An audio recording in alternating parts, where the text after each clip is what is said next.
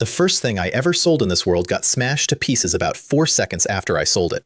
That was the point. That was the entire business model. The woman doing the smashing was blonde, somewhere in her 50s, looked about 25, and had just billed me $100,000 for a medical examination she did not actually perform. She brought her palm down on a cheap clay pot like it owed her money, and out of the wreckage rolled $10,000 in coins. She stared at it. I watched her do the math. 50,000 in, 10,000 out. We lost a lot of money, she said, to nobody. We, already. 4 seconds in, and she was saying we. I had been alive in this world for roughly 90 minutes at that point, and I want to be clear that none of this was my idea in the sense of being a plan. It was my idea in the sense that a man falling out of a window has ideas about the ground. Here is what happened. I was a game designer. Not a good one, not a famous one. A guy who spent 3 years figuring out exactly how many times you have to let a player almost win before they open their wallet.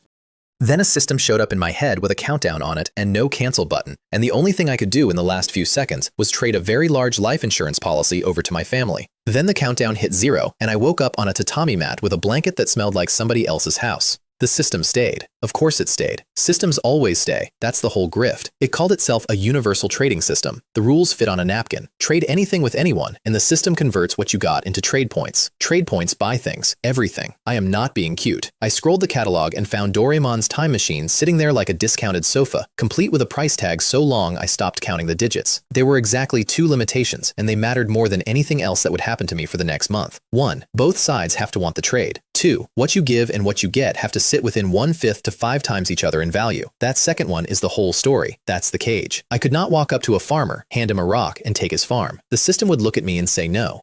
Whatever I put in, I had to give back at least 1/5 of it, which meant the honest ceiling on my entire life was 5 times my money. 5 times and then a wall. I had 110,000 points. A box of instant noodles cost 5, so I was, in the currency of an entire universe of impossible objects, worth about 22,000 boxes of instant noodles. Then a woman's voice came through the wall saying, "Oh, come on, we were so close to winning," and a sliding door snapped open hard enough to rattle the frame. Light blonde hair, yellow eyes, a face I had absolutely seen before, in a show I watched with my feet on a coffee table. Kazumi. I spent 30,000 points on basic Japanese before she finished her second sentence. 30,000 points, gone, just to understand a woman telling me she'd saved my life, and here's the bill. She sat down next to me without any of the manners you'd expect from a princess and stuck out her hand. Behind her was a dark-haired woman holding a pig, and that answered my last question about which show I was in. "As you can see, I saved you," Kazumi said. "So, medical fees." I blinked at her.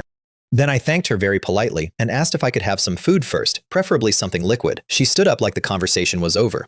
They really know how to assign people. "Aoi, this one's yours. Don't let him leave without paying." And she walked out. I lay there on the floor of a rented room in a world with no antibiotics, no police, no me, and I felt something I did not expect at all. Relief, because I knew this place. I knew the plot. I knew who dies and roughly when. In a world where I could not fight, could not run, and could not spell my own address, the single most valuable thing a man can own is next week's newspaper, and I had a whole stack of them. Also, and I want to be honest here, because Kazumi was checking my body while she thought I was unconscious, and had concluded I was some soft-handed rich boy with no chakra worth extorting, and she was so completely right about the soft hands, and so completely wrong about everything else, that I decided right there I was going to take everything she had. Not because I disliked her, I liked her immediately, because she was, and I say this with total professional respect, a legendary gambling addict. Now, here is the part where I explain the actual con, and I need you to understand that I did not invent it. I just recognized it. There's an old business story about selling combs to monks. Monks are bald. Monks do not need combs. The story is usually told as a warning. Look at this scumbag. He sold a comb to a bald man. And every businessman who hears it goes, "Yes, terrible," and quietly writes it down. Because selling somebody what they need is the lowest tier of trade. You're just filling a hole. The money is in selling somebody what they do not need and having them thank you for it. I could have sold Kazumi a resurrection coin. She'd have paid 5 times its price without blinking, and I'd have made one sale, once, ever. Instead, I decided to sell her a can she couldn't open. Loot boxes, gotcha, blind bags, card packs, 20 years of my industry's finest work, distilled. Put a thing the customer wants inside a container the customer cannot see into, then charge them for the container. The genius of it isn't greed. The genius of it is that the customer does the work. They convince themselves. They tell themselves the story about how the next one is the one.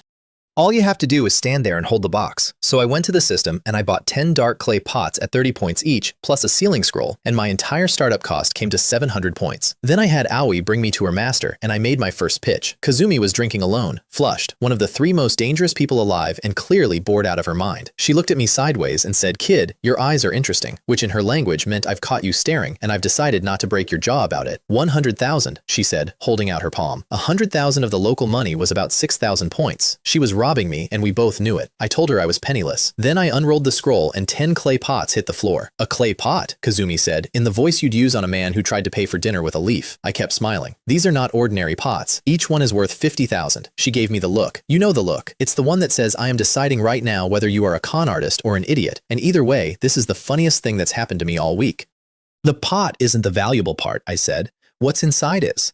Do you know about lotteries, my lady? Mine's similar, except the pots don't only hold money. Some hold things worth less than 50,000. Some hold things worth several times that." And I watched it land. I want to describe what happened to her face because I have shown a lot of slides to a lot of executives, and I have never once seen a pitch land like that. She leaned forward. She still had the wine cup in her hand, and she forgot she was holding it. Her eyes did the thing. The thing. She was practically screaming, "I am very interested," without moving her mouth. Aoi, off to the side, put a hand over her face. Her expression said, "My master is doing it again." "How do I know," Kazumi said, "that there's actually anything good in there? What if it's all cheap junk?" "Then buy them all," I said. "Some will definitely be worth several times the price. Overall, you will definitely lose money." I let that sit exactly one beat. I don't do one-off business. When someone wins, they come back. That is the truest sentence I said all day, and it worked like a lie. "You've got a good head for this," she said, and she meant it as a compliment, which is when I knew I had her. Then, because I am a professional, I lied about one more thing. I told her I didn't make the pots. I just buy them and resell them. I'm an employee. I don't set the prices. I don't make the rules. Please don't hit me. Because the moment Kazumi decides I'm the source, she stops being a customer and starts being an investor with a fist. "Can I take 2?" she said, "as medical fees?" "Absolutely, my lady. Do not touch the others. Once opened, no returns, no exchanges." There was nothing inside those pots, not one thing. They were empty when they hit the floor. I put the contents in as she reached for them. She grabbed one and smashed it and got 10,000 in coins, and my forehead went cold because I had almost forgotten to load it in time. Then she picked the second one, and I let her have the bait. A small bottle. "Congratulations," I said, and I put every ounce of envy I had into my voice. "That's water of life, very valuable, 50,000. Here is the actual truth of that bottle. It was real water of life, fished out of a pirate world, 600 points. 600 points is exactly 10,000 of the local money. I told her it was 50,000 because value is a story you tell about an object, and I am extremely good at telling stories about objects. She uncorked it, sniffed it, shook it, and something dangerous moved behind her eyes. "Isn't this just water?" And I felt my whole spine go tight because this was the moment. She did not mind losing a bet. She would very much mind being cheated. She is one of the 3 legendary ninja of the leaf, and she got that title on a battlefield. "This is no ordinary water," I said, and I made my voice completely flat and completely serious because sincerity is a tool and I keep mine sharp. "We do honest business. That bottle will extend the life of a dying old man by 3 days. If you don't believe me, take a sip." She drank half of it without hesitating. No poison check, nothing. That's the kind of woman she is. And then she stopped. Because Kazumi is not just a medic, Kazumi is the medic. She has a technique built entirely out of stored life force. She has spent 30 years with her hands inside people's chests, learning exactly what vitality feels like.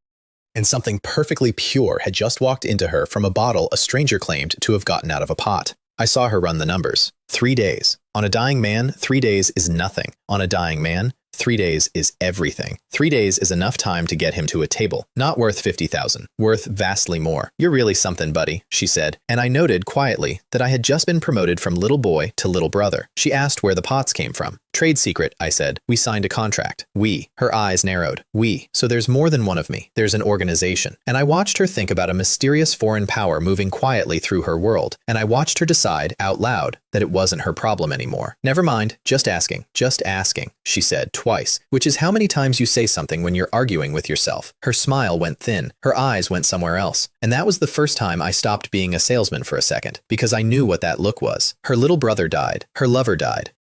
She left her village, and she has been drinking her way sideways across the map for over a decade, and I had just watched her decide in real time that the fate of the world was not her business. So I said, "Thank you very much for your help," and I got out a rope, and I very slowly started tying up the remaining 8 pots like I was going to carry them away. "Wait a moment," Kazumi said. "Perfect. You must be tired hauling all those. Sell them to me at a discount." "Impossible," I said, and I said it fast, and I put an apology all over my face. "That's the rule. I'm sorry. Even the 2 you took, I'll have to pay full price for out of pocket when I get back. Discounts are how businesses die. Give one and you'll be giving them forever. Also, and this is the part I enjoyed, I am just an employee. I have skills, I have advantages, but I cannot make decisions about pricing, Kazumi said. She was annoyed. She did not press. Then she raised her hand and shouted with real enthusiasm. Aoi, money! But Lady Kazumi, Aoi said. Kazumi is a gambler with enormous debts. What she had left was living expenses. It's fine. These are a worthwhile purchase, Kazumi said, waving the bottle around. And there it was, the second hook. Not the thrill, the value. She had already decided the things she'd pulled were worth something, and she had never once considered that they might be worth nothing to her specifically. Smash, 10,000 in coins. Her face fell. Smash, a packet of powder. Water immortal root powder, I said before she could ask. Around 30,000. Mix it with mugwort stem sap and you get a sedative called Draft of Living Death. Colorless, odorless, extremely effective. I got that out of a wizard world. Of the 8 pots, 5 held potions and herbs from the same place. Treatment drugs, petrifying agents. And the expensive one, by my telling, an ultra-small vial of truth serum worth 80,000. Their actual value inside the system was about 10,000 each, 600 points. Exactly 1/5 of the minimum, exactly what the rules said I had to give. I was walking the line with my toes on it the entire night. We've made a fortune, Kazumi said, and I thought, so have I. And we said it at the same time in different currencies. Her face was red. She was gone.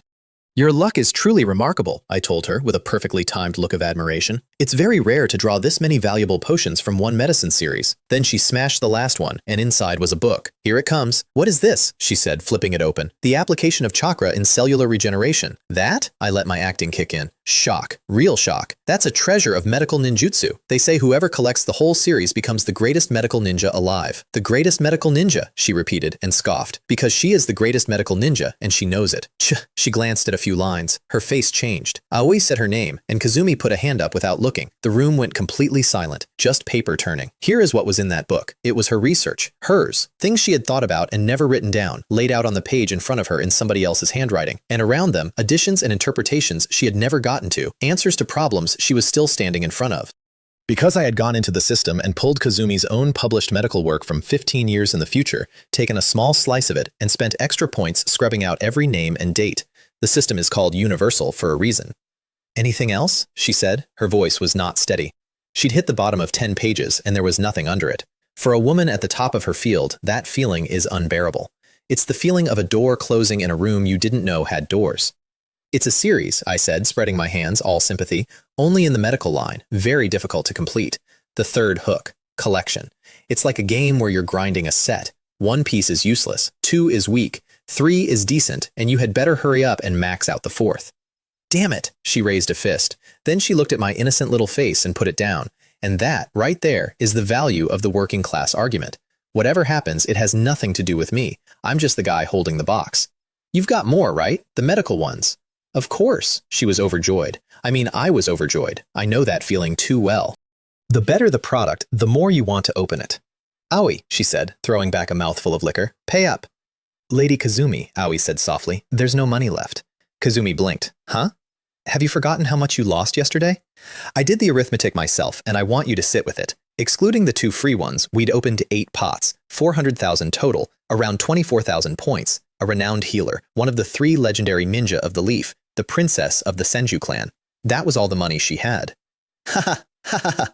Kazumi laughed for a bit, then slammed her hand on the floor, leaned in, and said fiercely, buy on credit. My face went flat. I'm sorry, we don't offer credit. Are you joking? She has good sportsmanship and catastrophic debt. In the original story, her creditors chase her across an entire country. She'd pay me back eventually, sure, in maybe 4 years. Hey, don't be so petty. She patted my shoulder twice, and it hurt. Do you know who I am? Kazumi, one of the 3 legendary ninja. You're worried I'll stiff you? You won't stiff me, you'll just owe me until I'm 40. I shook my head. No discussion. I wasn't worried you hit me. I had a protective talisman from a cultivation world sitting in the cart with my finger over the buy button the entire conversation. Ugh, she said and pouted. So I offered her the other door. Even so, other items can be exchanged. Knowledge, goods, anything. But I determine the value. Oh, you decide? How do you value something you don't understand? And here is where I had to solve my actual problem. The system appraises for free. Any item I'm trading, it tells me the price and does a content check on top. I had a perfect scanner in my skull. What I did not have was a reason to have one. So I raised 2 fingers to my brow and said in my most portentous voice, "Omniscient and omnipotent I, open." A golden pattern surfaced in the middle of my forehead in a wash of light, and something enormous and unspeakable rolled off it. Kazumi's smirk died on her face. Aoi lowered her head without deciding to. Noble. That was the word. Even with no idea what they were looking at, both of them felt the same thing. You cannot look at this directly. You cannot be rude to it. If a modern person had been in the room, they'd have called it in a second. It's the Eye of Agamotto. It's the thing hanging around Doctor Strange's neck. 25,000 points for a cosmetic. A pure prop. It does nothing. It has no function whatsoever except to sit on my forehead and radiate ancient mystery. Worth every point. Because it wasn't a weapon. It was an excuse. An excuse for how I value things, and later, an excuse for knowing what happens next. I glanced at her spoils and read out the numbers the system fed me. 3 scrolls. A C-grade earth wall technique. A C-grade earth-splitting palm. A B-grade exploding water shockwave. Jonan's notes included. 1 elite blade. Total, around 3.6 million. Over 200,000 points, more than I expected, honestly. That's when Kazumi gave me a long, slow look and took the necklace off her own neck. "How much is this worth?" "Lady Kazumi, that's..." Aoi started. Kazumi didn't answer her, didn't look at her, just stared at me, and there was something very old and very sad sitting in the back of her eyes. I knew that necklace. It's the first Hokage's, a crystal that reacts to one specific chakra. She gave it to her little brother Kaito, and he died the next day. She gave it to the man she loved, Ren, and he died too. She calls it the death necklace. So, how do you answer that? I looked at it for a while. And then I told her the truth. High-purity chakra crystal. Reacts only to a specific chakra and can suppress the power of a Jinchuriki, worth around 3 million. That's all? That's all. There's no curse on it. There never was. It's a rock her grandfather owned. Kaito and Ren died because everyone in this world loses people. The necklace didn't do it. The world did it. Her brows came down into that famous annoyed line, and I noted, professionally, that it was even better in person than in the show, mostly a question of resolution. Then I said her name for the first time. "Kazumi, my lady, you need to understand that I am not an ordinary merchant, and I do not sell ordinary goods. Items like these are not enough to fool me." "You mysterious bastard," she said. She closed her hand around the necklace so hard I heard it, and I watched the dark cloud over her get worse, not better. Because if it wasn't cursed, then there's nobody to blame. And if there's nobody to blame, then it was just the world, and you cannot punch the world. She screamed something like "cans" and drained her bottle and threw it and told Aoi to get more. Aoi opened her mouth, closed it, bowed to me very slightly, left, came back. And I understood exactly what I was looking at. Some people open boxes when they're in a bad mood. Like good luck is a thing you can buy your way into feeling. And if the pulls are bad, it just gets worse and worse, and you keep going anyway. Fine, I thought. Let's prepare some good things. I got out another scroll and swept up the pile. "Don't just sit there like an idiot, come drink," Kazumi said, eyeing me with drunk eyes. "Businessmen drink with clients, don't they?" I have far too many secrets to get drunk. I spent points on an anti-hangover pill, took it, and said I shall respectfully comply, and I put the cup back in one go. "Good," she smashed another pot. And I sat there and looked at this woman, in her 50s, violent, willful, addicted to gambling, spending money like water, ready to throw a punch over nothing. And I understood in a way I never had watching it on a screen exactly why people love her so much. It's the contrast. Weak and strong in the same body, soft and rough in the same sentence. Then my eyes landed on something, and I understood something else entirely. Oh, so that's it. The greatest charm really is that she's a disaster. "Hey kid, what's this?" She grabbed my shoulder and hauled me in, shaking a bottle, wine all over her clothes. "Body-strengthening liquid," I said, and my face did something unnatural for a second before I got it back. "Use it every time you bathe. Keep at it long enough, and even a normal person gets a ninja's physique. Crown jewel of physical conditioning that." Also, this old woman's body was, and I mean this observationally, extremely soft. This is not a cultivation world where people live for centuries. That's cheating. Wow, this is great. Aoi, it's for you. She threw it. Everything in those pots was chosen for a ninja. All of it around 600 points. There was even a red potion out of a Bone King's world that repairs certain injuries, which cost me 688. By the time we were done with the spoils, I had stripped over 8 million worth of knowledge and technique out of her. 300,000 points. Night fell. The floor was broken pottery and medicine and herbs. Kazumi looked extremely satisfied and still had 500,000 in hand. "One more set." "My lady," I said, and I blinked. "Congratulations, you've purchased over 20 sets of level 1 cans. You now qualify to purchase level 2. She went very still. "Level 2? "That's right." I unrolled another scroll. 500,000 each. The previous ones were rare, but they were trinkets. The real treasures are in the higher grades. A trinket? Her eyes narrowed, and the drunk went out of them like a light switch, because she was looking at the pile on the floor. Medicines and herbs even she cannot make. Things that would start a stir among the great villages if they surfaced. Things people would go to war over to get the recipe. Trinkets. Then let's have one, she said. The pot that came out was twice the size of the others. She slapped it apart in one hit, because of course she did. Inside was a necklace shaped like a cross. 6,000 points. Congratulations! I raised my voice, all delight. The very first level 2 can, and you've drawn a special piece of equipment. The Crucifix of Courage. Crucifix of Courage? She turned it over for a while, gave up completely. Just tell me what it does. As the name suggests, it increases the wearer's courage. Wear it and fear dissipates. To a degree. You'll face misfortune more bravely. Spiritual blessing equipment, very rare, worth about 700,000. It's a tool out of a gamified world, +2 to a stat, and it was worth vastly more than that to her specifically, because Kazumi has hemophobia. She lost people, one after another, and now the sight of blood makes her freeze. One of the 3 legendary ninja who made her name on a battlefield, and she cannot look at blood. She stared at the necklace. Are you brave? Then she put it on, slowly, and it knocked gently against the other necklace, the one she'd carried for 30 years. And the effect was instant. I watched it happen. Those memories that used to be unbearable to touch were still painful, but the despair underneath them had gone quiet. Like standing at a cliff edge holding on to the last handful of grass with the drop right there, and still refusing to let go. This is courage, she said to herself. Her eyes went red. And she started to understand something, vaguely. Why Kaito charged. Why Ren risked everything. To protect what has to be protected. Even inside pain and crisis and despair, you go forward anyway. That's the thing. Lady Kazumi, Aoi said, and there was heartbreak in her voice, because she had never once seen this woman cry, not even drinking alone. Then Kazumi looked at her own arm, and she raked her nails across it. The skin tore. Dark blood came out. Aoi shouted and lunged, and Kazumi barked her name so hard she froze. Aoi knows. She has known for years. Lady Kazumi sees blood, and she shakes so badly she can't stand. And Aoi looked, and looked again. There was no shaking.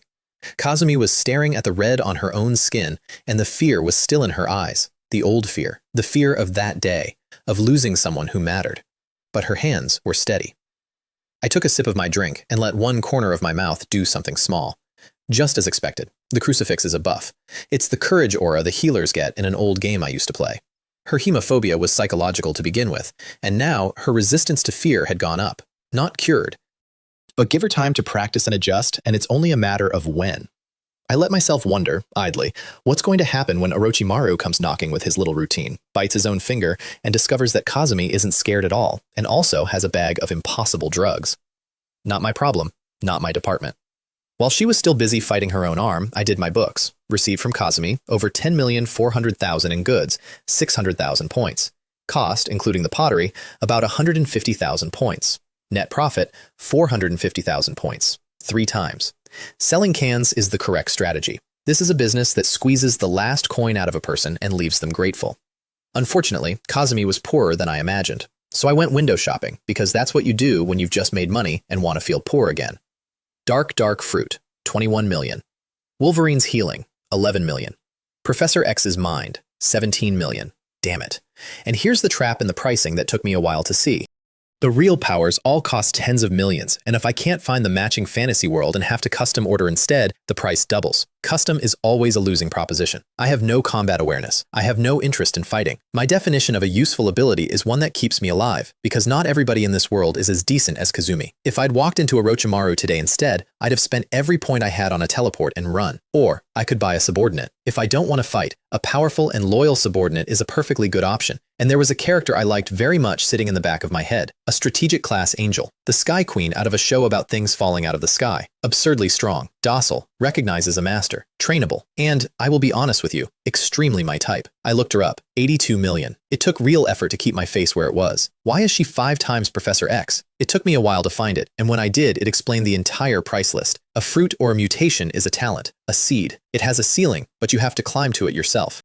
That's why Wolverine's immortality costs so much, because it doesn't need to grow. It just is. I was going to have to make 82 million points. Fine, make money, buy Icarus. Then I turned to Kazumi, who had Aoi working on her arm, and handed her something. Please keep this safe. A badge. Same pattern as the thing on my forehead. This is only for tier 2 customers. It's for contact. Put a little chakra in and it'll notify me. If you'd like to buy again, my lady, reach me through this. 3,000 points. Custom made, so it wasn't cheap. Worth it. She's broke now. With her name in her hands, money is a solvable problem for a woman like that. She is a very good customer. Oh, are you leaving? I am a merchant after all, I said. You have no money left. What would I do here? Then she put her hands on her lap and leaned in, and the drunk was completely gone. This mark, she said, and her dark gold eyes had me in them. You call it the omniscient and omnipotent eye. So do the cans you sell do anything? I felt the pressure come off her. This wasn't a drunk woman anymore. Is that the crucifix? I thought. Did it pull you out of it that fast?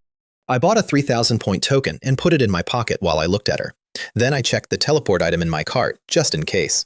Then I said, whether I'm omnipotent, I don't know, but among the cans I've sold, a great many people have achieved impossible miracles. For example, I looked her right in the eye and said one word: resurrection. I want to be very clear about something, because I have thought about that moment a lot since. I did not say it to be kind. I said it because a customer with a wish is a customer forever, and I had just handed the most desperate wish in the world to a woman who could get her hands on an entire village's money. That was the whole thought. That was all of it. It just so happens that it was also true. The next customer was a rich man, and rich men are so much easier than ninja. The town belonged to the land of fire, walled in like the leaf to keep the wild beasts out, prosperous in a quiet way, and the biggest family in it was called Yamada. I did not walk in and introduce myself. I walked in inside a mirror space, sealed off from the world, with the lights low, dressed like a man who has never once needed anything. The head of the house was old and ambitious and terrified of dying. His eldest son was shaking so hard I thought he'd fall over. His second son, Haruki, was trying very hard to look calm, and I marked him immediately, because in every family there is exactly one person worth talking to. These are level 1 jars, I said, 50,000 each. Old Yamada was surprised, not because it was expensive, because it was cheap. I'd told him these things grant immortality and power, and here I was charging pocket change. When you start a relationship, you start small and build trust, I said. As a businessman, I value the word trust very much. He pushed 500,000 across the floor. His hand was shaking when he reached for the first jar, and his second son said, "Father, let me." "Haruki," the old man said, and there was actual feeling in it, because he had never liked that boy, and today the boy was volunteering to die for him. Haruki broke the seal. A ring of light came out. "Congratulations," I said, and I made them all jump. The very first jar, and a rare item worth 60,000. That's the experience of 1,400 sword swings. Would you like to try it, sir? Custom made. Cost me the 600-point floor and not a coin more. The boy touched it, and his body locked up, and a memory that was not his walked into his head, and in that memory he had swung a sword at a wooden post 1,400 times without stopping. When he came back, his hand had curled into a grip, and there were blisters on his palm. Real ones, wet ones, on a sickly boy who had spent his whole life reading and had never held a weapon. His father took a breath so deep it hurt to listen to, because he understood exactly what those blisters meant, and he had no framework for it at all, and I watched a chill go straight through him. I straightened my collar, slowly, and said, "This is the magic of the jar. Inside are products you cannot imagine. Shall we continue?" 9 jars left, and now he was envious of his own son. This wasn't a crisis for the Yamada family. This was an opportunity. I want to walk you through the escalation because it's the same staircase every time and it never stops working. Jar 2, opened by the old man himself, held a dagger, just a dagger. "We have ordinary products too," I said, shrugging. "It's the cheapest level." He held it up to the candle and the edge threw light into his eyes, and he found the groove along the blade, and he was a hard man in his youth, so he knew exactly what a groove is for. "What a fine knife," he said. "Ordinary." I hurried him along because maintaining a mirror space costs more than the goods inside it, and I needed 20 sets sold before I could open the second tier. 1 jar after another. Because this set was the kendo line, I'd loaded weapons, sword practice experience, fragments of manuals, and one thin thread of sword intent out of a world where swordsmen split mountains. Just a trace of it, a flicker. The 3 of them sat there looking like they'd been shown the face of a god. They hadn't held anything, they'd only seen it. A single blade cleaving rivers and mountains, and it went through them like cold water. Then all 10 were empty, and I made one small suggestion, and the old man bought again without a second's hesitation. By then, their eyes had that heat in them. 20 sets of level 1 jars gone in under an hour. 10 million local, 600,000 points. They'd nearly matched Kazumi, and it had cost the Yamada family a rounding error. "Congratulations," I said. "You now qualify for level 2. He looked at me like a man at the top of a staircase looking up. "Only customers who buy enough of the lower grade may buy the higher," I said, gesturing at the pile. "I'm sure you've noticed that although there are many magical items in level 1, most of them are not particularly valuable." Not valuable. His breathing went shallow. Because he had noticed. Of course he had. Everything he'd pulled was wonderful and nearly useless. "Level 2, 500,000 each." He hesitated. That price is not nothing, even for him. Then he looked at the miracles on the floor and his heart warmed right back up. "Buy it!" He shoved 5 million forward. 1 set. 3rd jar, body training experience. Same as before, except the effect was 10 times over. He felt his old, weak frame heat up, and muscle came up under skin that hadn't had any in 20 years. "This is a miracle," he said, staring at his own arms. And I said, gently, conversationally, 10 times the price, 10 times the value. If it's a pharmaceutical series, there's even a chance at the fountain of youth, regaining your youth. He made a noise. His arms went to goose flesh. Sir, he said, is there an even more advanced jar? I smiled and nodded once. Certainly. His eyes went bloodshot. He was breathing like a man who has just been told the diagnosis was wrong. And then he pushed everything he owned across the floor. Father, the eldest son shouted, that's all the money in our family. Fool, the old man kicked him, Thane standing out on his neck. As long as I have power, as long as I have my youth back, what does it matter if the Yamada money is gone? It all comes back. 200 million, enough for 40 sets of level 2. Only level 2? He said, stunned. After 50 sets, you'll qualify for level 3. I smiled. That's the rule. And the moment those last 4 words landed, all 3 of them went cold at once. You will die. Break the rules and you will die. It lasted maybe half a second. When it passed, the old man's back was soaked through. One-off intimidation product. Cheap. I'm getting quite good at using disposables to show off. 400 jars appeared on the floor of his house. I bowed, gave him a badge, welcomed him to the omniscient and omnipotent merchant guild, and shattered out of the mirror space in a way that put ice down all 3 of their spines. Here's the number nobody in that room ever calculated. What he paid was enough to buy real power, an actual ability, something permanent. I took 4/5 of it and scattered the rest across 400 jars. What he'll get out if he uses every scrap of it perfectly will lift him to about the level of a mid-tier ninja, a chunin, on a good day. And when he finds that out, when he realizes he gave up everything he had and he still isn't strong, will he regret it? No. He'll buy more jars. I stood in the street outside afterward and looked back at the lit windows of that mansion, and then I looked up at the moon and reached out and closed my hand around it, which is an embarrassing thing to do, but there was nobody watching. 11 million points, 10 million made in one night. And the strange part, the part I didn't expect, was that it wasn't the money. It was the process. It was watching those people get absolutely lost in the thing I'd built. It was the second son's face when the blisters came up. It feels a bit like designing games, I said out loud, grinning like an 8 seeing in an empty street. Making customers happy by spending money, changing their destiny by spending money. That's really not bad. Some people get their fun out of cheating other people within a certain moral boundary, like a kid pulling a prank that hurts nobody. I have always been that type. As a child, I ran 1,000 harmless cons for laughs, and then I grew up and got paid to do it professionally, which settled it, honestly. I was going to be a jar merchant. So next, I looked down the quiet moonlit street and decided the next family could wait until morning, because it is genuinely beneath a mysterious, otherworldly businessman to stay at a hotel. I searched the system. I remembered there being a very useful travel gadget. Found it. The Anywhere door's less famous cousin. A door with no room behind it. Stick it on any wall, open it, walk into a space that does not exist. Take the door off from the inside, and it vanishes from the outside too. A tool for keeping a house in another dimension. 2.3 million points.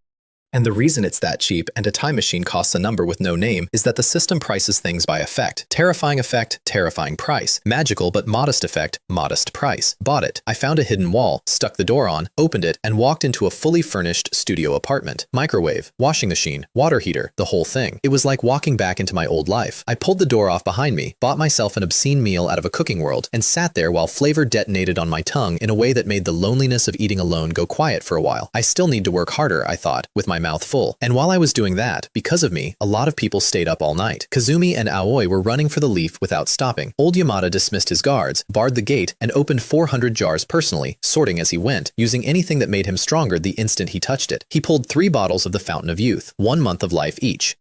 Then he closed his eyes for a long time, opened them, and told both his sons that if either of them spoke a word of this, the family was finished. And they saw murder in his face and believed him. He sent the eldest to the ninja black market to sell goods at a high price, and he took the second son to the capital, which was the reverse of every arrangement they'd had for 20 years. And the eldest son stood there with his fists closed and his head down so his father wouldn't see what was in his eyes. The old man wasn't looking. He was holding the badge and thinking about the fire daimyo's father-in-law, who is very old, and who Kazumi herself has treated, and who everyone says will not survive the winter. This is his chance. You know, in this world, being an ordinary person is genuinely tragic. All the force is in the hands of ninja. Ordinary people exist to produce grain and livestock and supplies, and to get pulled into ninja village wars anyway. Even a ruler of a nation only keeps a thin, meaningless dignity in front of a powerful shinobi. Old Yamada looked into those jars and saw that changing, which is why he bet everything. In the morning, I bought myself breakfast made by a girl out of a cooking anime for 300 points, which is an insane price for breakfast, and I complained about it out loud. And then I ate it, and it was so good, I stopped complaining. Full and warm, a man's mind wanders, and mine wandered to a very specific question. Could this system also buy the beautiful chef? I'd already looked at the angel. She was expensive. But what about a cook who is just a normal person? What about any of them? I searched. Yes, there she was. And before I could get excited, I noticed the word in brackets after her name. Replica. A clone with all the original's memories, abilities, and personality, plus the self-awareness of being a clone, plus 100% loyalty. Not the person, a copy of the person. My eyes narrowed because I remembered that when I'd looked up Icarus, there had been no bracket. I went back and checked. Original, she will vanish from her own world on purchase and become mine at 90% initial loyalty. Why? So I ran the list. Every character I knew well. Every single one. Replica. Then I picked one specific person to test a theory. A girl from a story about letters, and this time, 2 products came up, childhood version, adult replica, and there it was. The girl in her childhood was a weapon on a battlefield who would recognize a master and obey. The adult, after she met someone and gradually became a person, would not. That's the line. The system can only lift out an original if that original is capable of recognizing a master. If their personality can't, you get a copy. Which told me something enormous about the thing living in my head. It cannot manipulate consciousness. I tested it. Custom services. I could buy an ability that rewrites memory. I could not buy a service that enslaves a will. After all, I said to nobody, chewing the last of the cake. It's a universal system, not an omnipotent one. There are rules under the rules. I just don't know all of them yet. And then, because I had 11 million points and I had been alone for 3 days in a world where everyone I'd ever liked was a stranger, I bought a pet. 3.3 million, original model. A shape appeared on the table in front of me and said meow. Snow White. Purple eyes like cut stones. Fur so soft it was faintly ridiculous. Pink paw pads. A slightly round little stomach. Her name is Kiko. She's from a story about a cat girl who guards someone, and she has cat demon blood, and this is her before she meets anyone, which is why she can recognize a master, which is why she could be bought as herself and not as a copy. I reached out and put my hand on her, and she leaned into it and rubbed her head against my arm. I had wanted a cat for years and never had the time. And I thought of a joke I saw online once, and I laughed out loud in an empty room, because there was nobody there to hear it and no way to post it. My cat can be raised into a beautiful cat girl. What can yours do? Let's go, Kiko, I said, standing up with more energy than I'd had in years. Let's go earn money and buy you the best dried fish there is. She didn't understand a word. She understood that I was leaving. She scrambled up my sleeve and settled on my shoulder like a ball of fluff and pressed her face into my neck. She is a kitten, but she is not a normal kitten, so there was no risk of her falling. That's the honest reason I bought her, by the way. I told her the truth out loud in that room, and she didn't understand it. Being alone in another world is not a pleasant experience. There are people in this world I used to love watching, and every one of them is a stranger to me now. And I am a mentally adult man, so I understand the arithmetic perfectly. Give your affection to something that values you back. 90% initial loyalty. Under those conditions, if you treat her well, she will return it. I scratched under her chin until she complained, and then I put my professional face on and went to see today's clients. There were 3 other ruling families in that town, and by the end of the day, the mysterious jar merchant had visited all of them. Meanwhile, Kazumi got home. She hadn't seen the leaf in years, and she slowed down without meaning to when she saw the gate. The guards recognized her instantly. Her face hasn't changed in 20 years, so that part was easy. And then the whole street did it. Guards, passing ninja, shopkeepers, everyone over a certain age, all of them shouting her name at once. Lady Kazumi is back. Lady Kazumi, you're finally back. She is not just one of the 3 legendary ninja and a war hero. She is the first Hokage's granddaughter. And during the war, she put more people back together than anyone alive, ninja and civilians both. Aoi walked behind her and had to blink hard. Kazumi said, these people are still the same. Her face was doing nothing. Her pace had picked up. Her hands were closed. They pushed straight into the Hokage's office. The third was at the desk with a few ninja reporting missions. He looked up at her and smiled and said he'd heard she was back and could hardly believe it, and that she still looked so young. It's the teacher who's like that, she said, and then, are you completely an old man now? He laughed and waved everyone out. He'd known a day early, incidentally. Even after she left, she had ninja from several villages watching her at all times. He knew some of it, not all of it. She put a sealing scroll on his desk and opened it, and small bottles rolled out. Medicines, herbs, things without names. I bought them from a mysterious merchant, she said. They are very magical. Some of the effects are beyond imagination, and he claims to be from another world. Another world.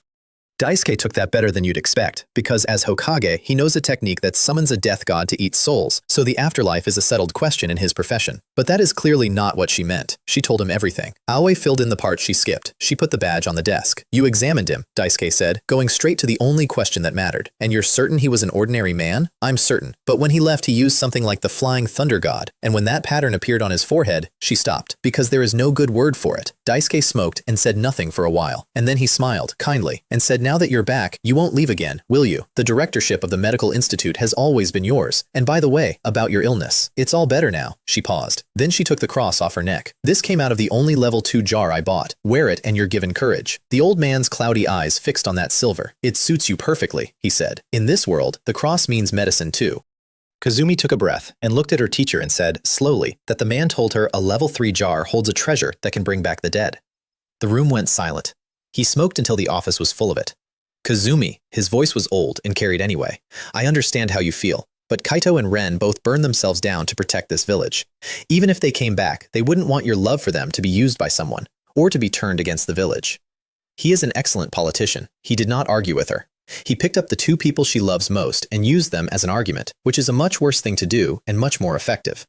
She slammed both hands on the desk hard enough to make it jump. Why should protecting the leaf require a genin to sacrifice himself? This is war, Kazumi. He knew where it came from, her brother's death. She built a resentment on it for herself and for the village both, and Ren's death only lit it. The Kazumi who left had convinced herself it was stupid to give your life for this place. Regardless of the circumstances, she said, one word at a time, if there is a chance, I will save them.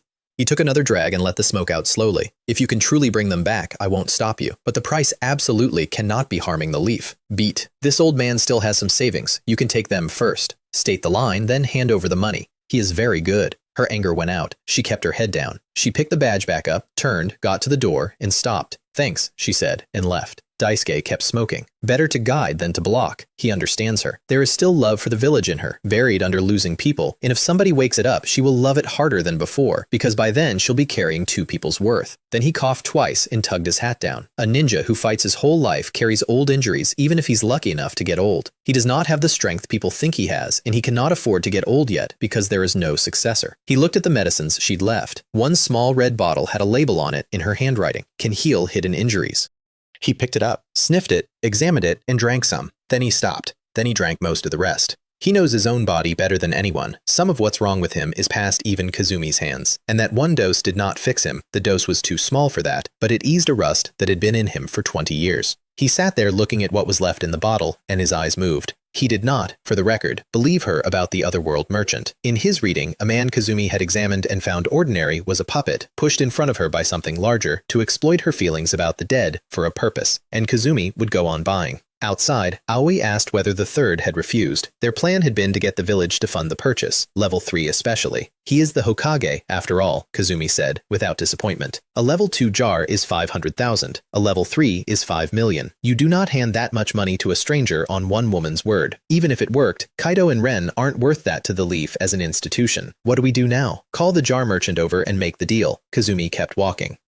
Didn't the old man say he has savings? He won't turn down a business opportunity. Aoi wanted to say that isn't going to be nearly enough. She looked at Kazumi's face and didn't, because that face had a goal on it. She took the old man's savings and went back to her family home. She hadn't been there in years. Nothing had changed. There weren't even many weeds in the yard, which meant somebody in this village had been quietly cleaning it the entire time. Maybe on the Hokage's order, maybe out of respect for the Senju. She stood there in a house that used to be full and was now exactly one person. Then she let out a long breath, took out the badge, and pressed the eye in the middle. It beeped. Hello? My voice said. Is this Miss Kazumi? One moment, please. Kiko, don't move. Meow. Slap, slap. Behave yourself. Kazumi and Aoi looked at each other. I'm so sorry, I said. Small matter here. Did you call to buy jars? That's right, she said in a very serious voice. I have some money on hand. There was a pause on my end, then a soft thud, not from the badge, but from directly in front of her. I was standing there in a black tuxedo with the cuffs rolled up, holding a soaking wet kitten who had never been more insulted in her life. The badge has a positioning function, I said, trying to maintain the elegant smile of a mysterious merchant. It only works when activated. Kiko kicked out of my hands, hit the ground, tried to shake herself off, and yelled at me. They had taken advantage of her while she wasn't paying attention and dragged her into a bath. The owner is going too far, meow. Don't get dirty again, I said, and used a bit of wizarding magic to dry her, and in 1 second she went back to being a cloud. She climbed my trouser leg to my shoulder and licked my neck, which is how she says, fine, I forgive you. Is that cat named Kiko? Kazumi said. Of course that's the part she caught. Kiko is unfairly cute and there is no defense against it. Yes, she's a little mischievous. I rubbed the little round head and got a comfortable noise back, and Kazumi watched me do it with a completely different expression than she'd had 10 seconds earlier. I had just gained a new dimension in her head. Mysterious merchant from another world. Also extremely kind to small animals. All right, my lady, I said. How many sets of level 2 would you like this time? Only level 2? Arms crossed, displeased. You're a junior member now. You can no longer purchase level 1, and you must buy 50 sets of level 2 before you may buy level 3. Rules I made up, but once said out loud, rules must be followed. Again, I cannot let anyone know I am the boss. So troublesome, she said. But she didn't argue, because arguing with me is arguing with the hired help. So, how many sets, my lady? She held out her hand. 5 groups, I said, and I heard the regret in my own voice.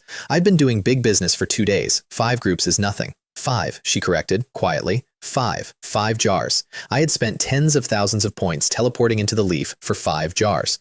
What kind of look is that? She said, matter-of-factly. Who told you to price them so high? So I gave her a small shove. My lady, if the transaction volume isn't reached within a certain period, your membership may be revoked. At that point, I'm afraid you'd have to start again from level 1. Most importantly, I paused.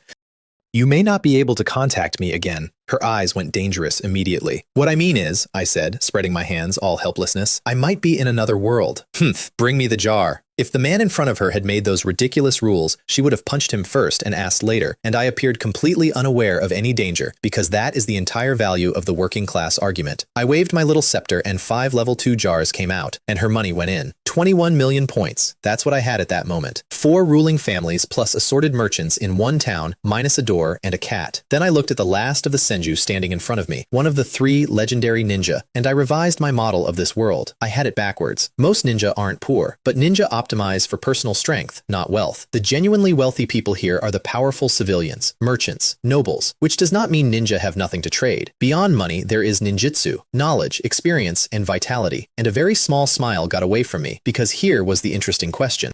Now that these extraordinarily talented people have realized money matters, what exactly are they going to do to get some? I was looking forward to it. Kazumi was staring at the 5 jars with tension all over her face. Level 2 only, sure, but there's a chance of something good. She reached out and pulled back. Aoi, you open them. Huh? Stop arguing. You're luckier than me. Which is possibly the single most self-aware thing Kazumi has ever said. Aoi closed her eyes and opened the first one. A bottle of bright red liquid. Another healing potion? Kazumi said, recognizing it instantly. Isn't that a level 1 item? Aoi said, and she actually glared at me, wide-eyed, which from her is a war crime. A jar worth 500,000 can contain a level 1 item. A healing potion is a good thing. It is also a colossal waste of value, and even a quiet person can want to cry about that. Of course they're not the same, I said. It's a medicine jar, so it's bound to contain potions. But potions from level 2 are 10 times more potent. In other words, this jar is profitable. We're not unscrupulous merchants. I said that last part with absolute conviction. There is nothing I can do. It is a limitation of the system. To convert a trade into points, what I give has to be at least 1/5 of what I get. A 500,000 jar is 30,000 points, which means the minimum I can legally load into it is 6,000 points of goods. So sometimes the customer gets a very expensive bottle of aspirin. Aoi, you're really lucky, Kazumi said, holding the bottle with a smile of a poor person. This should be able to swindle a lot of money out of the old man. Aoi lowered her head in shame at the naked plan to defraud the Hokage. Keep going, Kazumi said. 4 left. At the height of her gambling addiction, she has done far more shameless things than this. Open the box, get an amazing item, exchange it with the village for money, keep opening boxes. Until the old-timers work out what the jars are actually worth. And then, if the village pools its strength, surely they can revive him. That's her plan. She has a plan. She must revive Kaito. I could feel that determination coming off her, which was excellent for me. Well then, let's give you something nice. Body-tempering pills. A medical surgery experience halo. An herb from a world of immortals.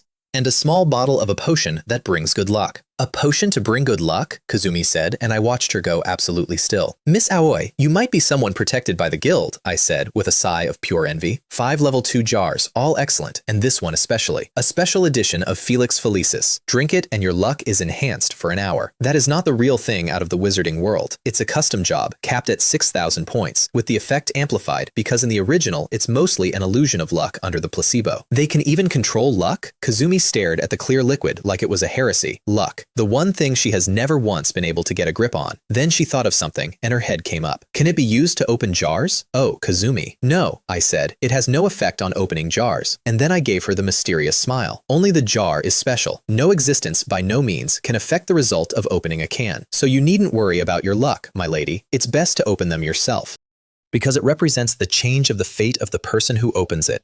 Total nonsense. Nothing can affect the result because I put the results in by hand. But I couldn't very well say that. A change in fate, she repeated softly. That's right. I nodded and let it slow down. The items in the jar are not from this world. In your destiny, they should never have touched you. But the moment they appeared, the gears moved. So your special luck won't work against them. Here is the thing I did not say. Kazumi's gambling luck only turns from terrible to perfect when she is about to lose somebody who matters to her. That's how it went with the third. That's how it went with Jiraiya. Her luck is a warning system, and she has never known it. This is also mysterious, she said, and shook her head and crossed her arms. Anyway, I'm broke. I can tell. In my head, she was a fat sheep. In reality, she is a woman who cannot hold on to a coin. Then a sound happened. A long, low, extremely undignified sound, and it came from inside Kazumi. Even with her skin, she went red and held her face perfectly straight. Then it happened again, from the quiet one.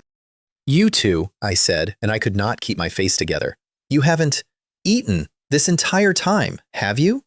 "Because Lady Kazumi squeezed out all the money." Aoi was holding the pig and clutching her stomach and looking so pitiful I felt bad. "Although I'm very grateful for your patronage," I said, putting a hand over my eyes. "How about this? I'll treat you to dinner. Let's find a place." It was not kindness. If you build a good enough relationship with Kazumi, you inherit goodwill from half the powerful people in this village, and it makes starting a business much easier. Also, whatever happens to the plot, Kazumi is basically the only candidate for 5th Hokage, which means she will one day be sitting on top of a very large pile of resources. Also, I don't mind getting along with my customers. Both things can be true. "Oh no, that's too much," she said, with her eyes lighting up, patting my shoulder, and then immediately, "I know a barbecue restaurant." "Let's go eat ramen," I said, cutting her off. "I heard a customer mention a place called Ichiraku." "Because we're in the Leaf, how do you not go to Ichiraku? Also, possibly, I could make a sale." "Tuh, so stingy." Her eyelids drooped and she sulked. "You are over 50 years old. You can be beautiful and terrifying at the same time. You cannot also do this. Let's have some fun, Aoi. Let's go eat back all the money we've spent." "Lady Kazumi, there's no way you can get it back. Stop arguing and eat as much as you want." I followed them out, and I got my first look at the Leaf. 2- and 3-story buildings, wide roads, neat paving stones, crowds going both ways. Much more prosperous than the word village had led me to expect. The decorations along the street had a specific character to them. It felt like walking into a perfect live-action film. So this is the Leaf. People bowed to Kazumi the whole way. She barely returned any of it. She was watching me out of the corner of her eye. "A businessman like you must have seen far more magnificent cities," she said casually. "Magnificent?" I shook my head. "If we're talking magnificent, this place is a remote, dilapidated village compared to some. But what I value isn't grandeur, it's the people." "Oh? What's different about the people?" She was genuinely curious. By this point, she had completely accepted that I was from somewhere else, because there is no other explanation for the merchandise, and she wanted to know what a man who has seen other worlds thinks of hers.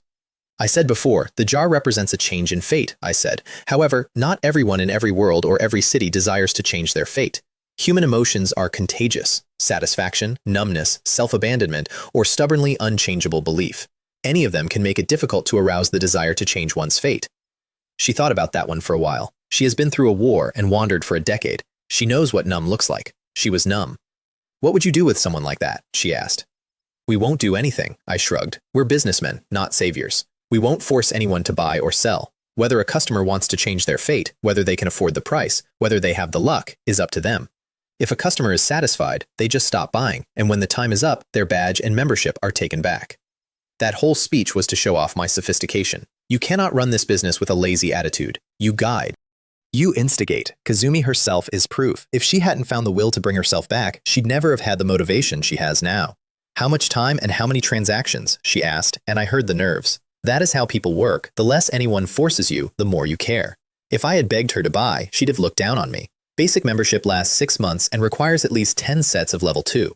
She let out a breath. Thank God, not too much. We walked a while. "You said the desire to change your fate," she said. "You still haven't told me your opinion of this village." "My opinion? Business opportunities everywhere," I grinned. "There are people here with dreams and needs everywhere. Whether or not you have the ability to achieve them, you will not refuse change. Even if you're satisfied with the way things are, you still expect something better."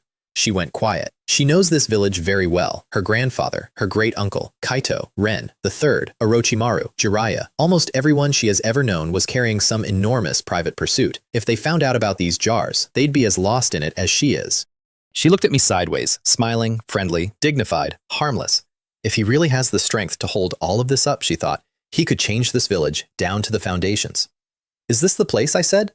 A one-story shop with a white roller shutter and the name on it, and the smell coming out of it hit the street like a hand. And then my gaze sharpened because I could see people inside. That outfit, the main trio, Kenji, Akari, Ryo. 3 kids around 12 or 13. That was unexpected. I wanted to see the famous ramen shop. I had no intention whatsoever of making contact with those 3, who were, at that point, a few weeks into being ninja. Kazumi walked straight in and said, "Hiroshi, you've aged quite a bit." "Lady Kazumi?" the old man behind the counter said. "I heard guests mention it, but you've really come back." "Lady Kazumi?" Akari's head turned so fast I heard it. Her breathing changed. This is Kazumi, legendary ninja, top-tier medic. She's so young. Kazumi is in the Academy history textbooks, which is why even Ryo was looking. Even Kenji looked, though mostly confused. 5 large bowls, Kazumi said, sitting down. It's rare for someone to treat us. Bring the most expensive kind.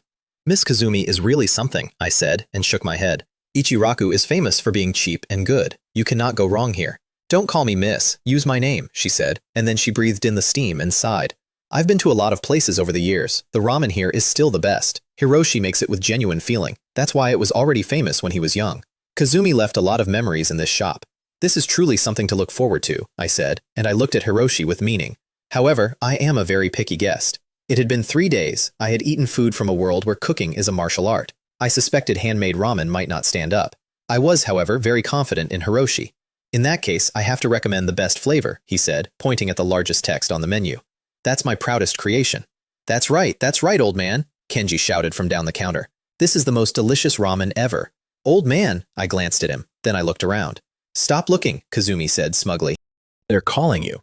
By appearance alone, she is much younger than me, and she was enjoying this enormously. My mouth did something. I narrowed my eyes at the kid. Then let me teach you a truth. Never use the word most lightly in any field. Old man, you'll know once you try it, Kenji said, entirely unbothered. I didn't say anything else, but my smile got worse. Because Hiroshi has been running this shop for 30 years, he has savings. Here is a thing I said to Kazumi on the walk over. The quiet ones are still people with their own pursuits, and that pursuit doesn't have to be power. It can be something else entirely. Hiroshi went behind the counter with a completely serious expression, because my line and my apparent familiarity with Kazumi had gotten his back up. He is a chef obsessed with ramen. His goal is for his customers to love his ramen. Very pure, very stubborn. Please enjoy, sir. The bowl he put down was perfect. Ingredients and timing both. Absolutely the best thing he could make. Niao, said Kiko, stretching her neck, twitching her nose, and making a face of open disgust. That is not an exaggeration.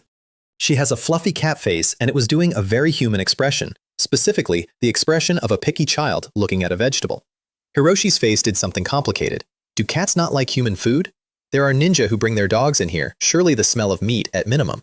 I ignored all of it, didn't say the polite phrase you're supposed to say before eating, and just took the spoon and tasted the broth properly.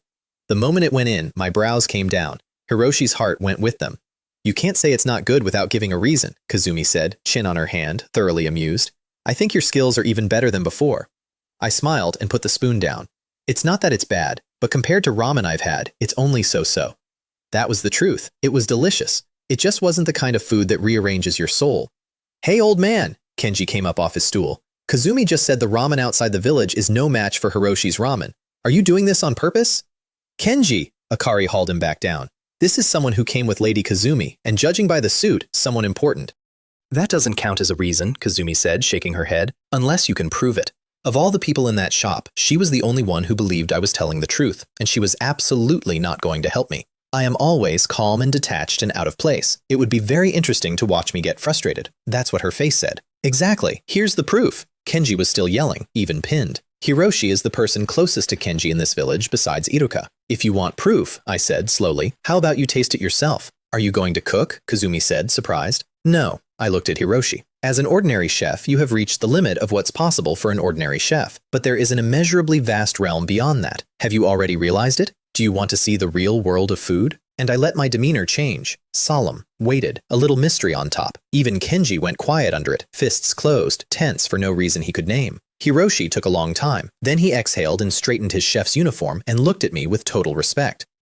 If there is, I naturally want to witness it. Even if it makes you lose faith in food, a chef unwilling to face challenges will never improve. Perfect. I raised my palm and waved it. A covered ramen bowl appeared on the counter. Hiroshi's eyes went wide. Everyone else jumped. What is this? Is it a magic trick? Kenji looked at the bowl, then at me, trying to work out where I'd hidden it. Ryo looked genuinely incredulous. No scroll, no smoke, nothing to see. Please enjoy, I said. That bowl came out of a world where cooking is a battlefield, made by the man they call the Demon King of that world. It is the summit. Hiroshi's heart was going so hard I could see it. He reached out and touched the bowl first. The temperature was perfect, like it had come out of the pot 10 seconds ago. He looked at me. He set his jaw. He took the lid off. The smell went through the shop like a wave. Every single person in there, including Ryo, took a breath they didn't decide to take, and every mouth in the building started watering. What is this fragrance? Kenji had entirely stopped being a person, and Hiroshi was shaking. What an exquisite broth, he said, staring into it like a relic. Not a trace of cloudiness. It keeps that color. The shape of the noodles, the arrangement of the meat. What kind of meat is this? He has given more than 30 years to ramen, almost all of it, and he was feeling exactly what he felt the first time he ever tasted it. There's a limited time when ramen is best enjoyed, I said. Yes, he came back to himself and lifted a careful spoonful of broth and put it in his mouth. Kenji and the others watched him like a man on a wire, and Hiroshi started crying. This feeling, the old man said, shaking, weeping without any embarrassment at all, with an expression of complete bliss on his face. This feeling of being held in my mother's arms. So this is what real ramen is. All done, I thought. Looks like the new food line has a buyer. Remains to be seen how much a ramen chef can actually bring in. He ate it bite by bite with tears running down his face, and when he was done, the bowl was cleaner than washing would have gotten it. Old man, Kenji said, leaning toward me with enormous hope. Do you still have this kind of ramen? That was made and given to me by a former customer, I said, and did not answer the question. That must be a truly great chef, Hiroshi said, still looking at the empty bowl. Mr. Hiroshi, I looked at him and shook my head slowly. You don't actually think that bowl of ramen is the limit of the art of cooking, do you?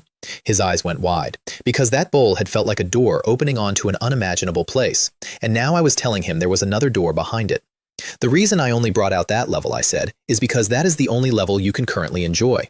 Your body is too weak, your taste buds are nowhere near ready for real food.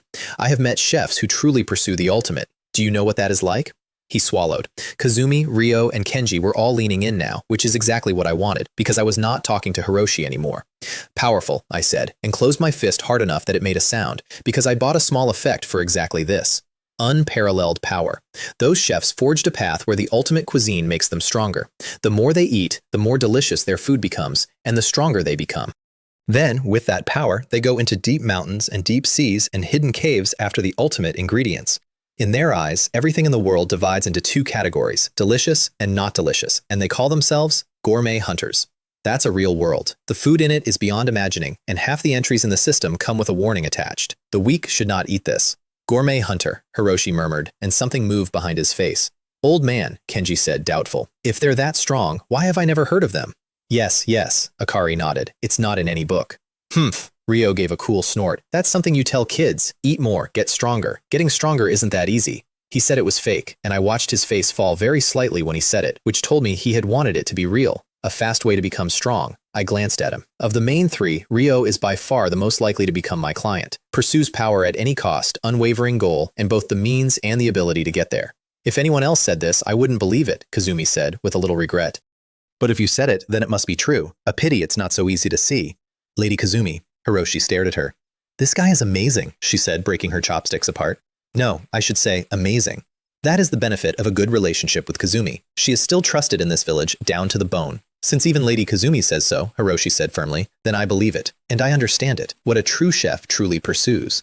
I knew it, I said, looking at him with admiration. You and the man who made that bowl are the same kind of person. So, do you want to walk that path? What? His pupils shrank. He believed it. He had not, until that second, thought he could be in it. Under normal circumstances, obtaining that kind of power would be almost impossible, I said, standing up and opening my arms. However, I am a businessman who can change the fate of my clients. Everything anyone pursues, whether power or a wish, can be fulfilled here. So, guest, how about a set of gourmet-themed jars? A set of small jars hit the counter. Kazumi nearly choked on her noodles. You have a gourmet line? I told you, my jars are opportunities to change your destiny. Great power, hope in a desperate situation, dreams worth chasing, all of it. It only requires a small price and a bit of luck. And out of the corner of my eye, I checked Ryo. He was staring straight at the jars with his fists closed, which is why I had said the word power 4 separate times. 2 customers today, maybe. You bastard, Kazumi said. Her brows came down and then relaxed, and she sighed. Hiroshi, I have to warn you, this man's jars are beyond your imagination. You'd better be prepared to lose your ordinary life. She'd worked it out. She worked it out the moment I put that bowl on the counter. I was just here to sell cans. But everybody has beliefs and dreams, and a woman who is currently spending her last coin on reviving her brother has no right at all to stop anybody else. Isn't this just an ordinary jar? Kenji said and reached out to poke one. I snapped my fingers and his hand came away like the jar had bitten him. 50,000 each, I said, smiling. You pay first or offer items of equal value before you touch.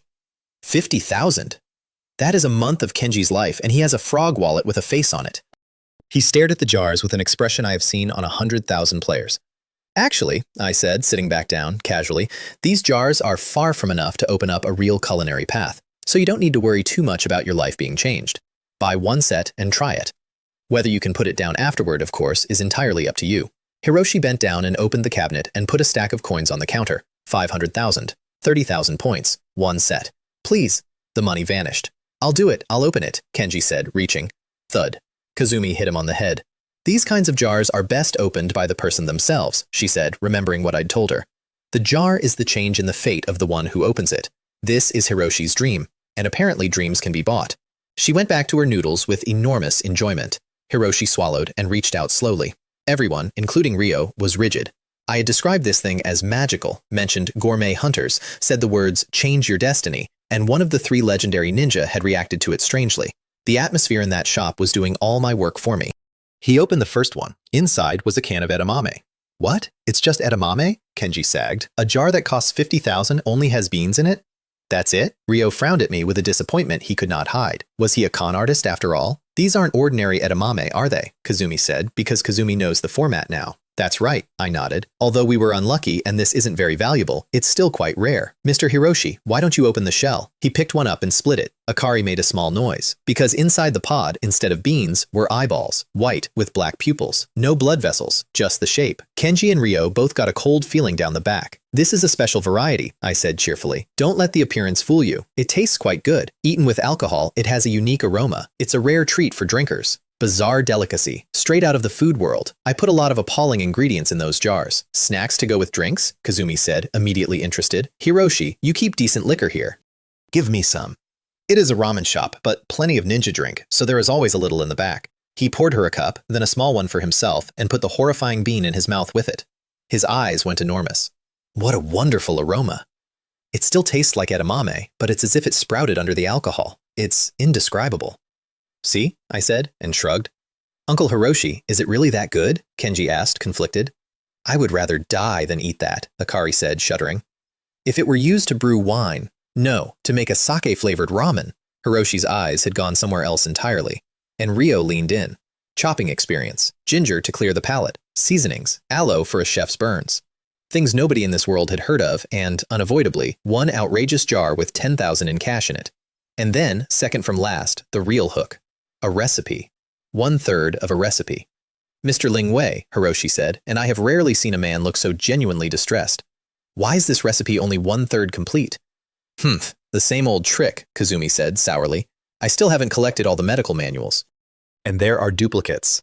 Duplicate knowledge is worth nothing. There's no way, I said, spreading my hands. The price of a level 1 jar isn't enough to produce a complete formula. There really isn't. Also, collection is the single most perfect way ever devised to make a person spend money, and I would be professionally negligent not to use it. He bought another set, then another. By the 8th set, he had 2 more fragments of the same recipe, each missing one final piece, and his eyes were red and his hands were shaking. Mr. Ling Wei, his voice cracked. Could you wait a moment? I'll go home and get the money. I only need 12 more sets to get your membership badge, correct? Of course, I said, stroking Kiko's round little stomach. After you have the badge, you are a member of the Omniscient and Omnipotent Merchant Guild and can contact me at any time. He didn't change his clothes. He didn't close his shop. He packed the ingredients he'd pulled like they were his children and ran. Tisk tisk, Kazumi said. She could see it. That's exactly how she looks when she's blinded, except she gets blinded by losing. He was blinded by winning. Aoi. Let's go back. She stood up, swayed, burped without any concern for her image at all. Lady Kazumi. Aoi got her coat around her shoulders. Kazumi took 2 steps, turned around, and smiled at me with a drunk face. Ling Wei, if you don't have a place to stay tonight, how about coming to my place? Aoi's eyes went enormous. Akari went red instantly. One of the legendary ninja just invited a man to stay over. Is this what the adult world is? I kept my expression exactly where it was and said, if it's not about extorting rent, I'd be quite happy to. Her smile vanished. She muttered something, turned, and left without saying goodbye. But when they passed a certain alley, she hesitated. She didn't stop. Extortion of rent, Akari said, blinking. When we first met, Lady Kazumi extorted 2 jars from me under the guise of treatment, I explained, helpless. Huh? Big sister is like that? Kenji said. What big sister? That's Lady Kazumi. Akari punched him in the head. Did you pay any attention in history class? She's the first Hokage's granddaughter, and she's over 50. She would not have said that in front of Kazumi. She had no worries now. Kenji was genuinely staggered. 50-something. She looks like a super beautiful older sister. I gave him a long look and did not say what I was thinking, which is that I once read a very thorough online analysis arguing that beneath the hot-blooded protagonist exterior, there is a secretly extremely passionate heart, and that this is a boy who invented a transformation technique at 12, pursued Akari at 10, and later took one look at a cross-dressing boy and fell in love on the spot. Meeting him in person, I felt there was a certain flavor to it. "All right, we should head back," Akari said, suddenly noticing the time and jumping down. "Kenji, Ryo, see you tomorrow." "I'll come too," Kenji said, following her, and turned back to Ryo. "You go ahead," Ryo said, waving. "I want to take another look." "At the food jars?" Kenji hesitated, saw Akari getting further away, and hurried after her. "Then I'll go home with Akari." "Why are you coming home with me? Let's each go our own way." "We're going the same way anyway, Akari-chan." Their voices went off down the street, and it was me and Ryo. He stared at me. I looked at Kiko in my arms and gently teased her pink paw pads with a finger. Silence. "Mr. Ling Wei," he said finally. "Shh." I put a finger to my lips, turned my head toward the shadows under the street lamp, and laughed. As a businessman, I also believe in first come, first served. "So, what kind of jars would you like to buy, my customers who have been following me?"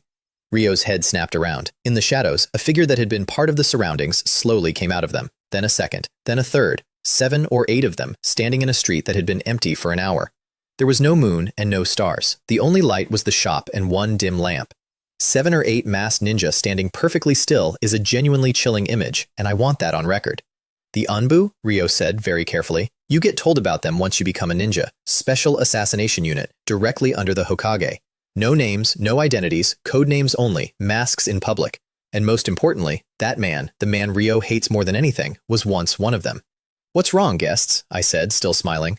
Kiko opened her mouth slightly and showed her tiny, sharp teeth, which had exactly 0 intimidating effect.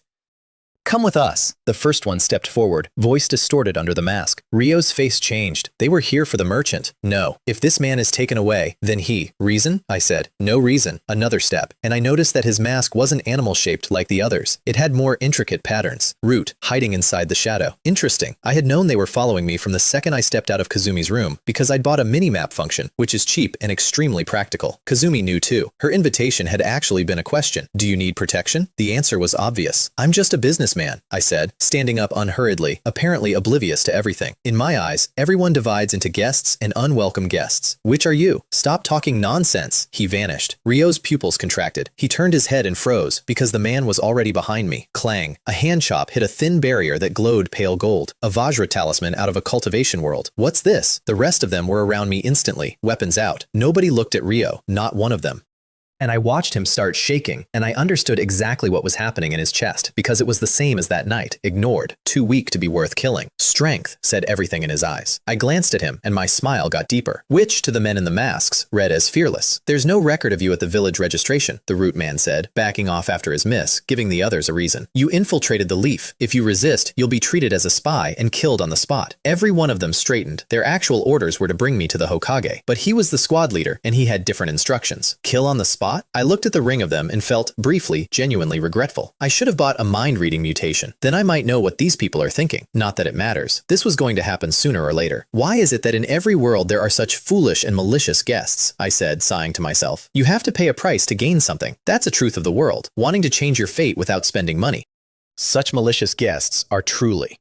"Attack!" Chakra went up. Hand seals so fast they left after images. Sand burst out of the ground and coiled around me like snakes. Kunai, wind, longswords, every escape route closed. Even Ryo, who was not the target, could feel the weight of it. Nowhere to hide, nowhere to go. I did not move at all. The sand covered me completely and packed into a mound. And if they compressed it now— Ryo's eyes already had despair in them. He had finally found an opportunity to become strong, and it was about to be crushed into a ball. And then a low voice went into everybody's ears. "How ignorant." The sand blew apart. I was still inside a pale gold barrier, and not one thread of my clothes had moved. And then I took one heavy step forward. The roar that came out was like a volcano, except it did not happen in anyone's ears. It happened inside their chests. Everything in the world went white and hazy and empty, and in that whiteness there was exactly one thing: a pair of golden eyes looking down on the world with endless majesty. The might of a dragon out of a fantasy world. Every person there, including Ryo, started shaking and could not stop, could not stand, could not look at it. When they came back to themselves, they were flat on the ground with their heads down, and the thing in front of them was not a person. It was some other kind of enormous, unspeakable prehistoric shape, and they could not name it, and they could not resist it, and the fear was coming from somewhere underneath being alive. Every cell in the body screaming at once. Under it, time went slow. It was thought that had frozen. I stood with my hands behind my back, and Kiko curled up small and uncomfortable on my shoulder.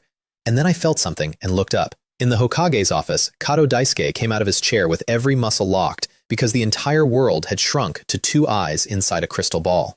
He finally understood why his agents had gone down. Compared to the Nine Tails, no, more terrifying than the first Hokage at full power. The crystal ball he was using for the telescope technique started clicking, unable to hold the pressure, and then it broke apart in his hands. Only when those eyes went out of sight did the weight drain out of him, and even then it left a mark. He is never going to forget that as long as he lives. What was it?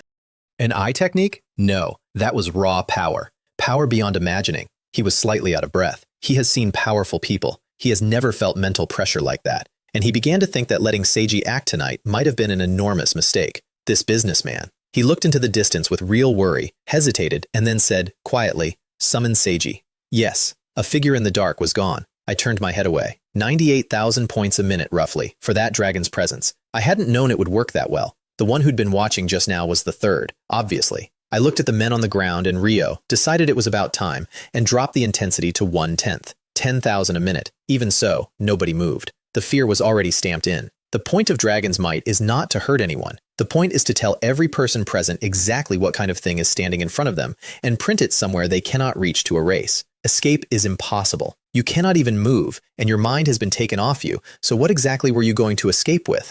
Only Ryo, who was caught in the edge of it, managed to climb painfully back to his feet. He looked at me with terror all over his face, and with a little bit of something else, which was fanaticism. Such an existence, such power. We will definitely be able to defeat that man. We will. He shouted it inside his own head. I didn't look at any of them. I looked at nothing in particular, put on a gentle expression, raised my hand, and swept it like I was brushing dust off a table. Every Anbu in the street went into the alley wall, and that was when Hiroshi came back. He had, in the meantime, gone home and collected everything he owned. "Mr. Ling Wei," he said, walking over, looking a bit embarrassed at the mess. "It's all right," I said, and shook my head. "Since we're doing business, a little waiting is nothing. Mr. Ling Wei is really kind." Only Ryo's mouth twitched. Kind. He had just felt that thing. He knew exactly what was standing outside that ramen shop, and he was not entirely certain it could still be called human. If it weren't for hatred driving him, standing next to it would have been unbearable. "It's nothing," I said, gesturing Hiroshi back inside. "So, how many sets would the customer like?"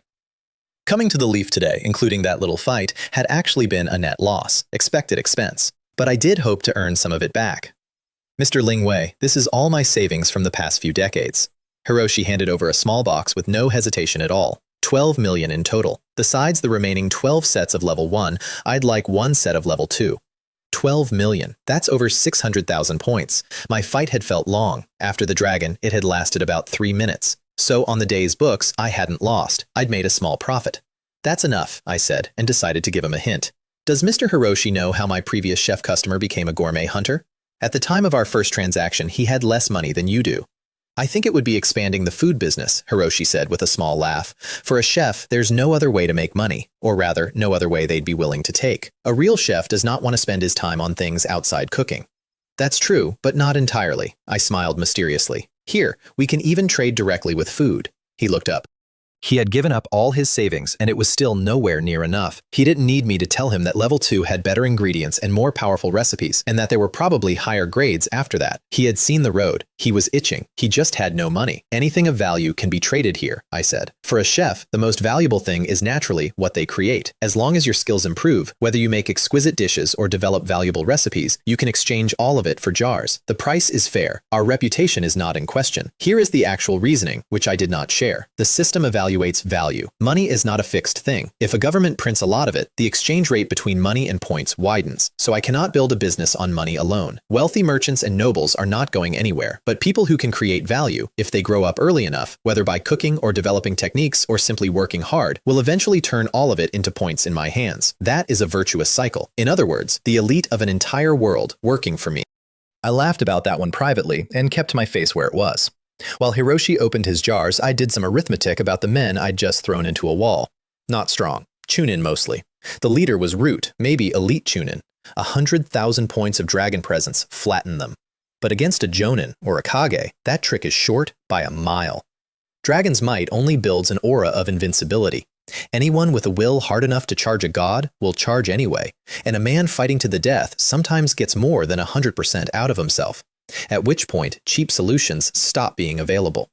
I ran the numbers. To crush the third Hokage properly, no poisons, no curses, no assassination, just walk up and win, I'd need at least 3 million points for one fight.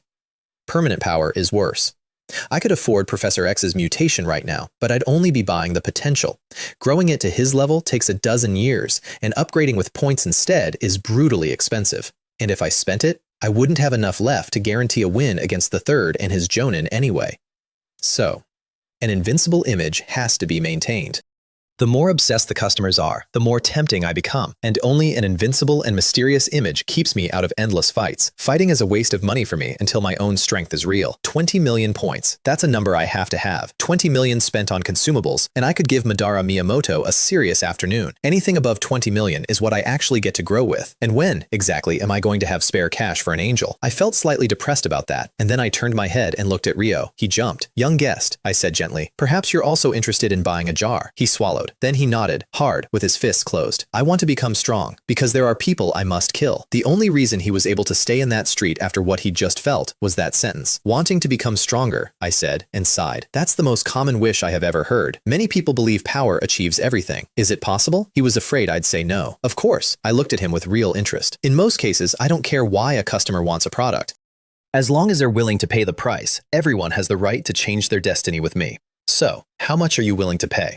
There is no possible way the entire Miyamoto estate got inherited by one surviving child. But his parents' assets alone should be substantial, and there are more valuable things than money in a house like that. Techniques, bloodline material, other things. "I don't know how much it is, because I haven't counted it," he said, breathing out. "But it won't be low. It's at my house. Can you come with me? Besides money, there should be other things." His parents did leave a considerable amount. He had never paid attention to it. He was reluctant to even look at those things because they bring the past back. But now, if it could buy the power to avenge them, then they'd probably be happy about it, right? "Of course," I said. "Perhaps this orphan can surprise me." We walked toward the Miyamoto district, which sits in a far corner of the village near the prison, and on the way I decided to do a little groundwork. "Ryo, I must remind you that the items in the jars are of different value."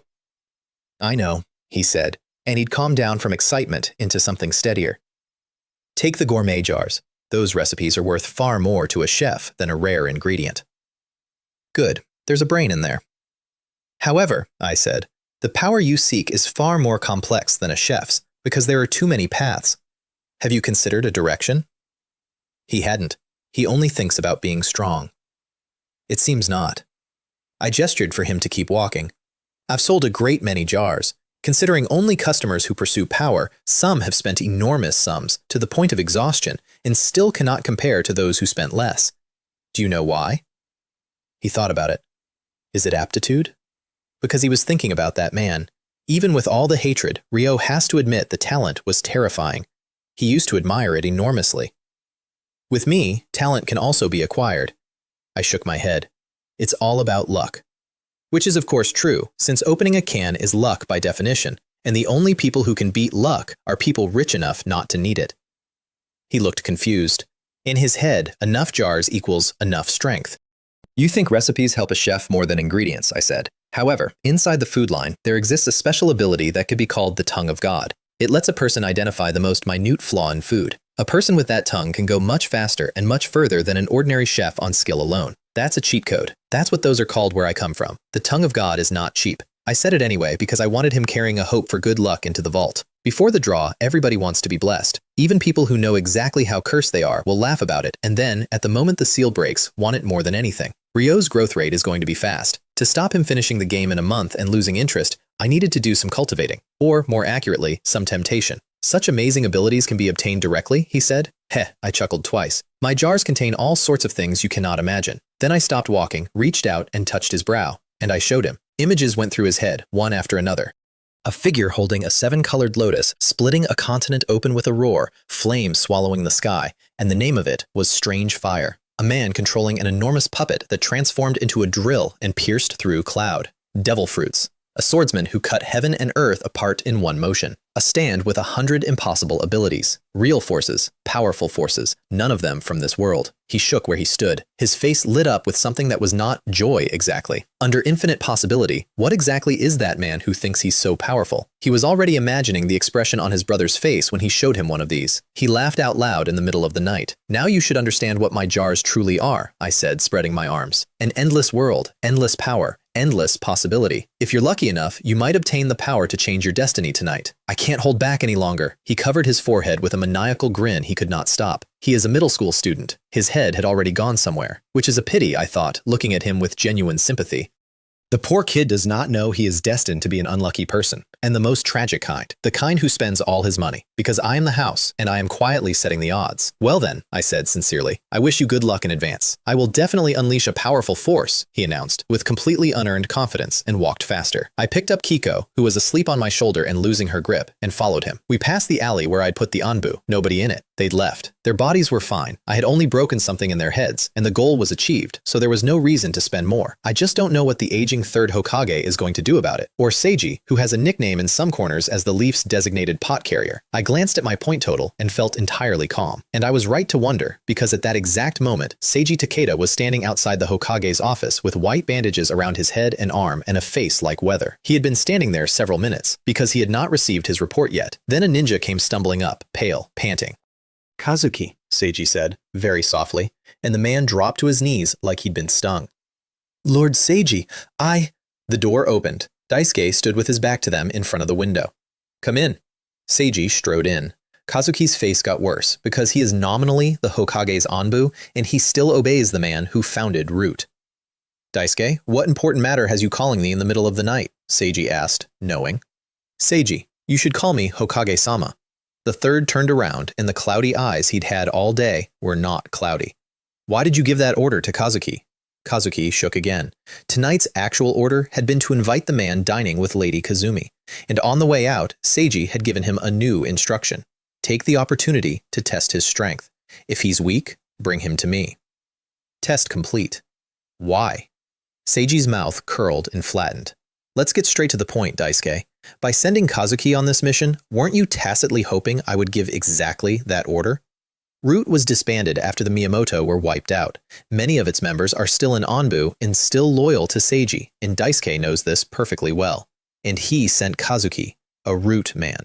Which means the purpose was to make Seiji give the order. Kazuki could not stop sweating. He had never imagined that the point of his mission was to be a hint, and now it had failed, so whose fault would it be? Never mind, what's done is done. Daisuke took a long drag and his voice softened. You didn't see it, but Kazuki knows exactly what that merchant is. Yes, Kazuki's whole body shook. At the time, I only felt that wasn't human at all, even facing the Ninetales 12 years ago. Even then, it hadn't been like that. This man hadn't done anything. He stood there, and every man in the squad lost consciousness with their minds going white. Kazuki ran out of words. The point is that it was so much stronger than them that it left no room for anything, including hope. Illusion? Eye technique? Seiji's single visible eye narrowed. He could see there was no physical injury at all, only a nightmare that had been pushed into a man's head. If I'm not so old and useless, Daisuke said, looking at his desk, then it should be the oppressive aura generated by sheer power. The first Hokage also possessed that, but he was more powerful. Seiji followed his eyes. He saw the broken crystal, and he saw a deep, honest dread in Kato Daisuke's face, which was the first time in his life he had seen that particular expression on that particular man. Has he finally grown old? If you're worried, you can leave this matter to me, Seiji said slowly. Not arrogance, motivation. The motivation to surpass the man who took the hat. The things you cannot do, I can. I can do them better. No. Daisuke shook his head, glanced at him, and said it directly. I want you to take responsibility for tonight's conflict. Even Seiji went red. I thought you called me here to plan. You called me here to hold a bag. That merchant is more mysterious than I expected. Until we know more, the Leaf does not need another clash with him. Daisuke lowered his voice, apparently talking to himself. And most importantly, Kazumi is back. That last sentence is the whole thing. He knows perfectly well that as of tonight, there is exactly one candidate for 5th Hokage. Prestige, personality, ability. If the hemophobia had stayed, fine. It hasn't. And now Kazumi can have that hat, whether he supports her or not. Which is precisely why he was worried she was being deceived, and precisely why he used Seiji to test it. And the test did not reassure him. It made him careful. The purpose of dragging Seiji out at midnight was to warn him off any further escalation, and, incidentally, to have someone to blame for tonight. Seiji stared at him with one eye and then looked away. I'm not even a Hokage advisor anymore. What can I do now? He turned his back and walked to the door alone, and his back looked lonely. Daisuke watched his old friend go and felt something like reluctance. What he did not see was that the instant Seiji turned, his eye filled with a rage, he had bolted down. Daisuke thought he was being cautious. Seiji read it as fear. When did the leaf reach a point where even the Hokage has to be afraid of somebody? He walked out into the dark, making wild plans, and then he thought of a specific person. Miyamoto Kenshin. Since Daisuke believes the leaf has no need to clash with this so-called merchant, then perhaps the Akatsuki would be interested. In Seiji's mind, the man who killed his own clan for the sake of the village does not count as one of his own. Neither does the organization. Using one enemy to eat another is his signature move, and it has worked on a great many powerful people. I did not know any of that at the time, and it would not have changed anything if I had. There are exactly two things I need to do in any world. Make sure I'm strong. Make sure everyone can see I'm strong. Then and only then do you get to say that harmony brings wealth. My actual concern at that moment was much simpler. How much money does Ryo have? The Miyamoto district was quiet and dead, weeds on the ground, sagging houses, dark marks on the wooden walls that told the whole story without saying anything. I looked at the thin shape of the boy walking ahead of me, and I felt something I never once felt watching this on a screen. It is genuinely too much to ask him to face all of that the way Kenji does. Go this way. He cleared the spider webs off his own front door. It was obvious he hadn't been back in a long time. I wondered where the money would be hidden. Then I found out. Not through the house, through a concealed passage in the courtyard, down dozens of meters, behind a seal, into a chamber. I spotted weapons. So this was one of the supply caches the Miyamoto had been quietly building for their rebellion. Pleasant surprise. I'd assumed the village looted this district clean. We're here. Everything's here. He turned around and showed me all of it and asked, hopefully, how much is it worth? I looked. 2 boxes of precious metals as hard currency, jewelry, a pile of ninjutsu scrolls, 2 boxes of weapons, some money, 12 million points. The remaining scraps of the Miyamoto clan were worth roughly what the entire wealth of the largest family in a whole town had been. Around 200 million, I said, converting. His eyes lit up. The most valuable items are these scrolls, I said, pointing. They contain insights written by the strongest members of your clan. You probably haven't even seen some of them. That adds to the value. Ninja may not be as rich as merchants, but their net worth is not low, and the reason is skills. Currency fluctuates with an economy. Knowledge is hard currency. Then I'll exchange them all, Ryo said, biting off every word. I want to open the cans. He had read every scroll in there that was usable and matched his affinity. Family heirlooms. In terms of actual strength, not worth mentioning. As you wish. I smiled and did not start the trade. So, have you decided which series? Every image I'd pushed into his head was a series. No. He shook his head and looked at me and said, you choose for me. Now that surprised me. I don't know which ability is strongest or whether it can help me take revenge, but you should. He was working very hard to hold down the urgency. He wanted to open them immediately, get strong immediately, and go. He just didn't know how to pick. Every power in those images looked like it would let him win at the top. He wanted faster, better, stronger. So he asked the strongest person in the room. Since you trust us that much, I said, then I'll naturally provide better service. May I ask, what is the greatest strength of the man you seek revenge against? He stopped. Since the goal is revenge, to get the best result at the least cost we need to be targeted, I said patiently. If the opponent is good at close combat, I'd recommend mobility and ranged damage. That's only an example. He understood the concept. Every ninja does. He just started running the list. Taijutsu, ninjutsu, genjutsu. And the more he thought about it, the more frightened he got, because there was nothing. Flawless. I understand, I said, privately amused. Looks like he's a very average person. I know exactly how strong Kenshin is. His stamina is bad because he's ill. That's the whole list. He is a genius who is good at everything, which gave me all the excuse I needed to recommend the direction that makes me the most money. The way of the sword, I said slowly. This is the way of slaughter, most suitable for revenge. At the highest level, one sword breaks all laws. Whatever methods you use, I break them with one cut. You have already seen a master swordsman. His eyes lit up. He remembered the image, a single stroke cleaving sky and earth apart, an edge nobody could look at. Can a sword break through ninjutsu? Easily. Can it break illusions? It can kill inner demons. What are illusions? All right. His fist closed and I could see him already standing in front of that man with a blade in his hand, shaking with it. I choose the sword. Give me the jars. Of course. 200 level 1 jars hit the ground. Swordsmanship is powerful. Swordsmanship at the level of breaking all laws is a different conversation, and it is expensive. 200 small jars is not visually impressive. 200 small jars that mean what those meant made his breathing go strange. He didn't open one. He looked at me. What about level 2? You said level 2 has everything level 1 has and more and stronger, right? That's true. I waved my hand again. 190 larger jars. He couldn't hold it anymore. He reached out, and just before contact, he slowed down because he could feel his own heart. What's going to be in it? Then he opened one. A ball of light. Looks like you're in luck, I said, right on time. He genuinely was. I'd loaded a lot into these, and he'd hit a good one first try. Experience aura? He remembered the food auras and got excited. It's equivalent to training for a long time. That is a real increase in strength. No, I said, shaking my head. It's an inheritance aura. Inside is an exquisite sword technique, which is learned automatically on absorption. If you want to use it well or achieve anything with it, you still have to practice. That is genuinely good product.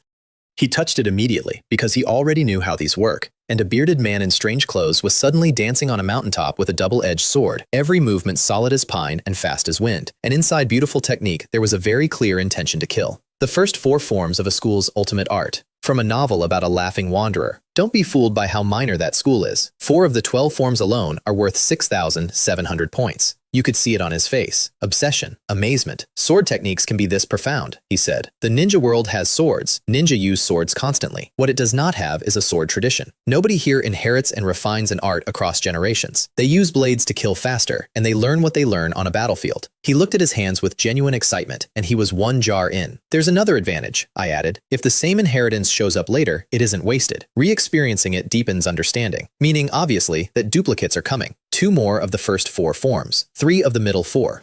And the last 4 are in there too, because the strongest thing is still in the pile. Let's continue. Jar 2, 100,000 in cash. He froze and looked at me like I owed him an explanation about the different kinds of cash. Haha, I could not help it. I spread my hands. There's always something like that. There's no way around it. But don't worry, there's basically nothing worse than 100,000 in cash. Which was true. I'd scattered 3 or 4 of those on the principle that where there are winners, there must be losers, and I did not expect the second draw. He did not throw it away, incidentally. He put it down carefully, because it can also buy jars. 3rd, 4th, 5th. I had loaded the kendo line with sword practice experience, inheritance auras for various arts, physical enhancement, rare ores for forging, actual swords, plus the training methods and battle records of masters. His face got hotter as he went, and the gloom that had been on him since I met him started to go somewhere else. That feeling of getting stronger, continuously, without stopping. It is completely intoxicating, and it is the single most reliable thing I sell.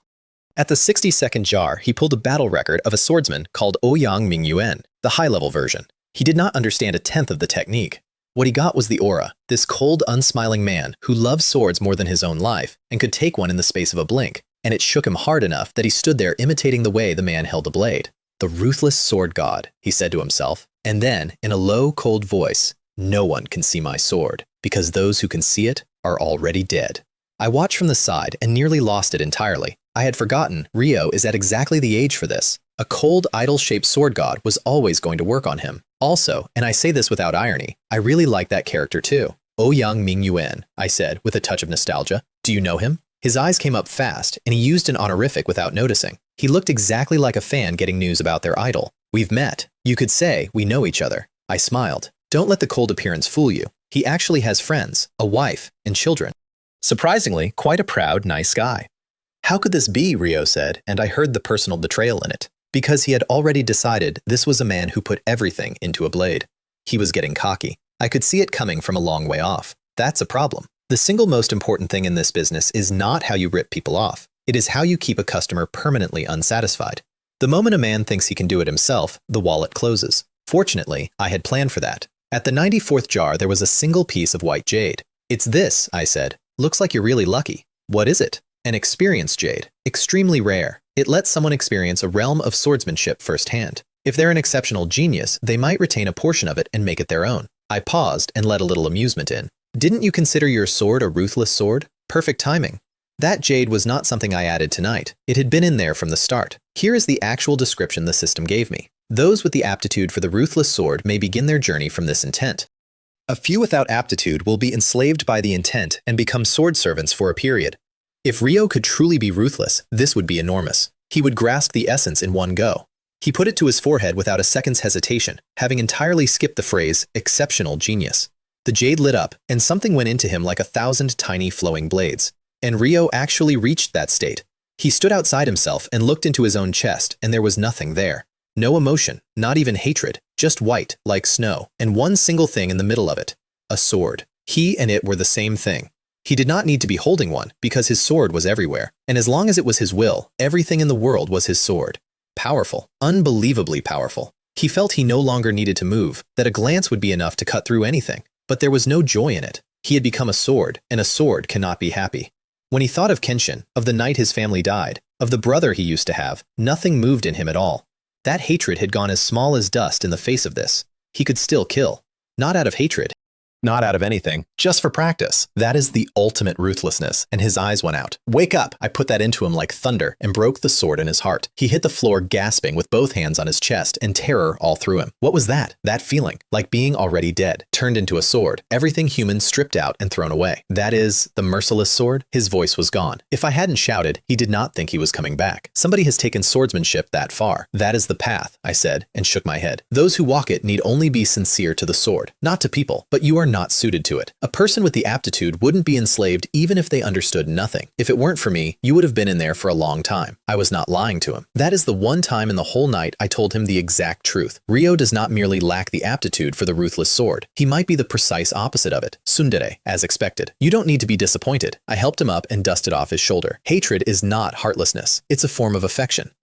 Being enslaved by sword intent is actually the result of your own resistance. There is more than one path of the sword. Besides, there is still the jar.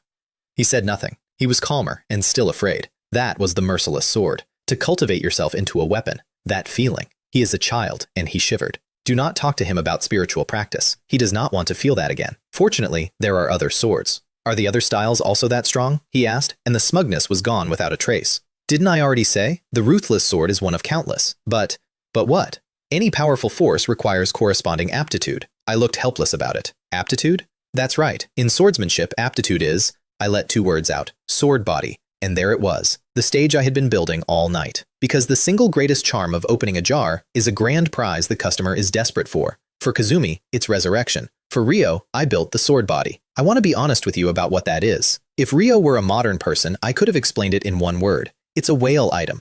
It's a constitution buff that bundles comprehension, attack, and cultivation into one number, and it is the standard tool every designer uses to open a big spender's wallet, and I have built 4 of them professionally. This represents your aptitude for the sword, I said. Those with a sword body cultivate faster, hit harder, and need less to do it. Take the ruthless intent. If you were born with a ruthless sword body, you wouldn't even need to reach a ruthless state of mind to release stronger ruthless intent. That is a person born for the sword. His eyes came on. Normally, the sword body is destiny, I said, satisfied. The way you were born and Miyamoto. Then I raised my voice. However, my jar can change your destiny. If you open one and get a sword body, even the weakest one, you will go faster and further. He swallowed. Is it possible in a level 2? There were still 100-odd level 2 jars on the ground. I looked troubled. There is a worst-case heavy sword embryo body. The owner can comprehend heavy sword intent through daily practice. It's quite rare. However, there are far more types and grades in level 3. There may even be sword bodies at the level of a sword soul. It's no exaggeration to say the cultivation would go by leaps. He did not understand the grades. He understood the shape of it perfectly. Higher jars have better things. Open it, and it's incredible. Sword body. Innate talent. Revealed. Miyamoto Kenshin. You genius. Just you wait. Keep opening the cans. And that was it. Objective achieved. From that day on, Ryo would never again think he was strong enough. He would keep working and keep buying. And the earliest he could possibly feel satisfied again was the day he pulled a sword body out of a jar, which is a long way off, and I control the odds. That said, even if he opened everything on that floor and went after Kenshin, he'd come home with his tail between his legs. So I narrowed my eyes and decided to improve the customer experience and swapped out the prize I prepared for something better. 20,000 points. Real value. It's all about conscience, I told myself. With that, Ryo might actually be able to give Kenshin a surprise. Even if he loses, it gives him more motivation to open the can. He went through the pile until dawn, and it was not until 12 jars from the end that he hit it. Another ball of light. He knew these. He reached out. I stopped him. I took a breath, slapped his shoulder hard, and raised my voice like a man watching a friend win a lottery. It's a skill orb. Ryo, you've hit the jackpot. You might not get one swordsmanship skill orb in 500 level 2 jars. He looked startled because he had opened a great many jars and heard me say good luck a great many times, and this was the loudest I'd been all night. What's a skill orb? Sword intents created by masters, packaged so you can use them without having having comprehended sword intent yourself. At your level, any one of them is enormous. You can use it without cup stream? He was thrilled, because by now he knew exactly how terrifying sword intent is, and exactly how far away it is. He touched it. A white-clad swordsman came down out of the sky in his head. Immaculate intent. Struck from a high position. Brilliant and fast. 320% of the user's maximum attack. A celestial descends from beyond the heavens. Very strong. He could tell that much on his own. Forget the power. The speed alone is lightning, and there is no dodging it. If it's this skill, could it kill that man? He was daydreaming again. Never mind. Kenshin is unlikely to kill Ryo, so let him. Looks like a pretty good skill, I said. He nodded, hesitated, and then told me exactly what it was and what it did, which he told himself was not trust. It was that this mysterious merchant is too powerful and might offer practical advice. Yes, that's it. That's exactly it. A celestial descending, I said, letting my voice go somewhere else. Tang Shihua. He is Ouyang Mingyuan's nemesis. He is? There cannot be two unparalleled swordsmen in one world, I said, shrugging. They fought to the death to break through their own art. Who won? And there was nervousness in it. Tang Shihua is dead. As expected. He breathed out, thinking about the cold man on the mountain with real longing. That sword god is the strongest. Even after learning Ouyang Mingyuan was not what he appeared, Ryo admired him more, not less. He wanted to become that kind of person. Powerful and ruthless. The last few jars gave nothing special, some regret, and, more importantly, no satisfaction. He opened every small jar left on the floor at once, used everything he could use, and let out a long breath. And then a strange dislocation hit him. The memories in his head, the strength in his body, the sharp thing in his hand. One night, he looked at me and opened his mouth and hesitated. Ask, I said, who exactly are you? He took a breath. Why are you selling these strange jars? In his view, the money he had paid was nothing next to what came out. Those things do not belong to this world. Didn't I already say? I smiled. I came into this world to give people a chance to change their destiny. Nothing more. Right now, your destiny has already changed. Your power, your situation, your future. All of it different from the moment you opened these jars. Isn't it? That's right. He nodded and looked at his own hands, and his eyes went hard. But it isn't enough. He is already very powerful. He can be more powerful. At minimum, in his sword body. Without a sword body, he cannot reach a sufficient level. I think I should be able to become a member now, he said hopefully. Certainly. He put the badge in his pocket carefully. Settled. Tonight was not a one-night stand.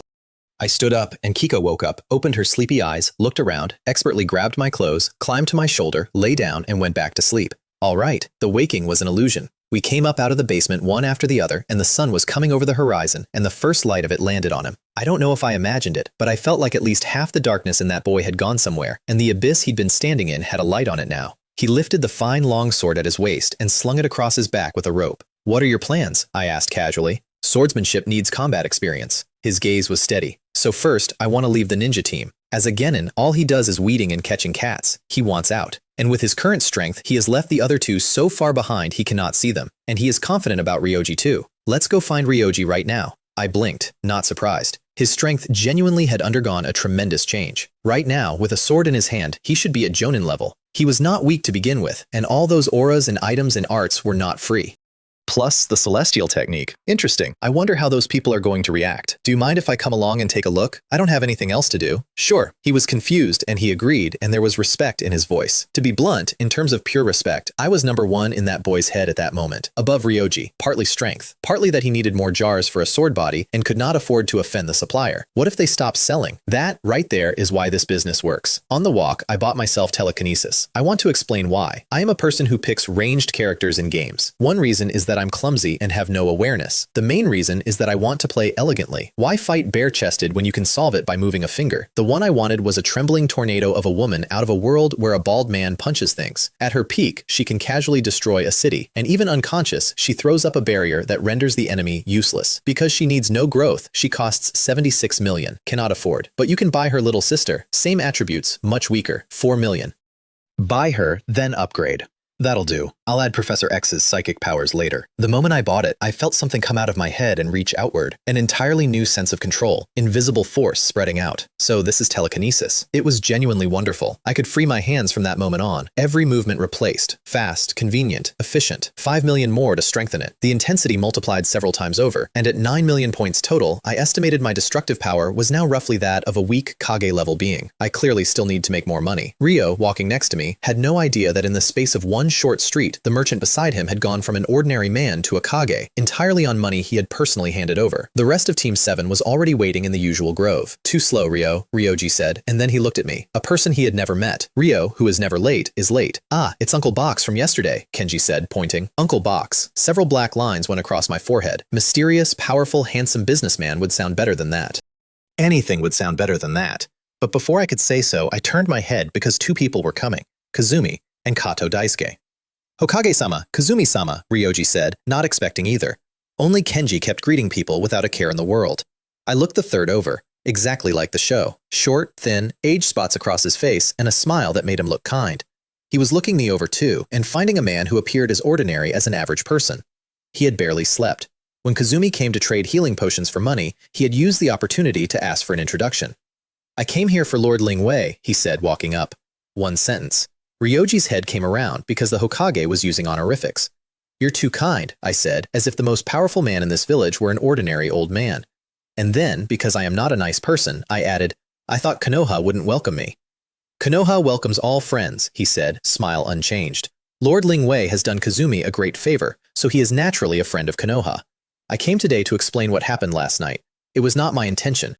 A subordinate acted on his own initiative, which led to a misunderstanding. "Oh?" I was genuinely surprised, and not by the content, by the fact that the Hokage came in person to me over that. Even with what I'd shown last night, that is a bold move. Then I glanced at Kazumi, who was also smiling faintly. Ah, not just an explanation, a personal test. And she's here so the atmosphere doesn't go tense, which is perfect. "Ryo," I said, turning to him, "didn't you want to leave the team? The third is right here. He definitely has the authority to agree." "Leave the squad?" Kenji exploded first, obviously. Akari's fists closed, and she looked like she wanted to ask, and didn't dare. Ryo said nothing, and I saw something in his face I did not expect. Guilt. So this is what he was like in this period. Arrogant and a little charming. Much more endearing than I'd remembered. "Ryo," Daisuke said, watching him with those cloudy eyes. "Why do you want to leave? You passed Ryoji's trial. He should have already conveyed the meaning of a ninja team." "That's right. If Akari hadn't been holding Kenji, he'd have gone across the clearing." Ryo was quiet. Then he became certain of his choice. "Because." He looked up and gave the other two a cold look. "Their strength is on a completely different level from mine. The gap is too big. They can't keep up, and I can't stop for them and continue this meaningless game of companionship." Silence. Then Kenji tore loose and went for him. "Stop looking down on me." He hates that most. He has hated it since the academy. Ryo moved so fast Kenji never saw it. One step and he was behind him, and he reached out and caught the back of Kenji's shirt and lifted him gently before he could fall. "Kenji," he said, from behind, "I'm not looking down on you. I'm just stating the facts." And then the world spun and Kenji went flying into Ryoji. Everyone saw it. Ryoji, Daisuke, Kazumi. Ryo is now enormously stronger than Kenji, and that speed is not something a genin achieves. "That brat," Kazumi said, and looked straight at me. "Did he buy a jar from you?" "That's right," I smiled brightly. "Ryo has the will to change his fate and has paid the price. I naturally won't refuse business." As expected, only your jars could change someone that much overnight. Ryoji was the only person present who was completely lost. What jar? What are they talking about? Ryo got strong because of a jar? Even Kenji had stopped struggling. That magical jar the old man bought? Ryo bought one too? That's right, Hokage-sama. Ryo raised his head and looked the Hokage in the eye, which is not a thing genin do. "I am completely different from yesterday. Staying is a waste of time. I request to leave the team." Nobody spoke. Everyone looked at the third, and the third was hesitating because he had not expected this. Ryo bought a jar. Wasn't the plundering of Miyamoto wealth clean enough back then? What exactly were the people handling that estate doing? He smoked, exhaled, glanced at me, and made a decision. "Ryo, I've received your application. However, you need to prove that you can no longer grow within a ninja team." "I can prove it." Anyone could see the confidence on him, like a blade coming out of a sheath. "Do you know why every team needs a jonin?" Daisuke said, taking his time. "Jonin are the elite. In strength and in mission experience, they far exceed genin. A mentor is someone you are meant to learn from." Ryo was quiet, remembering the bell test, where Ryoji had put a foot on his head. He is different now. "If you really want to leave," Daisuke said, "then have a match with Ryoji. If you win, I approve." A genin challenging a jonin and demanding it. That is unthinkable in any village. He proposed it because he wanted to see. How far had this merchant strengthened Ryo? In which direction? By what method? What he needs most, right now, is information about me. "Good," Ryo agreed instantly, and he was looking forward to it. "Ryoji-sensei, please have a match with me." "I see." Ryoji looked at the Hokage and seemed to sigh. "Since it's an order, there's nothing we can do. Come on over." He handed Kenji to Akari and walked out. "How many jars did that Miyamoto brat buy?" Kazumi whispered to me. "That's client privacy." I looked at her eager face and let some helplessness in. However, Kazumi, of all the business I've done, you've bought the fewest jars. Veins came up on her forehead. Damn it, even a kid is this rich. Out on the field, Ryo drew. This sword is called Qing Feng, he said generously. Finest blade steel and 4 or 5 rare minerals. Extremely sharp. Ordinary blades cannot withstand it. Ryoji-sensei, you'd better be careful. Ryoji did not know what expression to make. Am I to be looked down upon by a genin? The sun came up over an empty forest and several people stood and watched. Kenji sat on the ground and sulked. Kenji, Akari said hesitantly, what if Ryo really beats Ryoji-sensei? Impossible, impossible. He didn't get the bell last time either. Akari relaxed. Then she looked at me, smiling to myself, and got nervous again. Let's begin. They formed the seal, and in the instant Ryo looked up, light hit his eyes off Ryoji's headband. That one moment.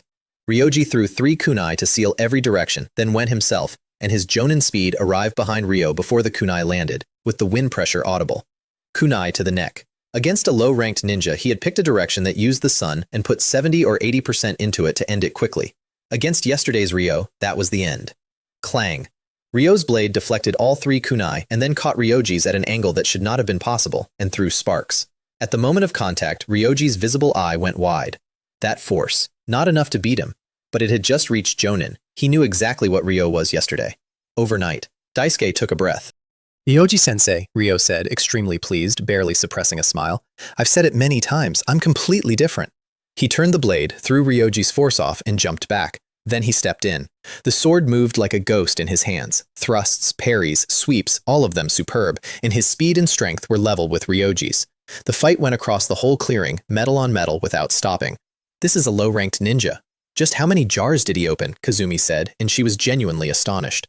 Ryo's current strength is nothing to her, but at his age, in the entire ninja world, that is a monster.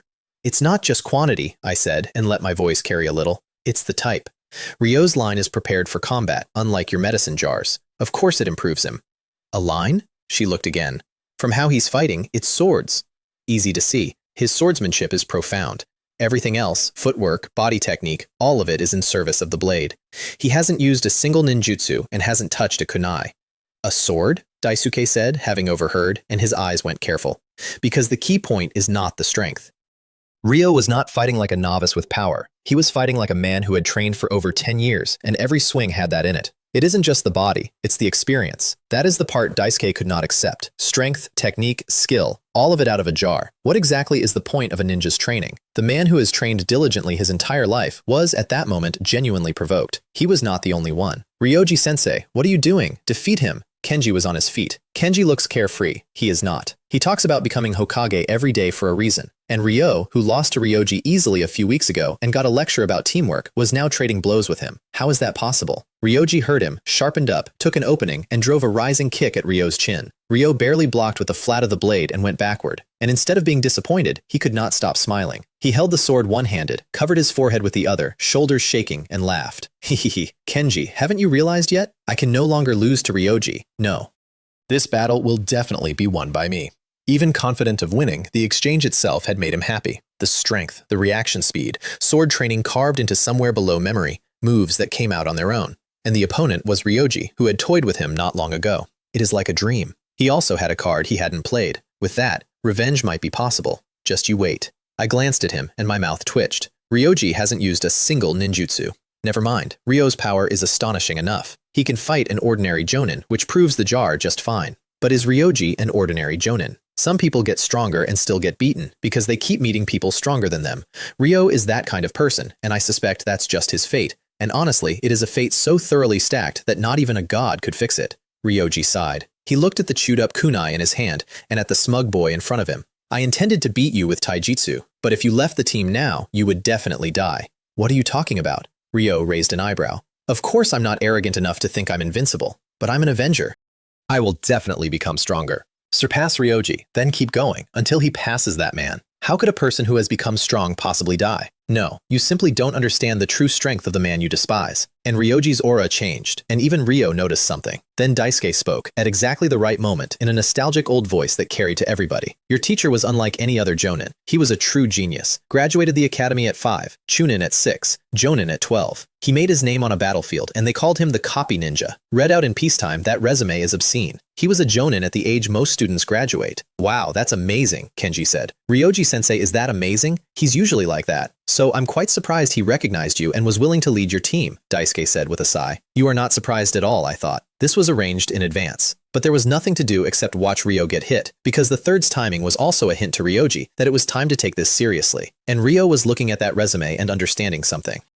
Unlike him, who got strong by opening cans, Ryoji did it himself, at 12, just like that man. Both of them geniuses among geniuses. In that case, if I defeat you, Ryo raised his sword and pointed. Does that mean I'm strong enough to seek revenge on Miyamoto Kenshin? He said the name out loud. If your enemy is Miyamoto Kenshin, even I wouldn't have much chance of winning. Ryoji's tone did not move. And you can't beat me now, so if you leave the team to go find him, you will definitely die. He cherishes his comrades. He will not let a student he has accepted die for nothing. So, wake him up. Then let's continue, Ryo said, and there was real anger in it now. That wasn't my full strength. He had indeed been holding a great deal back. Then, I'll let you truly experience a life or death battle between ninja. And Ryoji reached up and moved the headband off his eye. Ryo's pupils shrank. The Sharingan. Even within the Miyamoto clan, only a select few have it. Why does Ryoji have it? He opened his mouth and the question stuck because of what came next, which was killing intent. Ryoji made a seal and his chakra went up so hard it made a whirlwind.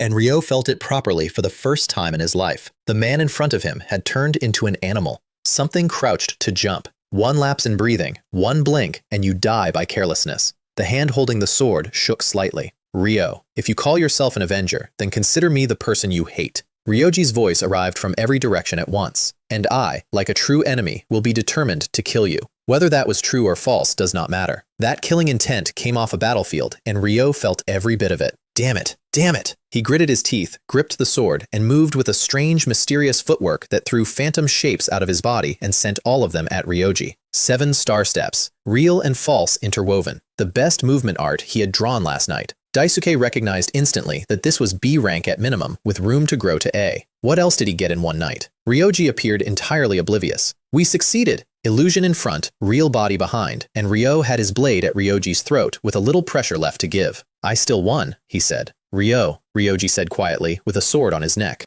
You're in Miyamoto and you don't know what the Sharingan does? What? A hand came out of the ground and took his calf. The Ryoji in front of him vanished. A clone. When did he make the seals? Headhunter jutsu. The ground went soft and swallowed Ryo to the neck. The same technique from the bell test. He said no mercy, and he was clearly still being lenient. Otherwise, the kunai would have gone through the neck. Unfortunately, Ryo did not notice. That move is useless against me now, he stamped, which is part of a drawing technique. A heavy step that accelerates the body, and with his current power, it shattered the ground and threw him clear, leaving a crater over 2 meters across. Kenji and Akari both stared. Compared to the earlier clash, feeling that force directly is a different kind of awe. Ryo has genuinely become terrifying. Is all this because he bought the can? Kenji's fist closed. He wanted it so badly he could taste it. And from there, the fight stopped being a fight, because Ryoji had stopped playing.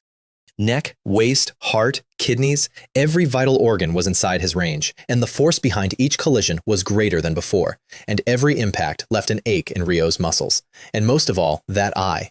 He knew the Sharingan sees through movement. What he did not expect was that with all his profound swordsmanship and all his footwork, Ryoji always found the best angle to slip and hit back. Too slow, Ryo. Hypnosis. One instant of hesitation, a sharp pain in the chin, and the world went over. Ryoji followed him and put a series of punches straight through. Why is this happening? He was fighting to stay up, and the physical pain was nothing next to the other thing. That man has eyes like these, stronger ones. He cannot even resist Ryoji's genjutsu. What is he going to do about that man's? And then he remembered something I'd told him. Sword intent breaks all laws. So that's it. He is a swordsman without sword intent. Swiftwind Sword! He unleashed a hidden card, the blade sweeping around his body like a storm. 108 forms into a hurricane, sharp enough to force Ryoji back. There's a move like that? Ryoji did not know whether to be shocked. He had genuinely been fighting Ryo as a Jonin. Do I actually have to use a killing technique? He hesitated. Ryo did not. Veins came up on his neck, and he took a breath after driving Ryoji off. And the air changed. Not just Ryoji, Daisuke and Kazumi both moved, because in their eyes, Ryo had become a divine sword, white as jade. His clothes and hair moved with no wind. Something cold came off him. His face had not changed, and his entire being had. Should we use our ultimate skill? I murmured. Ultimate move? Kazumi asked, without looking away. Ryoji went very careful, because the Sharingan could see Ryo's chakra pouring uncontrollably into the blade, at which point it was no longer Ryo controlling the sword. He didn't finish, because the sword had already thrown him high into the air. Chakra swallowed him, and he and the blade became the same object. Ryoji felt himself get locked on. What kind of trick is it exactly? He gritted his teeth under the mask, and from his right hand came a crackle of thunder, because he could not hold back anymore. His instinct was correct. That strike carried pure intent. Once released, even Ryo could not control it. A celestial descends from beyond the heavens.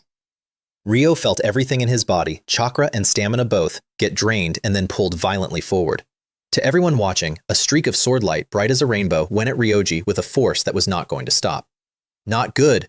Daisuke's expression went completely. He could feel it. Ryoji might survive that. He could not guarantee Ryo would. No time for seals. He could only watch that light come down like a god's anger into Ryoji's lightning. Kenji and Akari closed their eyes because it was too bright. Then a voice. That's enough. And the shriek of sword energy and the crack of lightning both stopped in the same instant. Kenji opened his eyes. Ryo and Ryoji were frozen in the air in strange positions, mid-collision. I had my arms crossed and had not moved, and a faint green light was around me, and an invisible thing was holding both of them completely still, and with a small motion of my fingers, all that sword energy and all that thunder crushed into nothing. Temporary strengthening, bought with points on the spot. Daisuke stared at me. How does a man stop two people at that exact moment, casually? And what is that power? I ignored the expression, sighed, and waved. Ryo came over and landed on his feet. He was breathing hard. That skill had taken almost everything. Ryo, you have completely lost this battle. I raised a hand and tapped the air. His chakra and stamina came back all at once. Daisuke's eye twitched again. I lost. Ryo looked at me, and there was a great deal of resentment in it. Even that technique didn't work? He had genuinely felt the gap in skill. Not helpless the way he had been before, but no hope of winning either. And that move, everything he had, still hadn't done it. The Celestial was too strong, so Ryoji couldn't hold back anymore, I said calmly. If I hadn't moved just now, you would have been seriously injured if you weren't dead, and Ryoji would have been slightly hurt at most. Will I die? His pupils shrank. He had been so angry that he only thought about his strongest technique. He had not thought about what comes after. Looking back now, that was an unstoppable form with no follow-up and no defense, and he had poured every scrap of chakra into it without control. Another head-on collision like that, you really can die. Ryo. Daisuke squatted down, helped him up personally, dusted him off, and looked him in the eye. I understand your desire for revenge, but as that battle showed, a ninja needs not only strength, but experience and judgment. So you still have a great deal to learn from Ryoji. Ryo lowered his head, ashamed and unwilling. Not enough. Our strength is not enough. Kenji watched that scene and was full of envy, because in his eyes, the third had just acknowledged Ryo. The Hokage is right, I said from the side with a helpless smile. I saved you purely because you don't understand the characteristics of the product yet, and this will only happen once. If you continue like this, I'm afraid we won't have another transaction, because you'll be dead first. Daisuke nodded internally. He had not expected the merchant to also talk the boy down. Therefore, I said, changing gears entirely, I strongly suggest you buy a few more sets of combat experience jars. Daisuke's face did something I wish I had a picture of. There are jars with combat experience? Ryo said. Of course, I said it with total confidence. Never try to guess what's inside the jar. That's the motto of the Omniscient and Omnipotent Merchant Guild. The combat experience line gives you extremely strong experience, setting traps, winning against the odds, last-minute comebacks. If you had experience surpassing Ryoji's, today's outcome would genuinely be an unknown. Even Daisuke and Kazumi were struggling with that one. Strength can be bought quickly, fine, but experience and skill? That is not repetition. That is years of being nearly killed. Your jars are truly amazing, Kazumi said eventually. Every time I think I understand them, something more amazing shows up and refreshes my imagination. Ryo nodded in deep agreement, and the longing was back in his eyes. A jar. He needs to buy more jars. I want to buy a jar too, somebody shouted. Kenji, obviously. He shoved into the middle of the group and pointed. This is too cheating. You just buy the jar and get this strong. It's practically cheating. Even he could see it. Ryo lost to Ryoji and could still beat 100 of him. And even an optimist gets a cold feeling looking at a gap that size. Humph, Ryo snorted. Those jars come at a price. I have money. Do you? That one hit the bone. Daisuke took a long drag and something bitter went through his eyes, because money is exactly the problem. As Hokage, he goes to enormous lengths to squeeze more out of the daimyo. Every major war in this world reduces, in the end, to interests. Ninja are few and produce nothing and are fed by ordinary people, and ordinary people only have so much. Plundering with force kills the goose, and every village would descend on whoever tried it. I have money, too, Kenji said without conviction. Then, nervously, how much did you spend? Not much. Ryo lifted his chin. 200 million. 200 million. Kenji started counting on his fingers and could not remember how many zeros are in 100 million. Anyway, a lot. Daisuke was surprised for two reasons. 200 million for that much power seemed steep, and the Miyamoto had that much left. Heartbreaking. Everybody, I decided, was misunderstanding something. Here, I said quietly, it is not just money that makes a transaction. Honestly, why are all these ninja thinking about money, Kazumi included? Take out every technique and every medical art she has ever developed and then keep developing more. Study the herbs I've been handing her, innovate on them, sell them back. Is that virtuous cycle not appealing? I felt the need to redirect their attention off currency and onto something broader. Kazumi should know that to me, everything can be judged for its value. The price of a jar is only a number representing that. I pointed at my forehead and the eye came up. That noble weight went out across the clearing again. Everyone who had not seen it before reacted, especially Daisuke. Hearing Kazumi describe it is not the same as being in front of it. No matter what you bring out, I can judge it fairly. Then my gaze went to Ryoji. How many ninjutsu does this copy ninja actually have? I bought a survey. 1,121 ninjutsu, I said, and my smile got considerably better. Big customer, Ryoji. I wonder if you've considered buying a jar. From becoming stronger to being resurrected, from friendship to love, whatever regrets or wishes you have, you now only need to sell some useless ninjutsu, and your destiny changes forever. He does not even need scrolls. He can sell the memories and the experience of using them out of his own head. About 20 million points, because most of them are low level. Ryoji looked at me and did not know what to do with his face, mainly because he had heard the word resurrection. Resurrection. Is something like that even possible? Ryoji-sensei knows so many ninjutsu, Kenji said enviously, then leaned toward me. What about me? Do I have anything I can sell? He only knows that many because of the Sharingan, Ryo said, holding his sword, and you could see from his eyes that he was staggered by the number 2. Even with copying, how many battles does a man have to survive to reach 1100? I let Ryoji have time and put a probe on Kenji instead. What can he sell? What belongs to him? Ashura's chakra. His parents' chakra, his own chakra, quite a lot actually, and not cheap. Sadly, the Nine-Tails chakra does not currently belong to him, or he'd be rich. I suppressed the regret and gave him a mysterious smile. You really have a lot inside you. However, I recommend you sell your chakra. Based on the current amount, if you drained it all at once, about 2 million. 40 level 1 jars, or 4 level 2. Chakra can be traded? Ryo said before Kenji could speak. Every ninja has chakra. Kenji's is worth 2 million? Then couldn't he sell his too? Chakra can certainly be traded, I said. However, Ryo, your reserves are probably about 1/50th of Kenji's, and he recovers quickly, which is why he can sell once a day. Because Kenji's reserves are absurd. In this world, the level and proficiency of a technique decide its power, and chakra is the fuel. Kenji's tank lets him make hundreds or thousands of clones and practice a technique for an entire day. Most importantly, when he runs out, he unconsciously draws more from Ryu, and no matter how badly he is hurt, he recovers overnight. That is a long-term, stable customer. Haha, so I have that much chakra? Kenji was delighted, then started counting on his fingers again. 2 million a day. How long until 200 million? Ryo stared at him. This guy has 50 times my chakra, which means in 100 days he passes me. Kenji is a descendant of the Tanaka, a clan known for vast reserves, Daisuke said, and then, worried, but having your chakra extracted will damage your body, Kenji. Don't worry about that. I waved a hand and cut him off. If I'm trading chakra, there is no other loss. Kenji, try it. 40 level 1 jars first. He is a high-quality customer. He will keep growing.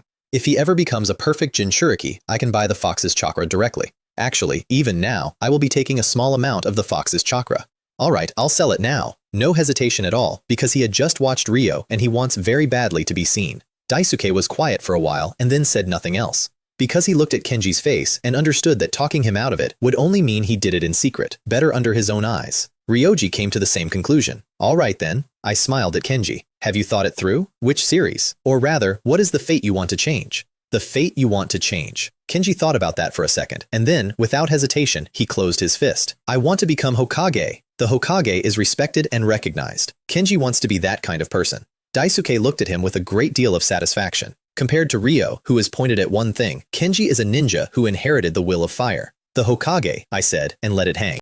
So your wish, the destiny you aspire to, is to protect this village and these people. That's right, that's exactly it. Ryo, next to him, got nervous. If this guy also picks the sword, then he'll have to take the sword of love, and he might go further than me. Kazumi's face went strange too. She was seeing Kaito. Speaking of guardianship, I said, opening my arms, I must recommend a true hero. And this time I did not use a flat image. I used a full one, with sound. What appeared was a sea of fire, flames spitting out like a demon. You could hear the screaming. And as the picture pulled in, Kenji's eyes went wide because he saw a mother holding a crying child and running, and a man screaming as a house came down on him. A disaster.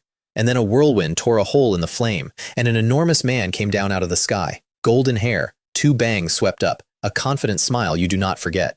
It's All Might! All Might is here! There's hope! You finally arrived. The instant that man appeared, the despair in that place reversed. Men cheered while sobbing. Women went down on the ground like the strength had gone out of them, saved, still standing in a fire. Even the children stopped crying and stared at him. Kenji's breathing changed. Not because of the man, because of the people. Even Kenji understood that this figure was hope arriving in a hopeless place, and that his arrival alone, without doing anything, without moving, was enough to make people at the end of everything relax. What kind of trust is that? Then the best part came. The man's voice with his fist up. It's all right now. Why? Because I am here. The cheering nearly drowned out the fire. He became a whirlwind, and the afterimage of a slightly ridiculous red and white and blue suit became the most beautiful shape in that disaster. Terrifying speed, perfect efficiency.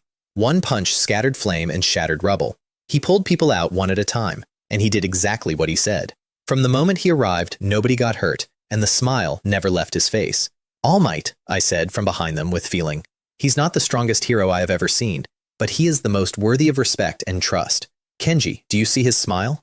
In that world, that smile is the symbol of protection. Whenever he appears, no matter what enemy, no matter what disaster, people have unwavering faith in him. There are heroes in many worlds. I showed him All Might first on purpose, because Kenji craves recognition. His entire dream of being Hokage grows out of that. As things stand, his desire to be trusted is bigger than his will to protect, and All Might is the exact shape of that desire. He stared at the screen and cheered out loud on his own. This is absolutely fantastic. He is indeed a true hero, Daisuke said, and there was something in his voice. He was, at that moment, asking himself whether he had given the people of his village that confidence. The answer is no. That has nothing to do with strength. It is entirely about will. He is respected. He cannot say, I am here, so everything is all right, because he has had to trade some of his people away to keep the rest. Kenji, I brought my voice back with a little nostalgia in it. I have been to many worlds and seen countless heroes. Some were not so pure. Some met misunderstanding and hatred, but most of them shared one thing, the determination to protect, and the power. I snapped my fingers. Second scene. Another sea of fire, another man in a tight suit. Except this one went up off the ground, crossed to a lake at a speed that broke the air, froze the entire surface with one breath, and then lifted the whole lake into the sky. Daisuke's pupils contracted. The melting ice put the fire out. If All Might's impact was prestige, this one's was raw scale. Snap. Third scene. A meteor coming down on a city with several exhausted heroes underneath it, and a bald man who shouted something about not crashing into his city and tore up through the sky and broke the thing apart with one punch. Fourth, a man with a shield. Fifth, a knight in the dark. Some enormous, some ordinary. The clearing was completely silent apart from the sound off the images. Kenji could not contain himself. These people are the real heroes. They stood up inside other people's despair and protected cities with their hands. Resolute, explosive, recognized. Every single thing Kenji has ever wanted playing in front of him. He's so handsome. He was so envious he nearly cried. I will, he shouted, and his voice was shaking. I want to become a hero like them. I want to protect Konoha like them. I must be able to do it. And it wasn't only him. Daisuke, Kazumi, Ryoji, Akari, even Ryo. All of them had something moving after that. In other worlds, there really are that many true heroes. Kenji has only just started down this road and has not yet met much helplessness. He is exactly the age to be moved. He was staring at me like he could not wait another second. Meow, said Kiko, waking up, opening 2 enormous sapphire eyes and looking around. I scratched her belly. Since you yearn for the destiny of a hero, I said, then after seeing so many of them, you should have noticed what they have in common. What do they have in common? Kenji crossed his arms and thought hard, and then his eyes lit up. I've got it. Most of them are very burly. Kenji, Akari said, what kind of common ground is that? Ryo didn't speak, but he was looking at me thoughtfully. I nodded. You're right, it's burly. Akari's whole face gave up. I snapped my fingers and put the heroes back up in order, and, apart from the bald one, every single one of them was built like a wall. There are many kinds of power that protect. In fact, any power can be used to protect. Then I let the mystery in. However, beyond protecting, a hero also carries the mission of giving people confidence and hope, which means a reliable image and a powerful presence are indispensable. The crowd started getting there on their own. Those heroes, Ryo said, remembering, they all had extremely strong bodies, and they mostly fought with their fists, no powerful weapons. That's right. I opened my arms and my smile went up. As the saying goes, brute force overcomes any technique. Kenji, for someone who wants to be a hero, the line I recommend is the power jar. There it is. That was the entire point of all of that. Ryo got the sword because the sword suits Ryo. For a hot-blooded protagonist, the exciting fight is fists and impact, obviously. Extreme physical enhancement also consumes far more resources than something clever, which is a bonus. Power can? Kenji said, not quite following. That's right. Immense power. The body's roar. A fist that carries the will to protect to its extreme. I reached out and touched the bald man's image and the scene changed again. Whether it was something enormous or something towering into the sky, he beat all of it with one punch each, with an effect that is genuinely awe-inspiring and also very funny. Even Kazumi, who is famous for her strength, looked at that with disbelief. Is that something a human body can do inside that small frame? How? Is this the power of a hero? Kenji said, and the light in his eyes had gone somewhere new. There's a chance. It's not just about fists, I said, piling it on. There is also defense. No matter what attack, even a despicable sneak attack, a hero cannot fall, because they represent the hopes of a group of people standing behind them. Therefore, the power jar is arguably the most suitable direction for a hero. We had already gone this far in the deception. The rest takes care of itself, because he had already fallen. Okay, I'll choose this kind of jar. He closed his fist and looked at me with enormous anticipation, and I could see him imagining knocking somebody through a wall. Daisuke watched silently and did not object, and had no reason to. The Tanaka have physical talent. And what he had just watched reminded him of the Raikage, which is exactly the sort of being that frightens an enemy and reassures your own people. Have you decided? It's decided. Shall we start with 40 jars? 40 small jars hit the grass, and I watched two people specifically, Daisuke and Ryoji. They are the only two present who have never seen this, and they already felt it. From the outside, unremarkable. Ryoji opened his Sharingan and confirmed it was an unremarkable ceramic pot. I'll collect the price afterward, I said, glancing at both of them without changing expression, and gestured to Kenji. Just open them. They're only level 1, but there's a chance of something good. The enthusiastic demonstration was not for Kenji. It was for the two men with genuine purchasing power standing behind him. So I had loaded that pile. Also, Kenji is lucky. Level 1 jars might have some magical effects, but they're not very powerful, Kazumi said, arms crossed, an old hand. The really good stuff is level 2 and up. Ryo nodded, because 200 level 1 jars had given him nothing but experience auras and simple forms. That's true, but it also depends on luck, I said, spreading my hands. A jar changes a person's fate, but it is also another kind of fate. In my long career, I have seen people with luck like that. Every time you open one, you should have expectations. Everything in those jars was put there by me, and luck has nothing to do with it. But I certainly cannot say that. I just open it, right? Kenji rubbed his hands. Of course. I had already loaded everything. Who draws first is his problem. He didn't look nervous at all. I don't know whether that's obliviousness or a lifetime of good luck. He stuck out his hand and grabbed one at random, and I felt something go through my chest. Are you serious? The first jar he randomly grabbed out of 40 was the single most valuable prize in the pile. That is not scientific. He opened it, didn't even look, tipped it over, and out fell a red thing that looked like a boxing glove. What is this? He held it up hopefully. Before I could answer, Ryo said, it's just an ordinary glove. Level 1 jars often have weapons. Of course, it's nothing next to my Ching Feng. I could cut that in half. Ordinary gloves. Daisuke looked at it with visible disappointment. So even a first-tier jar has ordinary things in it. Don't be discouraged, Kazumi said, patting Kenji's shoulder with the warm smile of one unlucky person to another. Gloves are all right. Better than 10,000 yen. That's the worst. Next one then. Kenji showed no disappointment whatsoever, because that is who he is. And I let out a small, quiet sigh. Why do you think this is just an ordinary boxing glove? Silence. Kazumi turned and looked at me with suspicion. Kenji, your luck is just too good, I said with total sincerity, and then raised my voice into congratulation. You have drawn a piece of special equipment worth far more than its price out of the very first level 1 jar. Even in all my years, luck like yours is rare. Special equipment. Kazumi's hand went to the cross around her neck. These are the gloves of justice, I said, and looked at him with meaning. Special equipment is special because it usually has a magical ability. Do you know what these do? What is it? He was completely hooked. A small power boost, of course, which is nothing. The biggest feature is that they have a certain probability of delivering a critical hit against those with wicked thoughts. The more wicked the person, the greater the probability. And you should know that unless someone is a true saint, almost everyone has an evil side to some degree. A critical hit. Equipment out of a game. Used against undead or bosses in an evil dungeon, it produces unexpected results. Value, 3,000 points. Which is exactly why it was the grand prize. I made nothing on that jar. There had originally been a pair of those, correctly priced for a level 2 container, and I took them apart and put one in, purely to make an impression on an audience. Also, that critical effect has a certain durability, which makes it worth more than its price, and I certainly did not mention that, because weapons wear out eventually. Special equipment of that grade is quite good even among level 2 containers, I added, sighing. That's genuinely opening above your level. Kenji, it seems you're blessed by fate. He was indeed blessed by fate in the sense that if Daisuke and Ryoji had not happened to be standing there this morning, I would not have loaded a prize like that. They need to know. Sometimes opening a can brings a stroke of luck and an enormous profit. I do not lose out either way. So, Kazumi grabbed my arm and her pale gold eyes had gone red. It's possible to find items from level 3 jars inside level 2? Theoretically speaking, that is indeed the case. Even Kazumi, who has never won anything in her life, still has hope in her. Ryo was looking at Kenji with red eyes too. Hateful. This guy's luck is unbelievable. He still remembered me saying that one of the most important factors in changing your destiny is luck. There's no reason for it. Is Kenji really that much luckier than me? I want to try it. I want to give it a shot. Kenji pulled the gauntlet on and felt a surge of power and looked around at everyone with obvious intent. Kenji, I said, as if I had just thought of it, and looked at the third with a great deal of amusement. Perhaps you could try asking the Hokage. As Hokage, he probably has no sin points on him. Increasing his strength wouldn't be a bad idea. Daisuke's face did something spectacular. Grandpa Hokage! I'd better not. There was sweat on the old man's forehead. There was only a chance of a critical hit, and he had no idea what the probability was. Also, Kenji has always been lucky. What if it lands? Hey, what does it matter? Kenji said, disappointed. The Hokage definitely won't get a critical hit.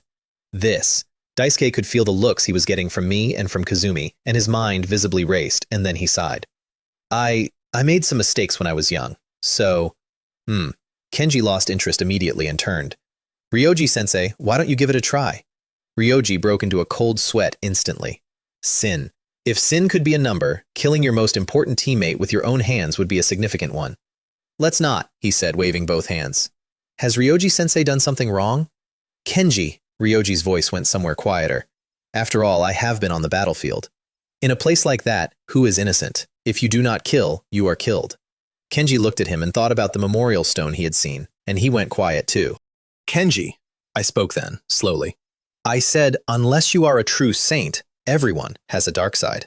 The gauntlet's judgment of evil is related to behavior, to the heart, and to the will of the user. Since you drew it, how you use it, and how you judge is up to you. In my view, these gloves are standard protagonist equipment. Face the enemy, land one devastating punch. With Kenji's talent for shouting at people while he does it, the mental image is quite exciting. He looked thoughtful, and you could see from his eyes that he was still lost. His knowledge is too limited.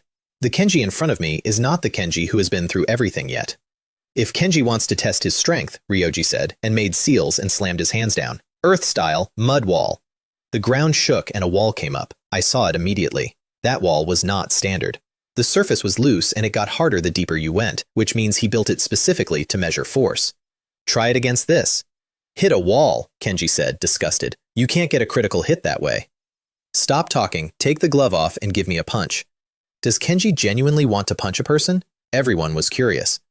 He took the glove off, set his feet, and hit the wall, a fist mark. As a genin, that's about right. Then he put the glove back on and hit it again. The sound was noticeably duller, and a round crater nearly 30 centimeters across appeared in the wall. I've really gotten a lot stronger. And Daisuke was watching, and he could see that the increase was not in the right hand. It was the whole body, from the power generated at the waist through the explosion in the arm. Comprehensive. What exactly is the principle? Still weak, Ryo said, and the envy was almost impossible to hide. This is the first jar. Why can't he draw special equipment? Give him a sword that crits, and it would be extremely effective against a certain wicked man. Let's continue, Kenji. The next few gave physical experience halos, incomplete fist techniques, fragments of body forging methods, and experience orbs, every one of them extraordinary by local standards. Daisuke's expression got more solemn with each one. If those incomplete manuals could be collected in full, the benefit to the village would be immense. Out of level 1 jars, and then the 7th, another ball of light. Ryo got a bad feeling immediately because the same scene had happened last night. Mr. Lingwei, he said, and his voice stammered.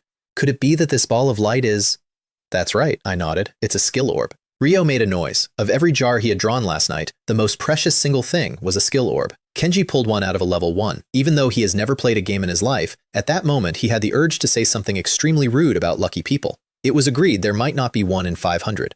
What? What's a skill orb? Kenji knew he'd gotten something good and could not stop smiling, without knowing what it was. Don't worry, I patted Ryo's shoulder and comforted him.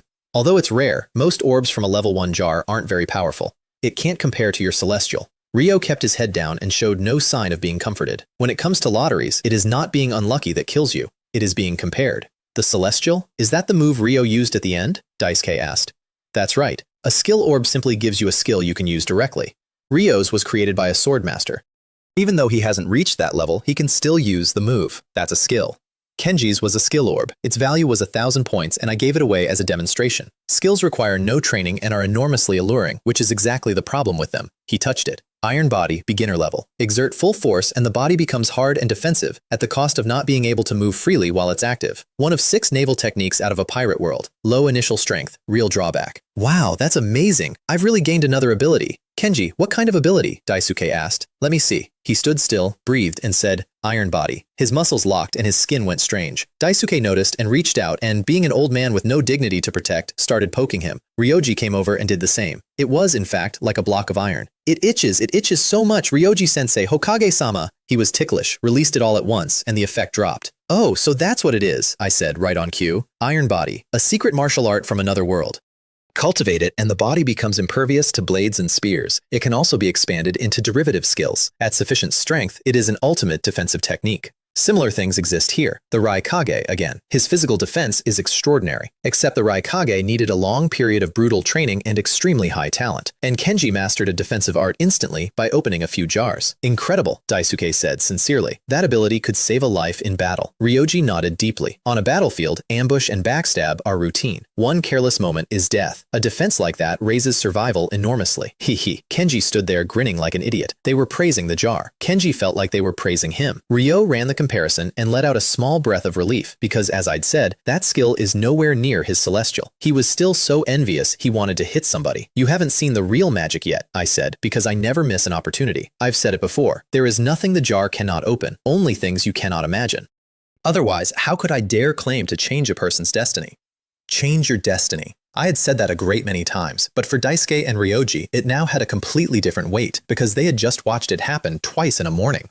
Really? Can you revive people? Ryoji asked. Of course, I smiled with absolute confidence. In this endless world, the only thing we must firmly believe is that there is no such word as impossible. Ryoji went quiet. He is actually a very strong person. He has lost the most important people to him over and over since he was a child, and he never hated the world for it. He carried it alone and lived cheerfully. But what was thought to be unchangeable if it could actually be changed? Yuki and Haru were both too young. They could have had better lives. Ryoji, Daisuke spoke, and there was something specific in his voice. None of us want to see any sacrifice, but it is because of their sacrifice that Konoha is what it is today. They are the leaves that flutter, the fire that lights the village. They are not the first, and they will certainly not be the last. Ryoji's body moved slightly. That's right, even if he came back. As long as he is still a ninja, there is still a possibility he sacrifices himself again. He could not stop it the first time. How would he stop it the second? My brows came down about a millimeter. That old man. Ryoji was about to be tempted, and he was selling the ninjutsu back for free. Old man, a low voice from the side. Kazumi, brows down, annoyed, because Daisuke had clearly also tried to talk her out of Kaito. This was intolerable. This was ruining my path to wealth. Third Hokage, you're not quite right about that, I said with my hands behind my back. Oh? Both of them looked over. Kazumi looked surprised because although she was annoyed, she could not find a way to argue. If you choose to be a ninja, dying on a battlefield is one of a ninja's fates. I have traveled through many worlds and witnessed countless periods of prosperity, I said, opening with a line designed to elevate my status, and then going forward. Indeed, behind prosperity and peace, there are always those who bear the burden. However, those who bear the burden cannot take the sacrifices of others for granted or come to consider them necessary. And I spent points to make my eyes look profound because presentation is a tool. For a moment, people could see weight behind them. Those who carry the burden must indeed be prepared to sacrifice. But even more, they must have the will to protect at any cost. If you have become accustomed to sacrifice, if your heart has gone numb, if you no longer do your utmost to prevent tragedy, if you have lost the courage to pursue a perfect ending, then, I looked straight at Kato Daisuke, then you have lost the right to bear the burden. Nobody can guarantee that a person brought back will not be lost again. That is not a reason not to try. If you are afraid of losing something, protect it with everything you have. I want to be clear that I said all of that because a customer was about to walk out of a sale, which does not make it untrue, and the person it hit hardest was Kazumi. Her eyes came up and something joyful went across her face, the look of a person who has just been handed enormous support. I already said that. One hand on her waist, the other fist pointed at her teacher, and her voice shook slightly and did not waver. I don't care whether Kaito died for his own wishes. I will resurrect him and take responsibility for everything for him. I will never let the same thing happen again. She was radiating something else entirely, back straight, color in her face, a small, confident smile. And Daisuke looked at that unchanged young face and saw a girl at her peak, full of vigor. Have I lost the right to bear the burden? Sigh, he said. When he was young, he thought he could protect everything, and then the first died, and the second died, and his son died, and he learned that sacrifice is unavoidable. Which is why he did not intervene when Sakamo Fujita was slandered, because he believed it was necessary, and why he did not intervene when Kaito went to the front, because he believed it was inevitable. I was right about at least one thing. He has gone numb to it. Ryoji! Kazumi turned, and her eyes were burning. If you also have someone you want to revive, why don't we work together? I've opened quite a few jars. If we pool our money, it won't take long at all. And Ryoji's heart moved again. At least. Yuki, the girl who died on his hand while protecting the village. In his current state, he could probably protect a girl like that. Actually, you don't need to worry too much, I said, adding fuel. If you open enough jars and reach level 3 or even 4, reviving 1 or 2 weak people is not difficult at all. And as I have said, jars are hope and destiny. As long as I am in this world, no matter the situation, there is no such thing as impossible. If a person can be resurrected once, they can be resurrected twice. The weaker the person, the cheaper. That was the last weight on the scale. Ryoji looked at the Hokage with a completely steady gaze. Hokage-sama, I still want to revive them. Daisuke knew he could not change it. Ryoji has a gentle personality and the unmoving stubbornness of a ninja who has decided. Then Daisuke seemed to realize something and looked at me. How exactly is value calculated when exchanging ninjutsu? Can the same ninjutsu be traded repeatedly? There are a great many ninjutsu in Konoha. That's right. He wanted to stop Ryoji from spending it all on resurrection because he wanted the village to spend it on something more valuable. He had watched the magic of the jar for one morning and understood precisely that unless he was confident he could restrain me, the leaf had to get ahead of the other villages. My imposing manner vanished instantly because I understood that a large deal was about to happen. Ninjutsu divides roughly into knowledge and power, I explained. Knowledge has scarcity value. The same technique is most valuable the first time it is traded, drops sharply the second, and less again the third. Unique knowledge is worth far more than widely spread knowledge. If a scroll is made, there is also the labor value of making it. The system's appraisal is genuinely comprehensive. The most valuable object I have ever seen at price was a unique carving by a master craftsman. Mass-produced carvings off a line are the cheapest, even when they are more exquisite. Rarity, inherent quality, labor. I do not know the exact formula. Anyway, no exploit has revealed itself yet. Everyone understood, including Ryo, who immediately worked out that if he developed a new sword technique, he could trade it. Anyway, it's just about developing techniques, which I'm really good at, Kenji said, and then seemed to remember something. Can my sexy jutsu be used for trading? That is, at this point in his life, the most powerful technique Kenji has personally developed. My eyes lit up and I nodded. Yes, of course you can. And if you continue to develop it, its value will be quite high. It looks like a joke, and it is genuinely potent, and it is more effective against stronger people, and later in this story, it affects an entity who invented chakra. Also, it is a rare technique. Currently, only he has it, which gives it a rarity attribute. These kinds of ninjutsu can be traded, Ryo said, incredulous. Daisuke touched his own nose and said nothing at all. That technique is indeed quite powerful. Ha ha ha, I was very pleased. All right, Kenji, keep opening. We haven't even finished 10. Oh, right. He perked up and started humming something he made up on the spot about opening the can. Opening the can. Let's all open the can together. The lyrics captured my thinking exactly. There was not much else in the pile. He was so lucky that of the 2 or 3 big prizes I'd prepared, he'd hit the best 2 inside 10 jars. The last decent one was a body-strengthening pill. It tempers the organs and removes impurities. Quite good. Take it long-term, and even an ordinary person becomes a master of physical technique. Rare to find in a level 1 jar. This is good stuff. He had no idea what any of that meant and ate it immediately. Ryo watched with envy because he had only ever pulled something like that out of level 2 and had gotten 10 of them, and Kenji was still ahead. All right, the transaction is complete, I said. Then I'll take my price. The price being the chakra in his body. Oh, then let's go. He did not care in the slightest because he has never once experienced not having enough. Daisuke was nervous because extraction is itself a form of harm. It's all done, I said, having apparently done nothing.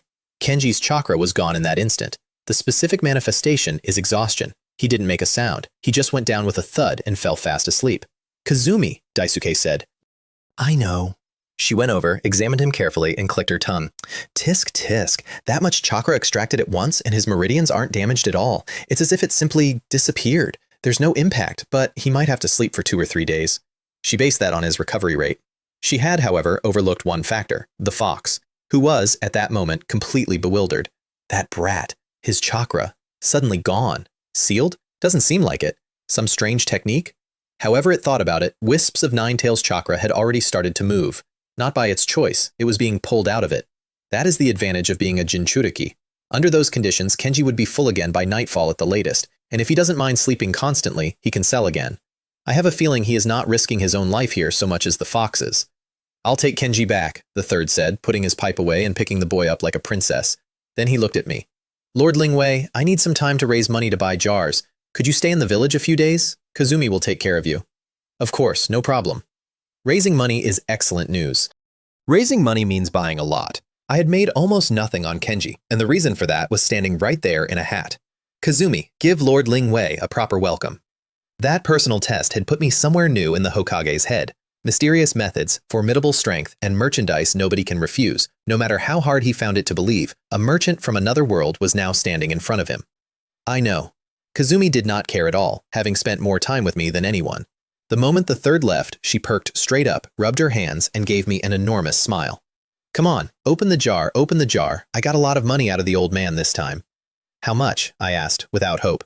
Give me 10 level 2 jars first. She held up 10, and then added, several techniques I developed, plus medical arts, including the one that keeps a person young, also for sale, as knowledge, obviously. You finally made up your mind, I said, and I meant it. I had told her already. The value of a ninja is not in making money. What do you buy things with? You constantly develop techniques, create knowledge, and trade the knowledge. For things you no longer need, you can even sell the memories and the experience with them. I hadn't made up my mind. She looked at me, and something misty went across those eyes. I had a lot of worries. Would he get used to the Konoha of now after being brought back? Would he get used to me, grown old, and everyone he knew, and his future, his dream of being Hokage? But her voice went very soft, and the mist cleared into something bright. What you just said made me realize that no matter what, I should not back down. I looked at her. The woman in front of me was radiating something maternal from head to foot. Think back to the drunk gambler I met 3 days ago. All I can say is that fate is extremely cruel. My words are quite credible, I said, winking, boasting without a trace of shame. Because of my perspective, I have seen too much, learned too much information, watched countless people's words and thoughts collide. In short, I can see things that you insiders cannot, which is genuinely true. Modern people do not see through everything. We are, however, extremely good at arguing. It is an advantage of the era. I'm suddenly curious about your age, she said, arms crossed, honestly curious. You're not some centuries-old relic, are you? Yes. If you don't want to talk about it, forget it. She pursed her lips, threw all of it somewhere behind her, dropped a bag of money in front of me with a brilliant smile, and waved her hand grandly. Open the can. Ryo, Akari, and Ryoji showed no intention of leaving, it has to be said. Watching other people open jars is extremely entertaining. 10 level 2 medicine jars came out, and Kazumi did not touch them. She looked at Ryoji. If your wish is also resurrection, then don't start from the beginning. Organize the ninjutsu you want to sell, memories and experience too, and let me open them. The first resurrection I get is yours. She knew exactly who the actual whale was. With him in it, they might revive somebody today. Okay, Ryoji said, without much hesitation. Resurrection only shows up in medicine jars, and apart from resurrection, he has little interest in medicine. Revive Yuki first. That way, when Haru is brought back, there will be an explanation. Then let's watch closely, Kazumi said, and she was genuinely happy. If a jar truly represents the will and destiny of the person who opens it, then I'm sure I'll open a resurrection. Please. I was happy too, because it looked like I might be able to afford Professor X's mutation before dinner. Morning turned into afternoon in that clearing, and a group of extremely dangerous people sat on the grass and watched a woman gamble. I sat cross-legged with a handful of cat food the system sells, and Kiko lay on my lap and licked each piece one at a time, and her stupid little movements and her warm weight made her an excellent way to pass an afternoon. My mind, however, was not on the cat. As the official, what I was thinking about was how to deepen the appeal. Up to that point, anticipation was running entirely on the customer's own desire. Kazumi's resurrection. That works, but there's a fault in it. The resurrection has to be given eventually. Dangling it forever is not a strategy. Never getting the thing eventually kills the enthusiasm, which means a new anticipation has to be built before the old one closes. In a game, the answer is easy. Items you draw are things the player already knows about, so they're never confused, and they always have something to look forward to using. But this is not a game, so build the conditions of a game inside it. I glanced at Ryo and decided my thinking was correct. I had left him with an impression of the sword body, which means even after he draws one, he'll keep going down that same road. To sell jars, you have to cultivate anticipation. Then the business never stops. Lingwei, Kazumi looked up, holding a small bottle. What kind of pill is this? She'd opened all 10. It was the only thing she didn't recognize. Youth-preserving pills, I said. One pill guarantees you won't look older for a year. There should be 2. After you take them, you won't need chakra to maintain your appearance for 2 years. She made a noise like she'd been hit. They even have this kind of pill. Of course, medicine jars are a very large category. Akari, standing next to her, was incredibly envious. She is 12 years old. It does not matter. No woman dislikes that kind of elixir. Ryoji, this one's mine. You can take the rest. Kazumi swallowed one immediately and discovered her skin had improved even after pulling back the chakra she normally spends on staying young. Even knowing resurrection would not show up in level 2, her anticipation only went up. Ryoji was equally ruthless. He took the healing medicine and a box of chakra recovery pills, the latter being far more useful to him. Let's continue, Kazumi said, and her eyes had started to go slightly red. How much is all my ninjutsu and medical knowledge worth? If it's knowledge only, not memory and experience, I checked. About 21 sets of level 2. Only this much? 21 sets. 100 million or so. She'd assumed her unique techniques would be worth more. The truly valuable parts are your original ninjutsu, your self-developed medical arts, and your unique experience, I said. The reason it comes to over 100 million is that you are the first to sell much of it to me. Otherwise, it would be 70 or 80% less. Unless you're willing to sell the memories with them, that could double it. Knowledge many people already have is inherently worth nothing, unless you sell the memory and the experience of using it. Ryoji could use that method. Most of his techniques are useless, especially the low-level miscellany. The only valuable thing about them is the experience of having used them. Whatever, just bring the jars. And Kazumi started, genuinely, to regret not having studied harder. Because although she is known as a powerful medic, she has not researched much herself. Most of what she has, she learned and integrated from others. Of the 3 legendary ninja, she probably knows the fewest techniques. She stopped thinking about it quickly, because there is no point regretting it now. Ryoji moved closer to me. Lord Lingwei, how much can I exchange for all my knowledge and experience? In knowledge alone, you don't have much more than Kazumi, because little of it is yours. Then I looked at the eye under his headband. However, that eye alone is worth more than 90 million. Ryo made a sound. 90 million for one Sharingan. That's nearly 200 level 2 jars. Ryoji's eye is not an ordinary Sharingan, I said. The price of a Mangekyo in the system is high, but not that high.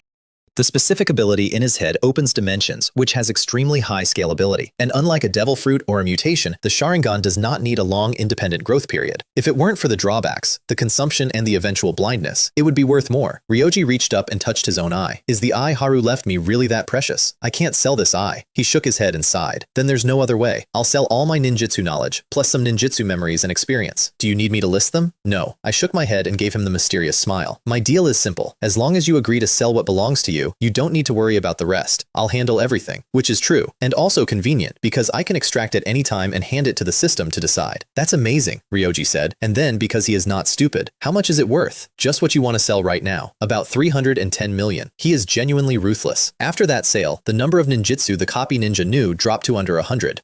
I had estimated his complete memory library at 30 million points. Selling the portion he chose came to 18 million, which was, combined with Kazumi, exactly enough for Professor X's mutation. Honestly, I preferred that one to telekinesis. It is enormously pretentious. You walk into someone's head. You can move a body. It is like being an omnipresent, mysterious god. Most importantly, in business, you need to understand people's hearts. And this world is not short of mental attacks, so a guard is required. I looked at Ryoji, who was trying very hard to suppress his own expectations so that the shape of his desire would not be visible. Let's do it now, he decided. Transfer all my trade points to Kazumi. All of it? I shook my head gently. Although how you use the transaction is your business, I don't recommend it. Because if he does that, his deal with me is a one-off. After Kazumi revives them, he has nothing left to look forward to. That will not do. In business, you should do big business. You should also do business slowly and steadily. The jar changes the fate of the person who opens it. I went straight back into deception mode and looked him in the eye.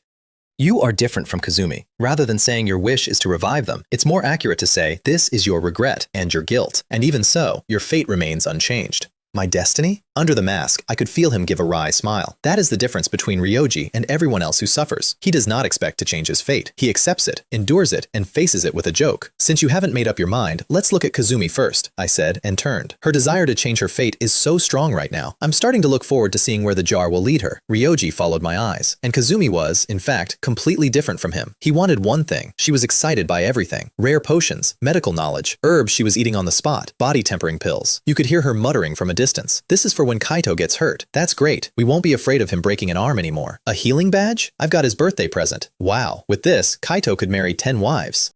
I looked at what she was holding, which was a tonic whip meant for nourishing the body, and concluded that Kazumi had misunderstood its use. No wonder they called her a brother complex, with renewed hope. That is absolutely terrifying. Ryoji broke out in a cold sweat and, I believe, began to privately mourn for the resurrected Kaito. But he had vaguely understood what I meant. What Kazumi is changing is not actually her brother's death. It is the fate of losing. The Kazumi of now would do absolutely anything to protect that boy, and the medicine bottles gave her both the destiny and the ability. Medicines for every situation. Miraculous techniques. Ways to make other people stronger. And what about him? I glanced at Ryoji, deep in it, and laughed to myself. The real destiny is yet to come. Ryoji, Resurrection is usually only available at level 3. Kazumi had already opened 23 sets. 27 more qualifies her for level 3, and I did not want to waste the afternoon. I suggest you buy the remaining 27 sets for her first. He most wants Kazumi to get a resurrection anyway. Let him. Just don't throw all of it in. Leave some to open his own jars, so he builds anticipation for what comes next. Okay, no hesitation at all. Everything waits until they are back. 27 sets, 135 million. 270 jars appeared in front of Kazumi, and I took the memories. It only lasted a moment, and Ryoji clearly felt himself forget a great many things. He remembers watching people perform techniques. The seals go blurry. Even the memories of practicing them, gone. It is, apparently, a very unpleasant feeling, like the mind suddenly going blank. You can think of a thing, and when you reach for it, there is only clean, empty space. Ryoji, Kazumi stopped opening and looked at him and made a promise. Leave all your injuries and everyone you want to protect to me. That favor is too large. They had agreed the first resurrection was his, but she was the one getting all the medicine. Ryoji did not refuse. Even if he does not need it, Yuki might. Haru might. Let's continue, Kazumi. I glanced at the sky. This will probably take until evening. Although I had bought telekinesis, my body is an ordinary body, and I had not slept. I was, at that moment, running on energy purchased with points. Stop rambling. I'm very experienced, Kazumi said, displeased. Opening a can is like gambling. If you want good luck, you have to be sincere. I have not seen your luck improve. I said nothing. I have watched a great many extremely elaborate lottery rituals online, and if she wants to take her time, let her. Akari and Ryo were both watching with great interest anyway, and as it turned out, even with the sincere method, her luck was still terrible. Everything early was junk. Only after she had cleared out all the junk did good things start appearing, at which point she was very pleased with herself and concluded that sincerity works. If it weren't for me quietly loading the pile, not just Kazumi, Ryoji would have been in tears. Night fell. I put a ball of light up over the clearing so people could see, and in front of Kazumi floated a sphere of knowledge, which she absorbed, and then opened her eyes and said, 9-turn acupuncture. What an amazing medical technique. It's a pity it's only a fragment. Even a fragment benefits you enormously, I said, and I was mostly looking at the single lonely jaw remaining on the ground. What kind of luck is that? Even if Kenji wins the grand prize first, you don't have to be the one who wins it last. This is the last one. She was looking at it too. Open it and level 3 unlocks. I had already put the treasure in. The value is not high, 10,000 points, but it is a seed. Whether it becomes a real grand prize, even I did not know. It was, certainly, about creating a new anticipation for her, but it was also a choice that concerned will and destiny. She stared at that jar and did not open it. Her features are delicate enough that the surprise and doubt on her face were visible to everyone in the clearing. Did you sense something? I said nothing. Her fist closed on its own. It had been fine all night, and now, reaching for the last one, something came up out of her chest and turned into pressure. Is it because of this jar? She took a breath. Kazumi dislikes hesitation, so she reached out and opened it faster than usual, and a sacred white light came out under the night sky. I use that word deliberately. Sacred. Everyone there, including Ryo and Ryoji, stood inside it and felt like they had been lowered into a hot spring. Warm, forgiving, kind. Like every painful thing in you was being melted out.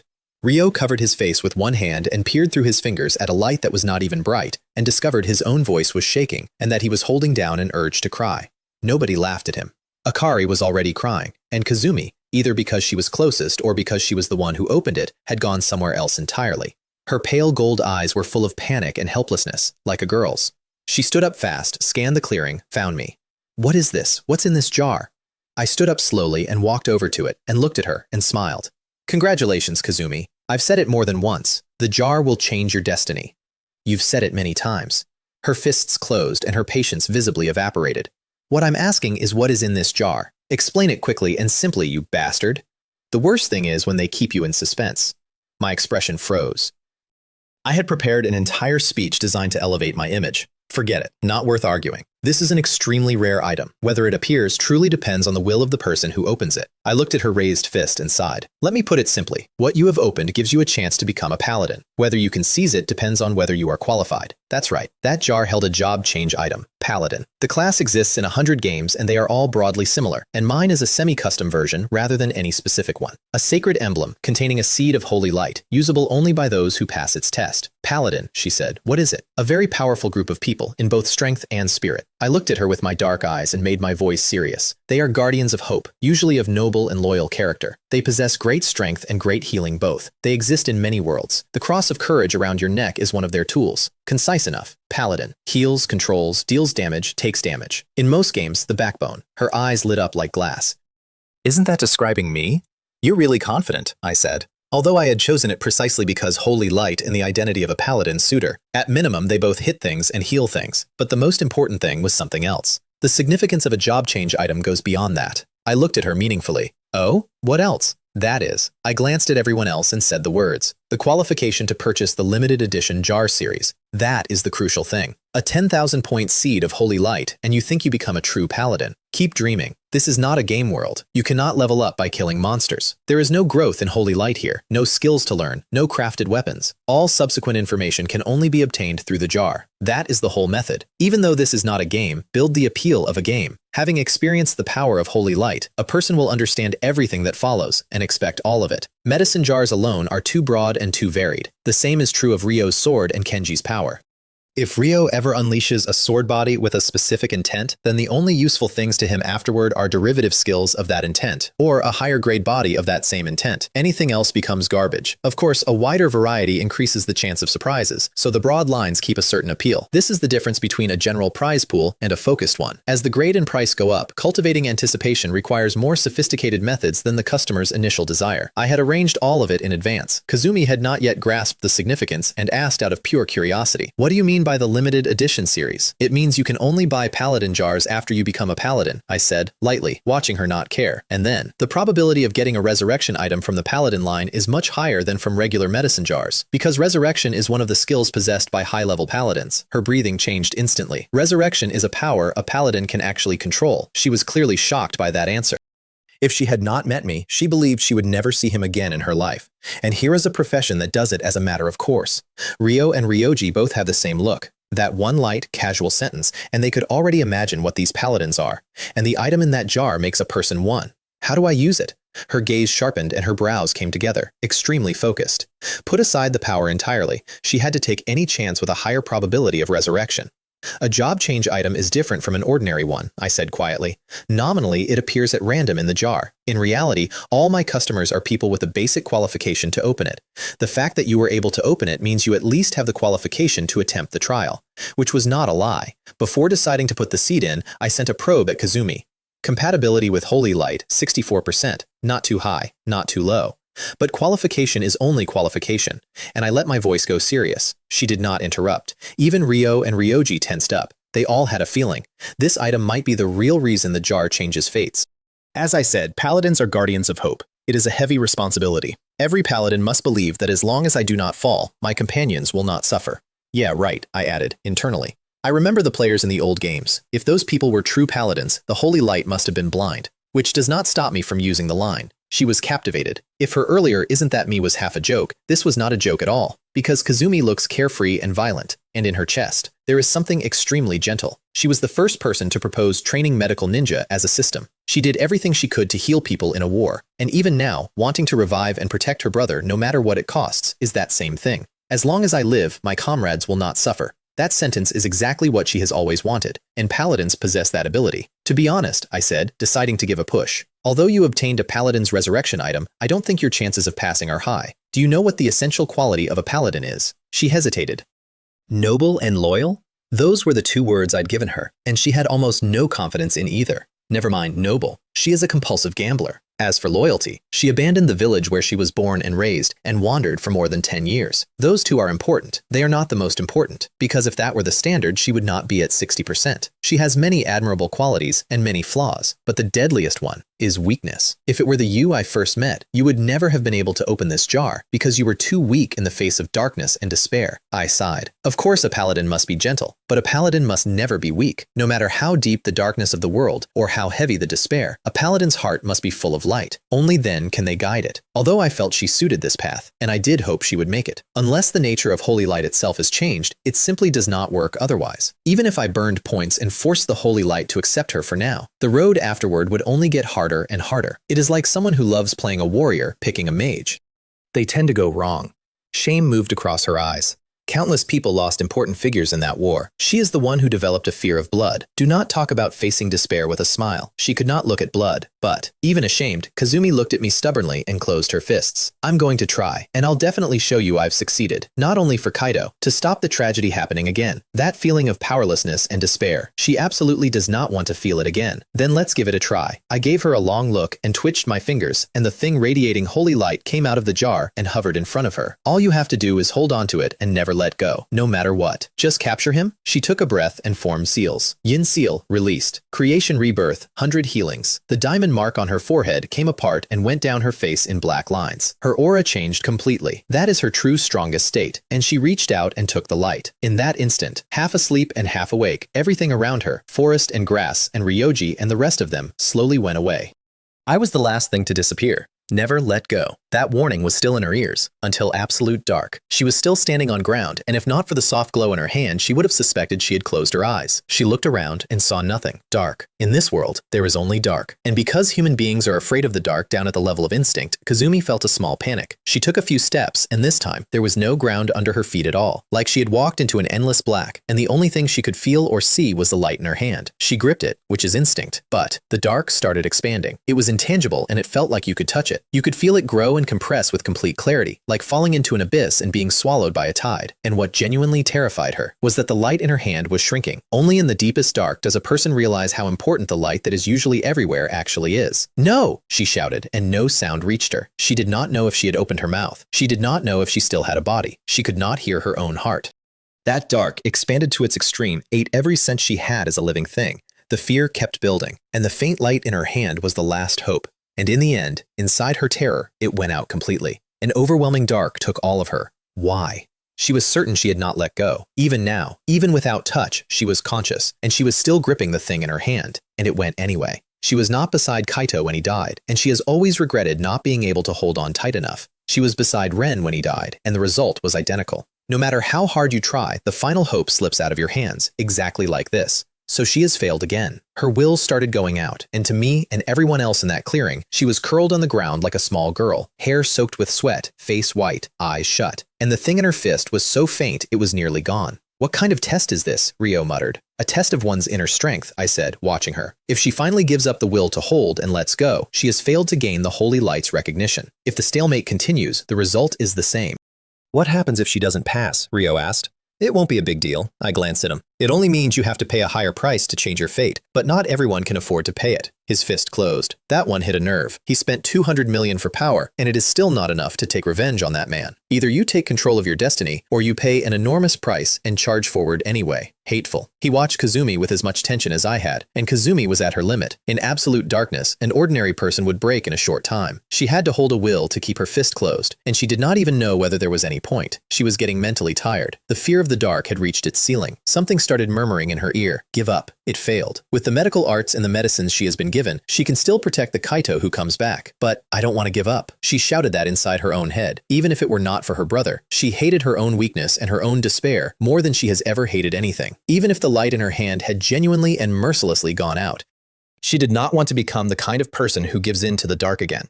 That's it. Whether she was still holding the light stopped mattering to her at all. What she wanted to hold on to was a version of herself that could stand against the dark.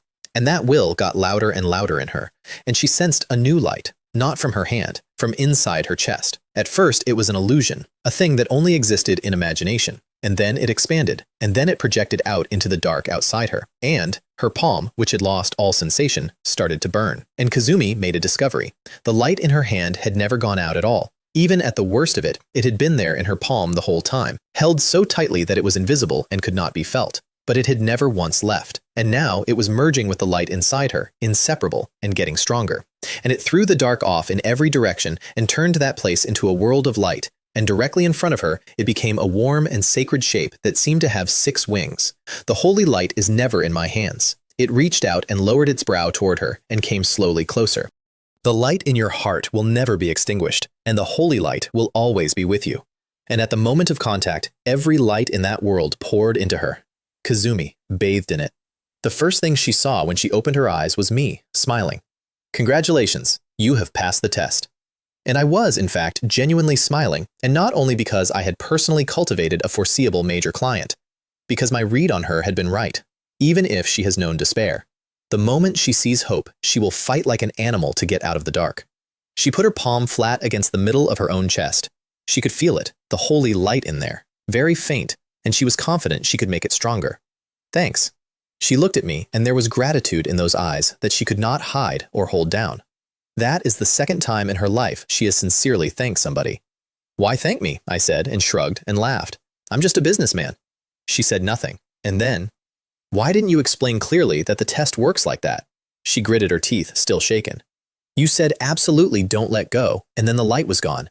What if I'd wanted to let go to check if it had fallen on the floor? It fell on the floor. I had no words. I reminded you enough. Saying more is useless. She crossed her arms. Anyway, I've succeeded now. That's right. And my face went straight back to the businessman's smile. How about a set of Paladin Series Level 3 jars? The probability of finding a resurrection item is quite high. She has a new anticipation now. There is no more need to keep her hanging. And the first resurrection is meant for Ryoji. I smiled naturally. Ryoji, are you ready for an exciting life? Kazumi looked at Ryoji because she had no money left. Open, he said, and there was excitement and nerves both on him after watching her change class. Can Yuki be revived? And Haru. 10 Paladin jars, 50 million, 3 million points. They came out white, and everyone noticed the difference immediately. Pure white jars? Ryo said, and there was anticipation in it. What's different about a limited series? Everyone wanted to know. The jar is right here. You'll know once you open it, I said, and explained nothing. Kazumi stretched out her arms, and then, before touching it, put both hands on her chest and murmured something. May the holy light bless me. She knows now that the holy light is a power made out of the hope in her own heart, so that was completely unconscious. Then she looked at me, and her heart sank slightly. This can't possibly work. And, correctly, the very first jar she opened was the worst kind in the pool. 1 million in cash. Everyone in the clearing looked at that stack of brand new banknotes and had, I think, the same feeling. Why would there be money in a level 3 jar? Veins came up on her fists. There can't be anything worse than this, I said, looking helpless. On the principle that if there are big prizes, there must be bad ones, I had put 1 basic resurrection coin and 1 million in cash into that batch. That's for stimulation. Who could have predicted she'd draw it first? Let's check out the next one. Ryoji's voice was shaking. A man who does not get nervous facing the worst enemies alive was, at that moment, extremely nervous. If he wants his combat strength not to collapse entirely, the memories he has left buy at most 2 more sets. If they can't even get a resurrection. Next. Kazumi tensed up, mostly upset that she was burning through Ryoji's money. Second jar. Not money. A ball of light, faintly different in color. Explain it, she said. Power aura, I said. Paladins are a combat class, so stat auras come easily. There are 4 kinds: power, speed, stamina, spirit, each a different color. Because they are relatively common, drawing one is neither a loss nor a gain. She thought about that. In the level 3 jar, that boost should be substantial. Based on how these things scale, at least 10 times a level 2. Moreover, I added, reading her, each type slightly raises the intensity of your holy light, which means only you can use them, nobody else. In a world with no monsters to grind, those orbs are effectively the only way to level. Common. Practical. Those are the basic elements of an expensive jar. Garbage like 1/5 in coins is enough to add tension occasionally, and never more than that. She was disappointed she couldn't hand it to anyone, and delighted the moment she heard it raised her holy light. Third, fourth, same thing. Fifth, white light, and then something enormous.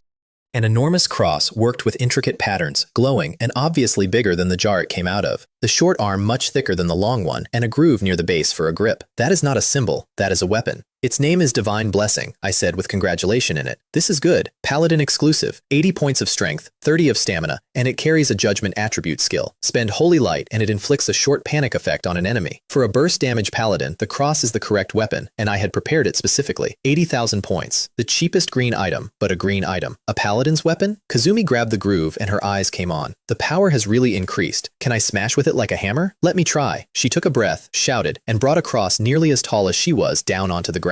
Boom, the terrain moved. Dirt went 10 meters up. A pit 2 or 3 meters deep opened in front of us. Ryo and the others made noises. If that hits a person, they will be paced before they can scream. Some of that, incidentally, was the power orb from earlier. 60,000 points of enhancement. What a great weapon! She swung it a few more times and generated wind. It's incredibly easy to use, so I guess I'm better suited to a hammer after all. Lady Kazumi, you're so strong, Akari said, with stars in her eyes. That terrifying force and that complete lack of restraint felt, to a 12-year-old girl, inexplicably cool. It's just a little big, she thought about it, pulled out a rope, and tied across the size of a door to her own back. Fifth jar of level 3, and it produced rare special equipment. Rio and the others could feel the difference now, even more tempting. The grand prize that used to be so hard to get seems to fall out of a level 3 easily, and it's better and stronger. 6th, 7th, 8th, Power Orb, Stamina Orb, and one the same color as Holy Light. She looked at the last one and could feel the pull of the light inside her. Skill Orbs, I said. Moreover, Paladin exclusive. That is what the limited series means. Paladin-related items are far more likely to appear. In other words, there is a high probability that what appears is what you actually need. That is the entire appeal of a focused pool. Look at Rio's expression if you want proof. The broad lines cover too much ground, and most of what you pull is not what you want. And Kazumi, apart from the money in the first item, had gotten value out of every single one. She touched the orb. Paladin Plate Armor Specialization. When equipped with plate, strength, speed, stamina, spirit, holy light, and regeneration all receive a boost. A passive. And a comprehensive one. She was delighted and also gave a wry smile. You definitely have to wear plate armor. Plate exists in this world. She dislikes it. Too restrictive. If it's a paladin specializing in plate, I said, and let my smile go somewhere meaningful, then you can try defining plate armor yourself. Sometimes a structure that differs from ordinary plate can still activate the passive. I gave that skill because it was worth exactly the price. 60,000. No more, no less. Also, a female paladin in tight armor is a major highlight of the genre, and I am only human. I see, she said, and immediately started planning something. Then her eyes went to the last 2 jars, and her face fell. The most important thing, still not there. Ryoji, next to her, had his head down and had gone a sort of gray. Are paladin jars really more likely to produce resurrection? She said, and there was guilt in it. The weapon and the skills she was using had been paid for with his memories. I could only shrug at that. One of the last 2 contains a resurrection coin. You had bad luck. Who can you blame? Ryoji, you open the last 2, she said, scratching her hair, looking troubled. He thought about it, took a breath, walked over, and opened one. Inside, a silver-white thing like a coin floated silently. Even I hesitated for a second. Then everyone looked over and I caught up with myself, went wide-eyed, and raised my voice in delight. Congratulations, Ryoji. That is one of the most useful resurrection items there is. You really got it, a chance to revive. His face went from blank to shocked to disbelieving, and then he closed his fists like he was physically holding his own body still. Really, a chance. He had already given up, but the surprise arrives out of nowhere, and he actually got it. That silver coin in front of him can really bring them back. He can see them again. I just smiled, and told him with absolute certainty that it was neither a dream nor a fantasy, in a sense. That specific joy is one of the greatest charms of opening a can, and I have built my entire career on it. Congratulations, Ryoji, Kazumi said. She was excited and delighted, and there was something conflicted at the corner of her eye. They are the same jars. She opened 8 and got nothing. He picked one at random, and she suddenly understood that reviving Kaito was going to be harder than she thought. How do I use it? Ryoji reached out and pulled his hand back, worried about something. A battle-hardened ninja, acting like a child. Are there conditions? A corpse? Or… Neither Yuki's nor Haru's remains were ever found. If the condition is a body… A resurrection coin is an item with special rule power, I said, shaking my head. Its characteristic is that it can revive, repair, or even reshape a body anytime, anywhere. The only drawback is that the one you drew is basic. It cannot revive people who are too strong. That coin cost 230,000 points, which means I made 70,000 on it. Given that it was a necessary tool for locking in Ryoji's willingness to buy jars for himself, a small margin is not a concern. His breathing went noticeably faster. Rio and Akari had never seen him like this. Resurrection. Rio could actually, vaguely, understand what Ryoji was feeling right then. The feeling of being able to see someone you lost forever. Hold the coin and then recall the person you want to revive, I said. It will summon the soul, reshape the body, and cross the boundary. Good. He took several breaths to get his hands to stop. Then he closed his hand on it. Kazumi, Rio, and Akari all watched. Is a miracle actually about to happen in front of us? And Ryoji could feel it clearly. The coin was asking him a question. Who? As planned, revive Yuki first. And Ryoji, at that moment, thought of Haru uncontrollably. What if we revive Haru first and then revive Yuki together with Haru? That chaotic thought, made entirely out of longing, was also caught by the coin. And then, no such person found. The information went into his head with complete clarity. No such person found. There was already cold sweat on his forehead. He held that impossibly precious coin, which represented the lives of his friends, and tried again. And again. The answer never changed. The message said Haru's spirit was not located. Why? Ryo and the others noticed something was wrong because it was written all over him. "What's wrong, Ryoji?" Kazumi said and got nervous. "Does that mean it cannot be done? Are there conditions?" Kaito died even earlier than Ryoji's friends. Watching him like that was driving her out of her mind. "Why?" Ryoji's head came up and he looked at me. "Why does it say it can't find Haru?" The hand holding the coin was shaking and his eyes were afraid, like a man about to fall back into a hole. Shattered hope is far worse than no hope. The message is, cannot find? I frowned, and internally, I sighed. I had assumed he would revive Yuki first. She is a girl who died on his hand for the sake of the village. No wonder Ryoji has been single all this time. If the person being resurrected is too strong, it says the coin's level is insufficient. But if it says it cannot find them, then that can only mean. I looked at him and said it flatly. "The person you want to revive is not dead at all." "This is impossible," he said. "I saw it with my own eyes. I saw it." And he stopped. Because he did not see it with his own eyes, and he never confirmed it. Although under those circumstances, Haru should have been finished. "The goods inside the jar are absolutely impossible to have any problems," I said, and my smile faded, and my gaze went across Kazumi and the rest. Nobody dares to claim to be omnipotent, not even a god.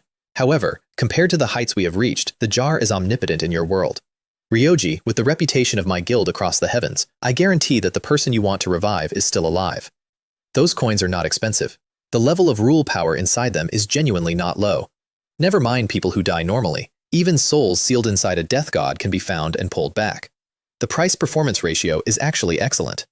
Ryoji said nothing. His head was a mess. He had just tried. His father, insufficient coin level. Yuki activates fine. So, is Haru really not dead? But why? After all these years, why has he never come back? And then he took a sharp breath and his eyes went wide, and he looked like a man who wanted to hit himself. Yuki, whom Haru loved, is dead. If he knew that, he would almost certainly not return to the village, and he would hate himself for not protecting her. "You want to resurrect more than one person, don't you?" I said, and sighed. "Since one of them didn't die, it's a good thing no matter what. Although it's easier to get resurrections from the paladin line, it's still expensive." "Yes, Ryoji-sensei." Akari came forward a few steps, offering comfort. "It's always a good thing you're not dead." She and Ryo were, that day, meeting their teacher for the first time. They had never expected a man like that to care that much. And Ryoji got the extremely complicated thing in his chest back down. Regardless, he has no face to blame Haru for not coming back, since he failed to protect her. However, if he could bring Yuki back, if Haru found out, I think they'll come back. He gripped the coin, closed his eyes, and recalled a slightly blurry smile. "Please, bring Yuki back." Reservoir target, Miyazaki Yuki, confirm. Confirm! He shouted it with more resolution than he has ever put into a single word in his life. And the coin in his hand turned into scorching white light and surged out.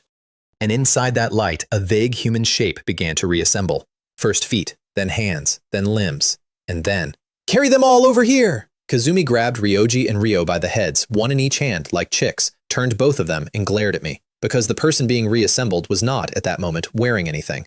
I shrugged and turned around. What's so interesting about little kids? Although the kids in this world develop very fast, which is a separate observation. It took a very short while. A slender girl with her eyes closed appeared under the moonlight, and the soft white light that hadn't dissipated made her look like something out of the moon. Kazumi took her own coat off, and with a wave of her hand wrapped her up tightly. The light went out. Breathing steady, and like a person waking from a dream, she opened her eyes, unfocused, and after a while she saw a woman smiling gently at her, and blinked, and then, surprised, said, "Lady Kazumi?" Yuki knows her. As a child, she idolized the famous medical ninja, and had seen her from a distance in the village once or twice. Kazumi's appearance has not changed in over a decade, but... I'm not. Yuki said it confused and flustered, and instinctively tried to move, and her body was weak, and she fell into Kazumi's arms. "Good girl, don't move yet," Kazumi said. "Let me check you out." A halo of chakra came up in her palm, and she went over her carefully. Apart from being hungry, because there is nothing in that stomach, perfectly healthy. And Ryoji, hearing her voice, he turned around, nervously, and the instant he saw that face, the past came up like a tide, with everything else attached, and kept hitting him. Yuki's smile, Yuki's helpless voice trying to stop him arguing with Haru, and at the very end, "Kill me," the most desperate words Ryoji has ever heard. At that moment, he could not feel what he was doing. He just stood there and stared at her. While Kazumi worked, Yuki looked around blankly. Short brown hair, big brown eyes, young face, the kind of person who laughs a lot, and she noticed the man staring at her, a little stunned. His clothes and his hair are just like Ryoji's. So, is this an uncle who idolizes Ryoji? Ryoji is truly amazing. He even has admirers of that age, but she clearly remembered. She had already run into Ryoji's lightning blade. So she should be dead by now.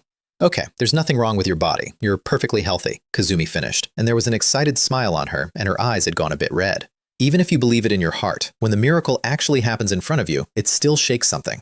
"Lady Kazumi," Yuki got embarrassed and stood up quickly and bowed. Thank you. Did you save me? May I ask how Ryoji, my teammate, is doing now? And there was nervousness in the question. If everything went well, Ryoji should be here waiting for her to wake up. And this does not look like a Konoha base. Is the war still going on? Ryoji, Kazumi said, turning her head, and her eyes said the whole thing. Yuki, his throat moved, and he got her name out, hoarse, and met her eyes and looked utterly helpless. You, Haru. Sigh, let me explain. Kazumi took her shoulder and looked her in the face. Although it's hard to accept, Yuki, let me be blunt. You were dead. Ryoji and I resurrected you. It is now 14 years after your sacrifice. That is genuinely very direct. Yuki's face filled with astonishment, and just as Ryoji seemed about to say something else, her eyes went to him, and those brown eyes went enormous. So, Uncle, you're Ryoji? Uncle. His entire body locked up, and I believe he went gray. They can even do something like resurrection. An enormous smile bloomed on her face. She walked up to him in a few steps, apparently accepting all of it easily, and then asked, a bit nervously, Ryoji, what about Haru? Since I can be resurrected, can Haru be resurrected too? Looking at that familiar smile that close, Ryoji's nerves went out of him almost all at once, and even his voice loosened. Haru, he should still be alive. He shook his head, but I don't know where he is now. For the past 10 years or so, I always thought he was dead. I see.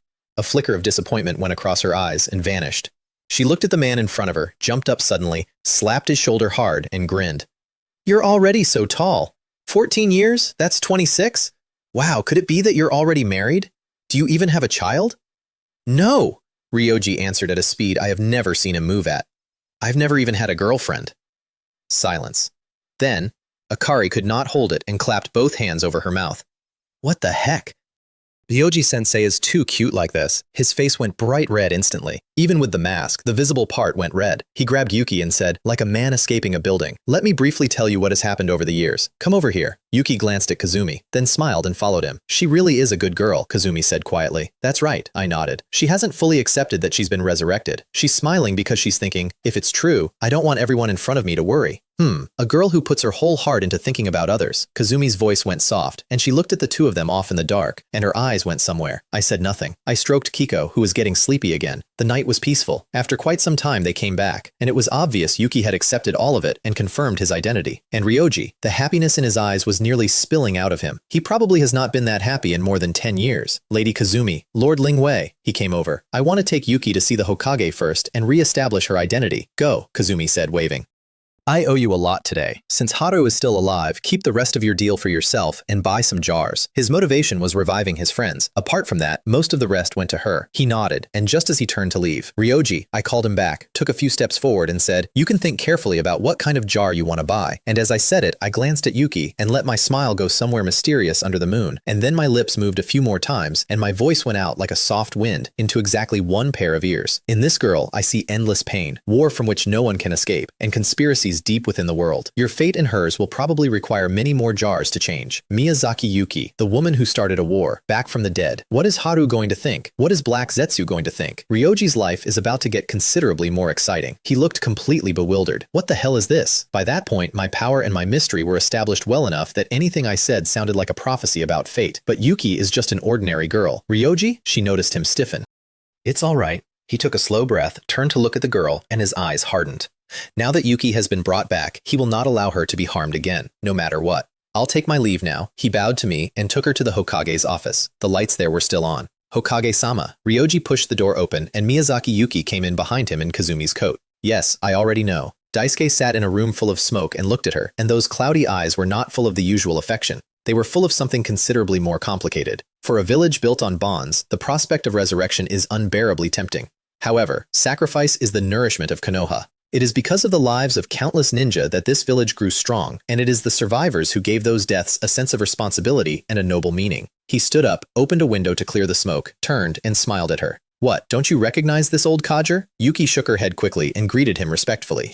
She already knew about the fourth's death in battle, and she had never expected that even after she died, the village would still be attacked by a tailed beast. And the third looks so much older. Congratulations on regaining your life. He walked past the Hokage's desk, and then he bent down and bowed to her. Lord Hokage! Miyazaki Yuki's distinctive high-pitched scream went off in that office. Her hand came up and she had absolutely no idea what to do with it. The third Hokage bowing to a girl like her. This is what you deserve. He came back up, and his face was full of genuine gratitude. I already know from Ryoji what you did. You sacrificed your young life without hesitation to protect this village from a tailed tailed beast. As Hokage, I must express the village's gratitude for your sacrifice and your will. Hokage-sama, her face went red. I just did what every ninja does. It's nothing special. In her head, that is genuinely true. Too many ninja died for this village during that war. She was one of the insignificant ones. She did not even save many people, and she nearly brought a disaster down on the village. He chuckled twice. With juniors like you, I can grow old in peace. Her eyes went red. Hokage-sama, Ryoji said, and his voice was noticeably more serious.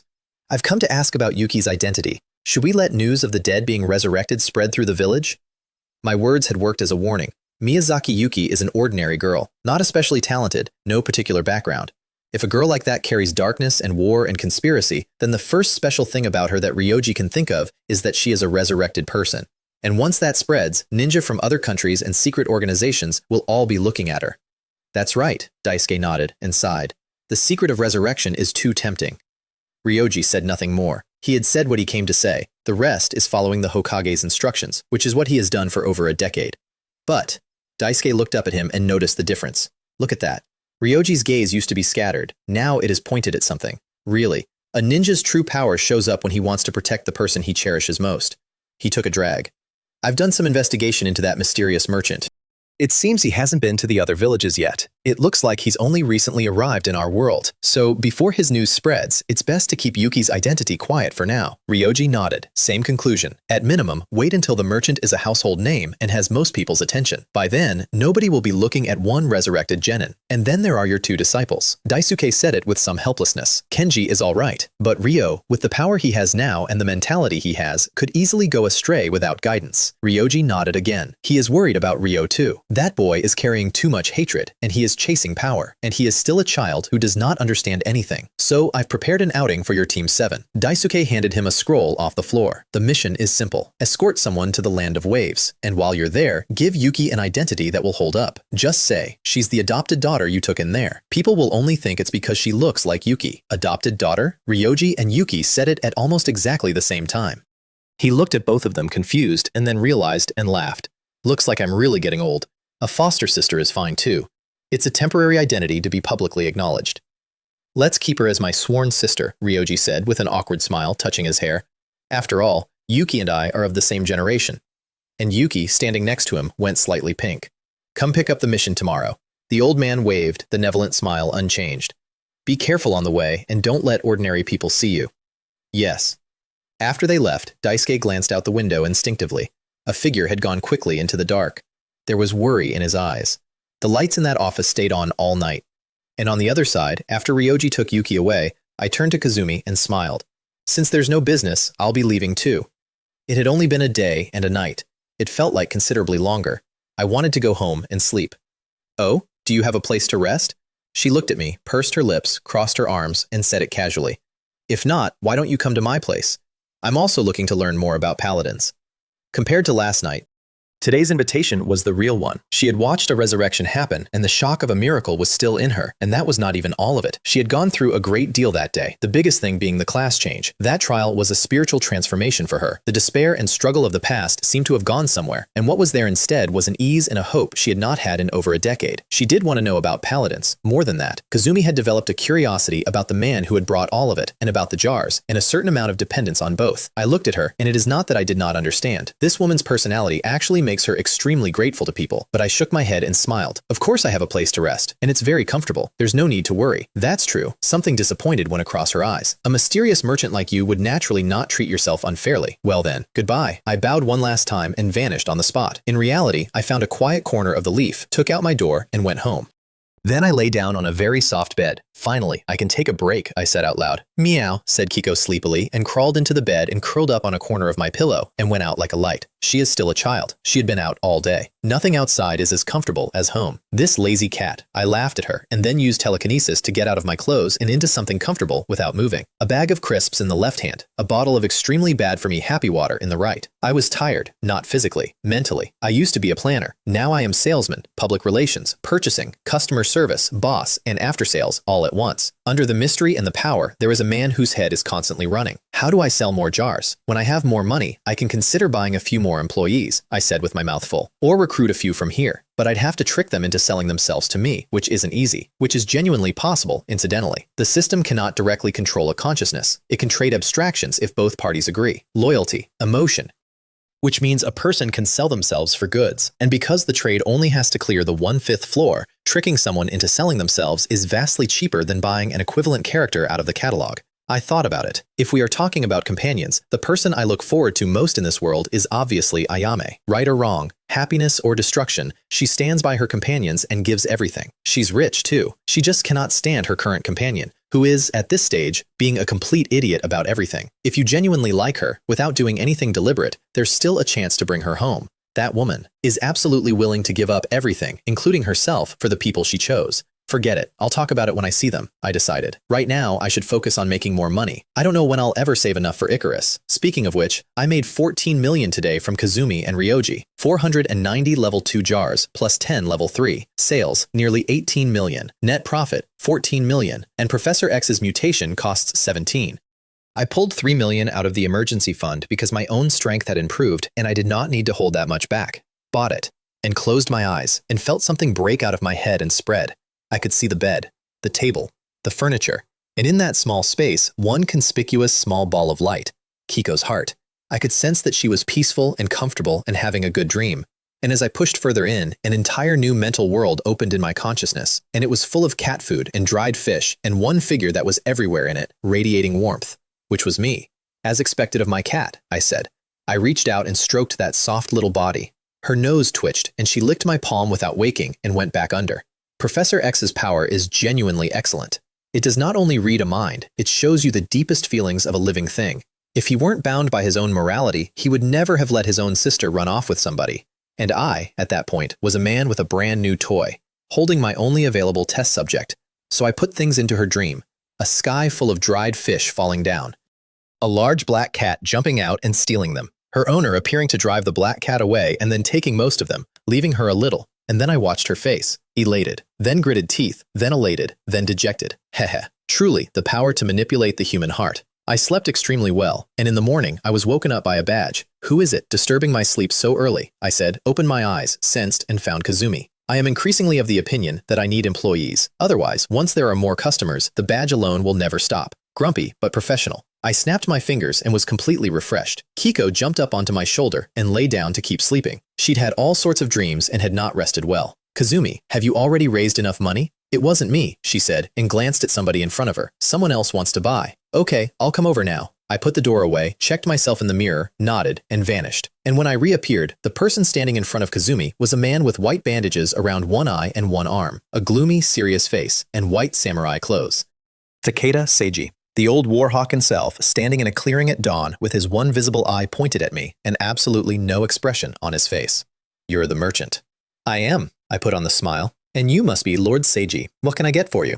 He did not answer immediately. He looked at Kazumi, who had brought him and who was standing there with her arms crossed and an expression that said very clearly that she did not enjoy this. She had not wanted to introduce him, but he came to her house at 5 in the morning with a village authorization and a request, and refusing would have meant a fight in the street. I want to buy strength, Seiji said. Everyone wants to buy strength. I spread my hands. You'll have to be more specific. Physical? A technique? A bloodline? Something that lets one man command. He said it flatly. Not with words, with presence, so that when I stand in a room, the room understands. Kazumi's head came around fast, because that is a monstrous thing to ask for out loud, and he asked for it the way you ask for bread. And I looked at that man and I understood him immediately, because he is the easiest customer in the world. Seiji does not want power for himself. He wants power that removes the need to trust anybody. I have something, I said slowly. It's called the King's Way. It's a domain aura. Inside its range, anyone with a weaker will is physically unable to raise a hand against you, and anyone with a weaker spirit loses consciousness.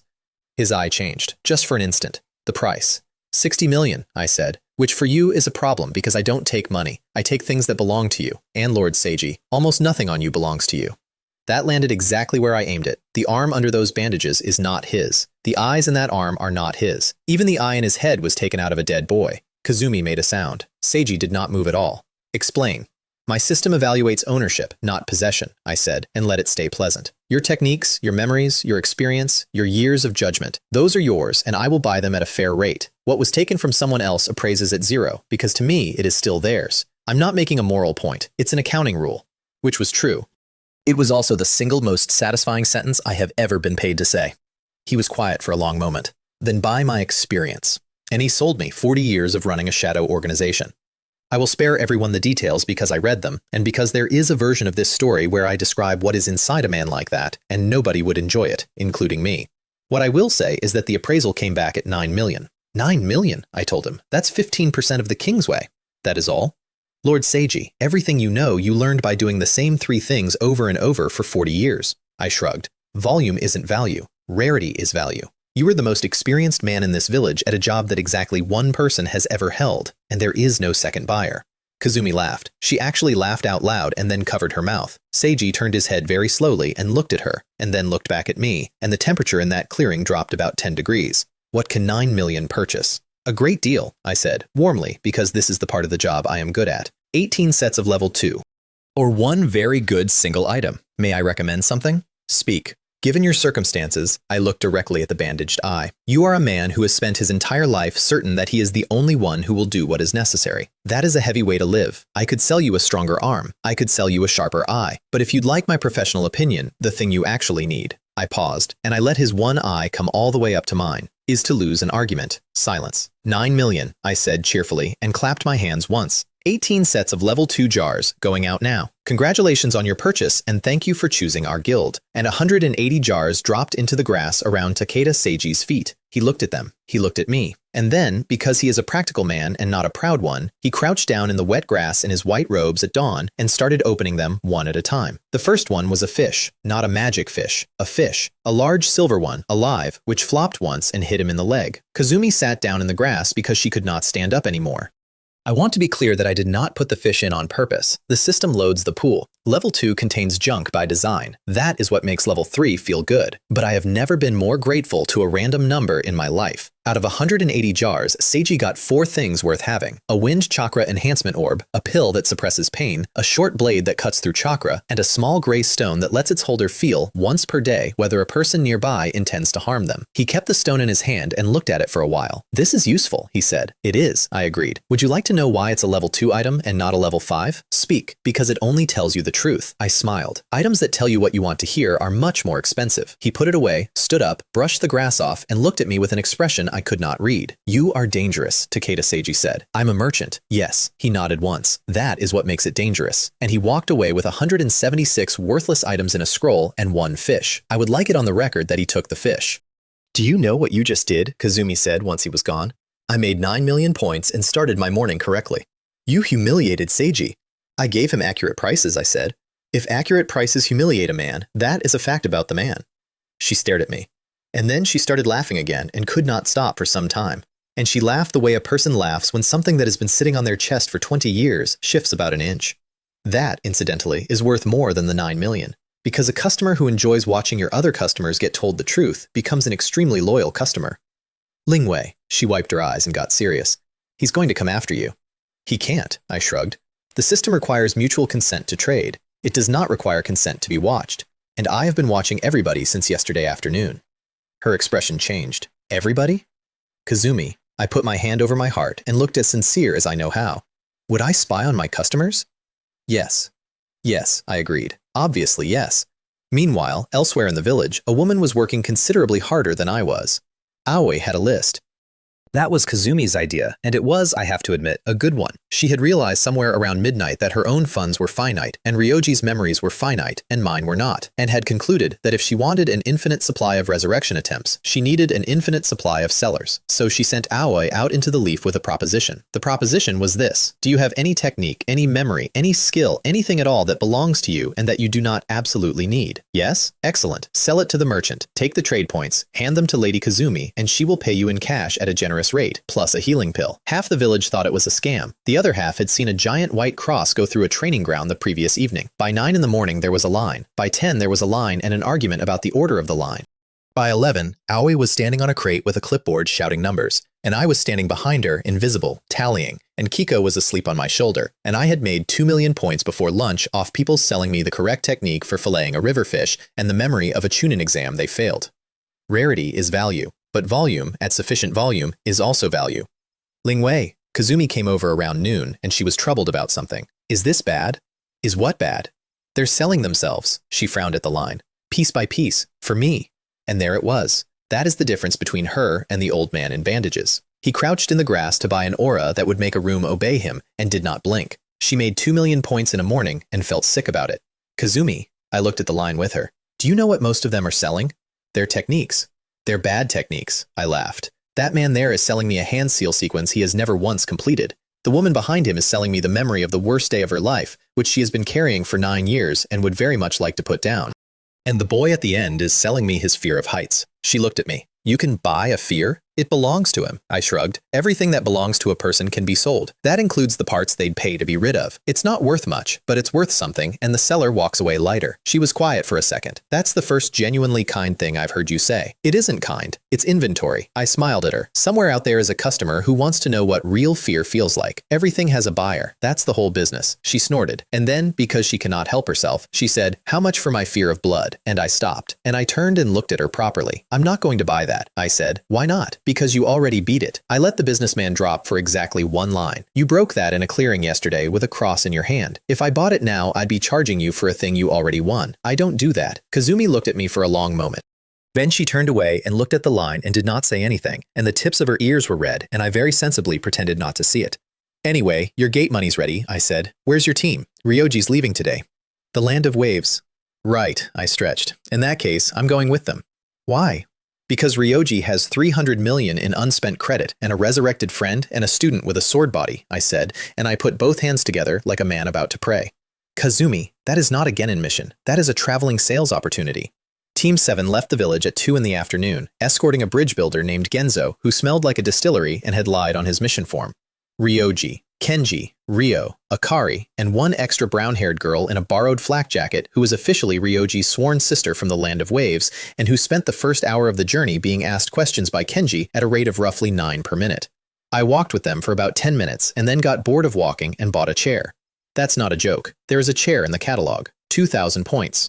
It floats. It follows you. It has a cup holder. I have made 40 million points in 2 days, and I refuse to be a man who walks. So I drifted along above the road at treetop height with a cat on my stomach and a cold drink in my hand, invisible to everyone except the 5 people who had my badge. And honestly, if the Sage of Six Paths could see me, he would have some notes. Lord Ling Wei, Akari said, out loud, to the sky. Why are you following us? I'm not following you. I'm accompanying my customers. That's the same thing. It is absolutely not the same thing, and the difference is very important to me. Kenji laughed so hard he walked into Genzo. About 4 hours out, we hit the puddle. It had not rained in 6 days, and there was a puddle in the middle of a dry road, and I watched Ryoji's one visible eye go over it and keep going without changing at all. 2 men came out of it with a chain between them and cut Ryoji into pieces. Kenji screamed. Ryo did not, because Ryo had 200 million points of experience jade in his head and had been waiting for something like this since dawn. He moved before the pieces of Ryoji hit the ground. I want to describe this properly because it is the first time anybody in that world saw what I actually sell. The demon brothers of the Hidden Mist are Chunin, fast ones. They have killed a great many people with that chain. Ryo was in the air over it before it finished extending. He came down with a kunai in a grip that his hand had never learned and that his memory had, took one man's gauntlet at the wrist joint, hooked the chain, and drove the other man's own weapon back through his shoulder. 2 seconds. Then he landed and stood there breathing hard with his hand shaking because his body is 12 and his experience is 40. You're getting faster, Ryoji said, stepping out from behind a tree, entirely unchopped. Ryoji-sensei, substitution, he waved. Sorry, I wanted to see who they were after, which was true. He also wanted to see what 200 million points buys. He got his answer and did not love it. And then Ryoji walked over to the road, crouched, and looked at the marks the chain had made in the dirt. They came to kill Genzo, he said. Genzo-san, we need to talk about your mission form. The bridge builder confessed, badly, over about 4 minutes.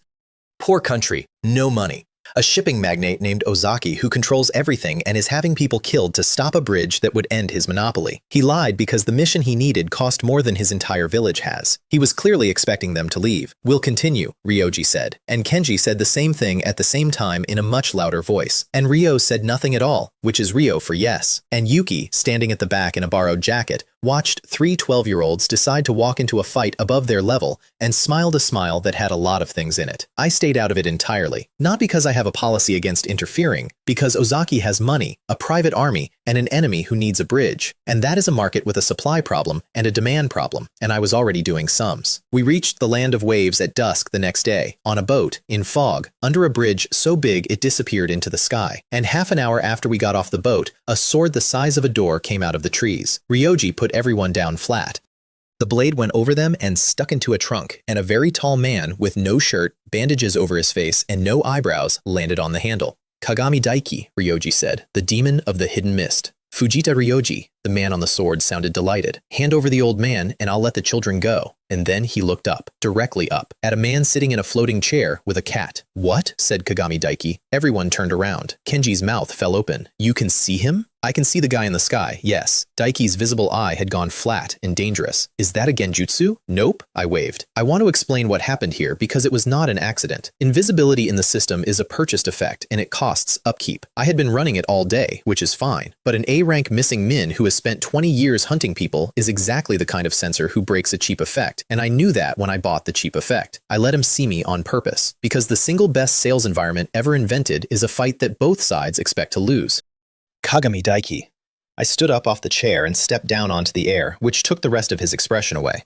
Congratulations, you are the 10,000th customer to look up. Would you like to hear about our promotional offer? Ryoji. Daiki did not take his eye off me. What is that?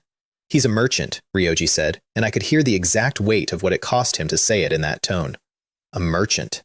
He sold my student 200 million ryo worth of swordsmanship on Tuesday. There was a pause. Then a boy in a mask came out of the mist beside Daiki with senbon between his fingers, because of course he had been there the whole time. And I looked at that boy and then at the man on the sword, and I did what I do. I opened. Kagami Daiki, you are a man with a very large sword, a very small budget, and an employer who intends to have you killed the moment you are no longer useful, which is going to be in approximately 4 days. The mist stopped moving. Explain that. Ozaki is paying you. Ozaki pays nobody. I shrugged. He has hired 2 ronin who are currently in the village drinking, and he is planning to have them cut you down the moment you finish the job, because a dead contractor doesn't invoice. I know this because I've been watching him since we got off the boat, and because it is what every man like him has ever done. Would you like proof? Yes, so I gave him proof. I opened a window in the air, 3 meters across, and showed him a fat little man in sunglasses in a room full of stolen furniture, explaining to 2 swordsmen exactly how much less it would cost to kill Daiki than to pay him. Kyo's hands came up. Daiki did not move at all, which is worse. What do you want? He said. I want to sell you something, I said. You have a boy behind you who will die for you. You have a sword that belonged to a better organization, and you have, right now, a strong desire to walk into a room and put a very short man through a wall. I can help with all 3. With what money? With your history. I smiled at him. Kagami Daiki, you killed your entire graduating class at the age of 9. Nobody else alive has that. Do you have any idea how rare that memory is? Ryoji turned his head sharply and looked at me, and I want to be honest here, because this is the part of the job that is not funny. I was not lying about the value. Trauma at that grade of specificity genuinely appraises high, precisely because almost nobody survives producing it. I was also, deliberately, offering a man the chance to sell the worst thing he has ever done. Daiki-san, Kyo said quietly. Quiet, Kyo. How much, said the demon of the hidden mist. For the massacre, the training, and every kill you can name? 52 million. I let it sit. And I'll tell you what 52 million buys, because I don't sell blind. It buys you 10 sets of level 2 jars. Or it buys you 1 item off the shelf right now, no gambling. What item?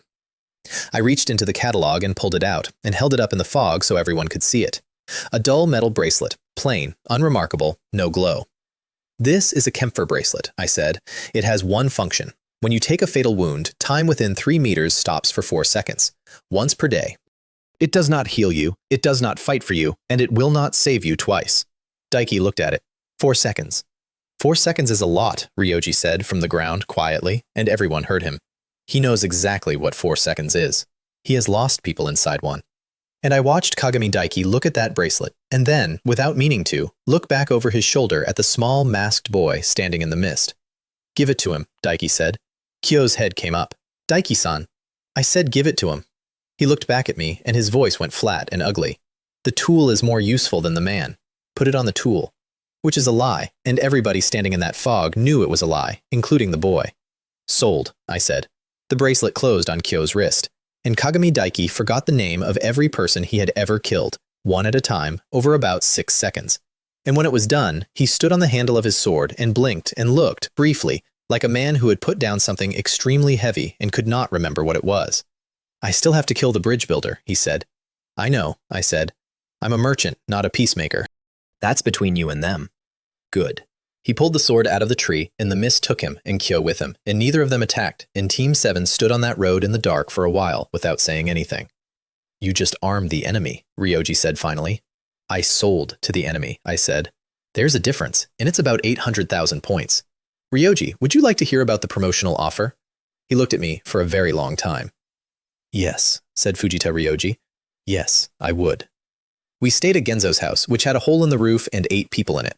His daughter Megumi fed us. His grandson Satoru was 8 and hated everybody and left the room whenever anyone said the word hero, and I made a note of that, because a small boy who hates the word hero is not sad. He is a customer with an unmet need. And that night, on the roof, I sat down and did the thing I had been putting off, which was actually planning my business. Because I had been improvising for 3 days and it had worked, and improvising works right up until it stops. So, what do I actually have? I have a system that will trade anything owned for anything cataloged at a value ratio no worse than 1 to 5. I have roughly 40 million points after Seiji. I have Icarus at 82 million, which is the thing that would make me genuinely safe. And I have a customer base of exactly 9 people in a world of millions. That is the problem, not power, reach. I thought about it with my cat on my chest and the fog coming in off the water, and I came to the following conclusion.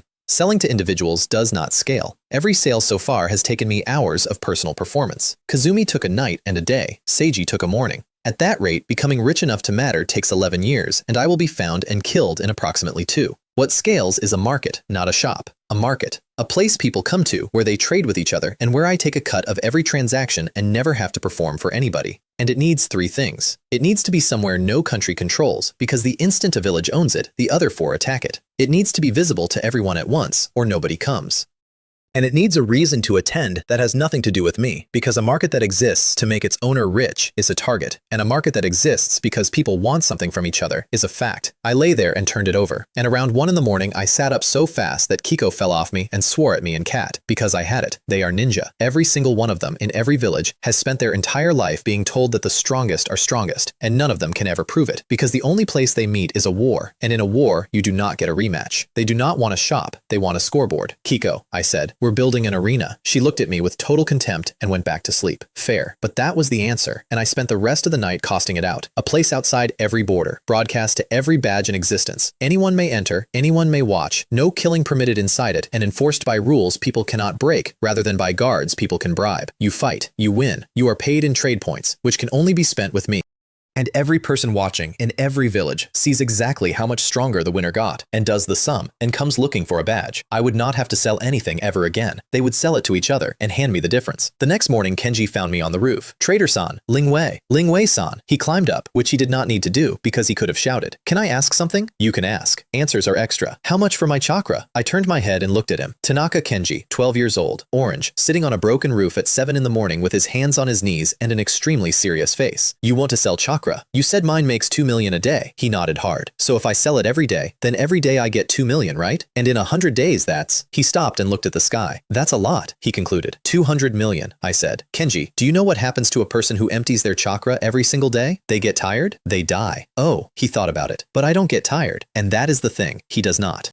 I checked him again while he sat there, and the number came back exactly the same as before. And underneath it, a second reservoir, enormous, patient, and extremely irritated, quietly refilling the first one at a rate that should not be possible. "Kenji," I did not look away from him. "Do you know why you don't get tired?" He shrugged. "I've just always been like that." "Right." I let it go, because that is not my sale to make. "Here's the deal. I will buy chakra from you once a day, no more, and I will pay you 2 million a day for it. And if you ever feel weak, you tell me, and we stop. Agreed?" "Agreed." And then immediately, "Can I have jars? You can have 4 sets today." He punched the air so hard he nearly went off the roof. And I sat there and watched a 12-year-old open 20 jars on a broken roof in the land of waves, and pull out, in order, a rock, a bad knife, a hat, a coupon, and a live rabbit. "This is the best day of my life," Tanaka Kenji informed the entire village. And that, right there, is why he is my favorite customer. Kazumi opened 490 jars looking for one thing. This one opened 20, got a rabbit, and won.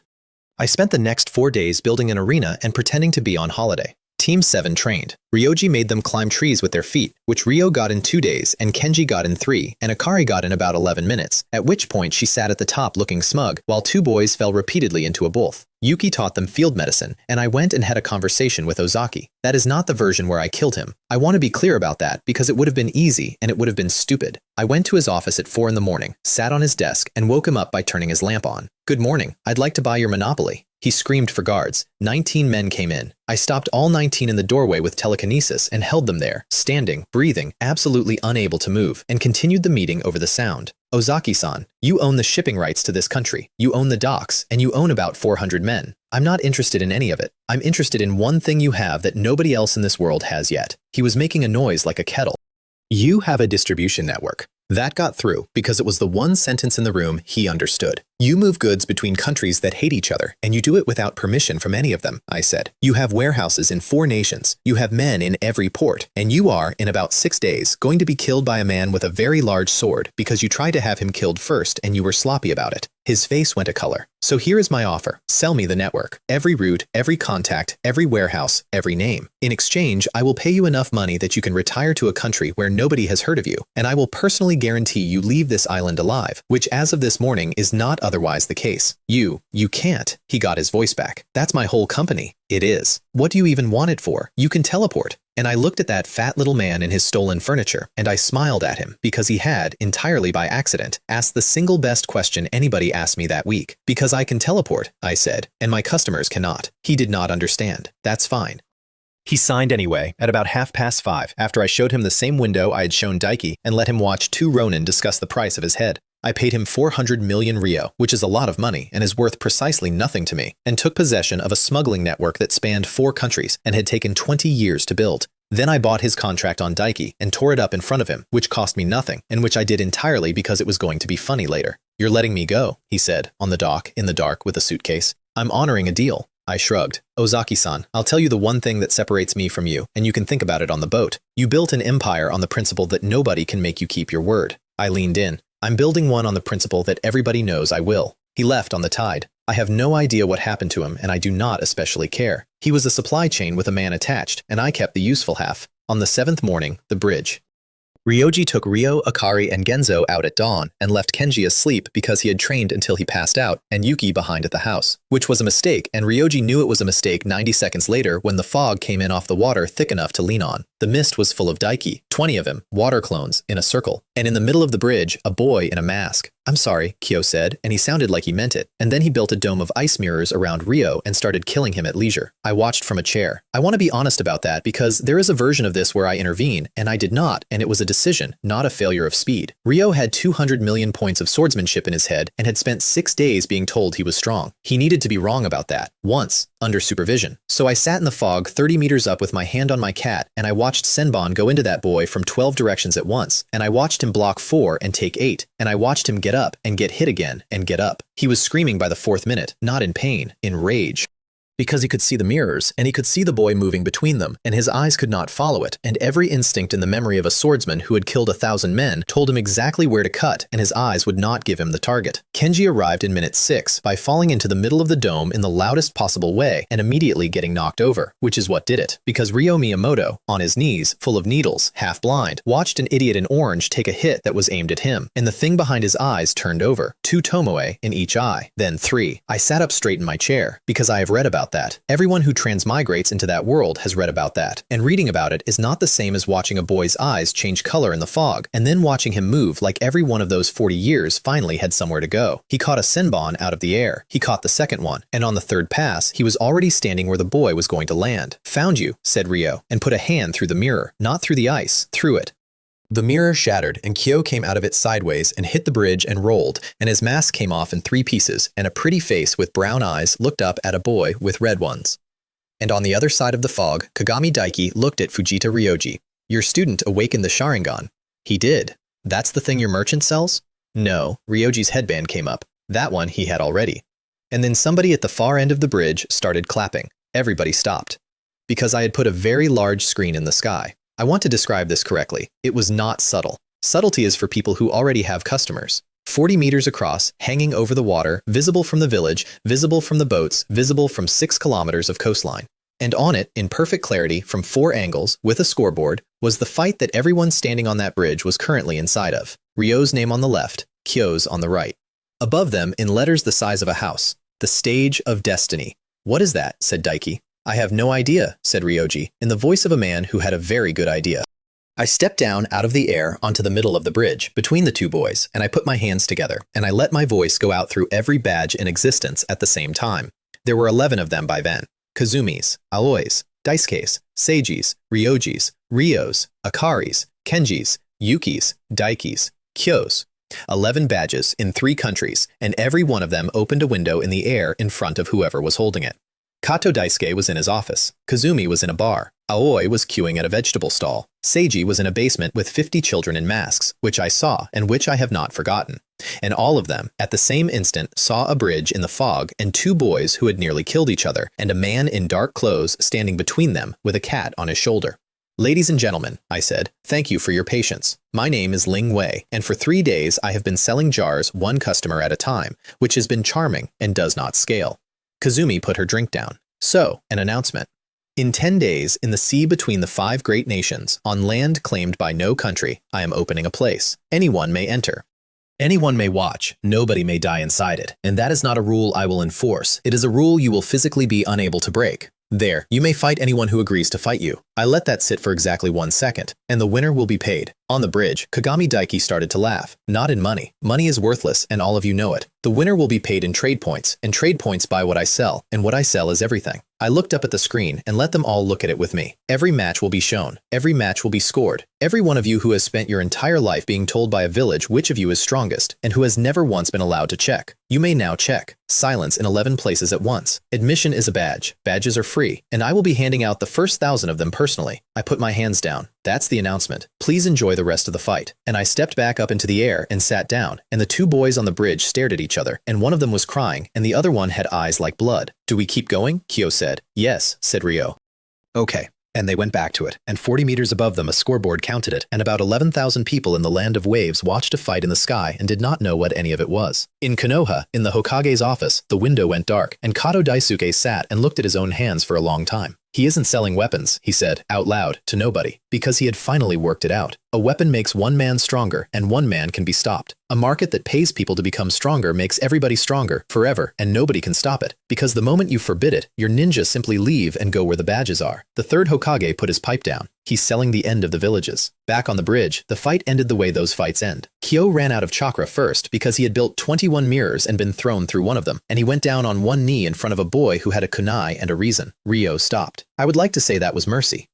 I think it was mostly the Sharingan, because for the first time in his life, he could see a face in detail while he was angry, and it turns out a face in detail is a very difficult thing to put a knife into. Why are you stopping? Kyo said. Shut up. I'm a tool. If I can't be used, I have no value. He said it calmly, the way you'd read a label. Please kill me. He'll need to find another one. And Kenji, 30 meters away, full of holes, absolutely came off the ground at that. Say that again. Kenji, Akari started. Say it again. I have watched a great many negotiations. I have never watched anyone destroy a position that fast, because that boy walked the whole length of the bridge with Senbon still in his shoulder and grabbed a stranger by the collar and screamed into his face that a person is not a tool for about 90 seconds, at a volume that carried to the village, and he did not have a single coherent argument in any of it, and it did not matter, because the thing he was actually saying was, I have been thrown away too, and I decided it was wrong. Kyo looked at him. And on the other end of the bridge, Kagami Daiki and Fujita Ryoji were still standing 3 meters apart with weapons out, and neither of them had moved in some time, because they were both listening. Daiki-san, Kyo said over Kenji's shoulder, am I still useful? And Daiki opened his mouth, and I dropped a piece of paper on his head. It fluttered down out of the fog and landed on the man's shoulder, and he caught it, and he looked at it, and it was his employment contract with a shipping magnate named Ozaki, and it was in 2 pieces, and it was stamped void in red. Sorry to interrupt, I called down. Housekeeping. Your employer left the country at dawn on Tuesday, and I bought his company. Your contract came with the warehouses. I've terminated it. Daiki stared at the paper. You bought my contract? I bought 400 men, 6 warehouses, a fleet, and 1 very large sword's worth of murder obligation. Yes. I leaned over the arm of the chair. Daiki-san, you are currently pointing a weapon at a man over a job that no longer exists. I'm not telling you to stop. I'm telling you that if you continue, you're doing it for free. There was a silence of the particular kind you get when a professional discovers he is working unpaid. Kagami Daiki lowered the sword. Ryoji, Daiki, Are you going to try to kill me? Ryoji thought about it, which I respected. I'm going to escort a bridge builder, he said, which no longer appears to require it. And that was that. An A-rank missing Nin, 20 water clones, an ice bloodline, and the copy ninja, and the entire thing ended in an accounting dispute. I would like to state for the record that this is what I have been telling everybody. Nobody in that world had ever tried simply buying the war. The Land of Waves finished its bridge 11 days later and named it after Kenji, which he has not shut up about since and which he will not shut up about for the rest of his life. And in the middle of all that, on the 7th evening, I sold Kagami Daiki the first arena badge in existence, not for money, for a job. You want me to fight in your circus, he said. I want you to be the first name on the board. I handed it to him. Daiki-san, here's the problem with what I'm building. On the day it opens, nobody will come, because nobody in your world believes a place exists where you can lose a fight and walk out. They'll assume it's a trap, which is a reasonable assumption, because everything else in their lives is. So you need bait. I need a champion. I shrugged. Someone they all know is too dangerous to be anyone's tool, standing in the middle of my arena, winning and getting paid in front of them. And the man I want has just been fired, has no income, and has a boy with him whose eyes need better care than a bandit camp can provide. Daiki looked at the badge in his hand. Then he looked over at Kyo, who was sitting on a crate having his shoulder redressed by a woman called Yuki, and who was, for the first time since I met him, arguing about something, loudly, with Kenji, about whether ramen counts as a meal. His eyes. Daiki's voice had gone flat again. You can do something about that? Nothing's wrong with his eyes. Then what needs better care? And I let that hang, and I looked at him until he got there himself. Ah, said the demon of the hidden mist. 100,000 points a match. Win or lose, I said. Double if you win.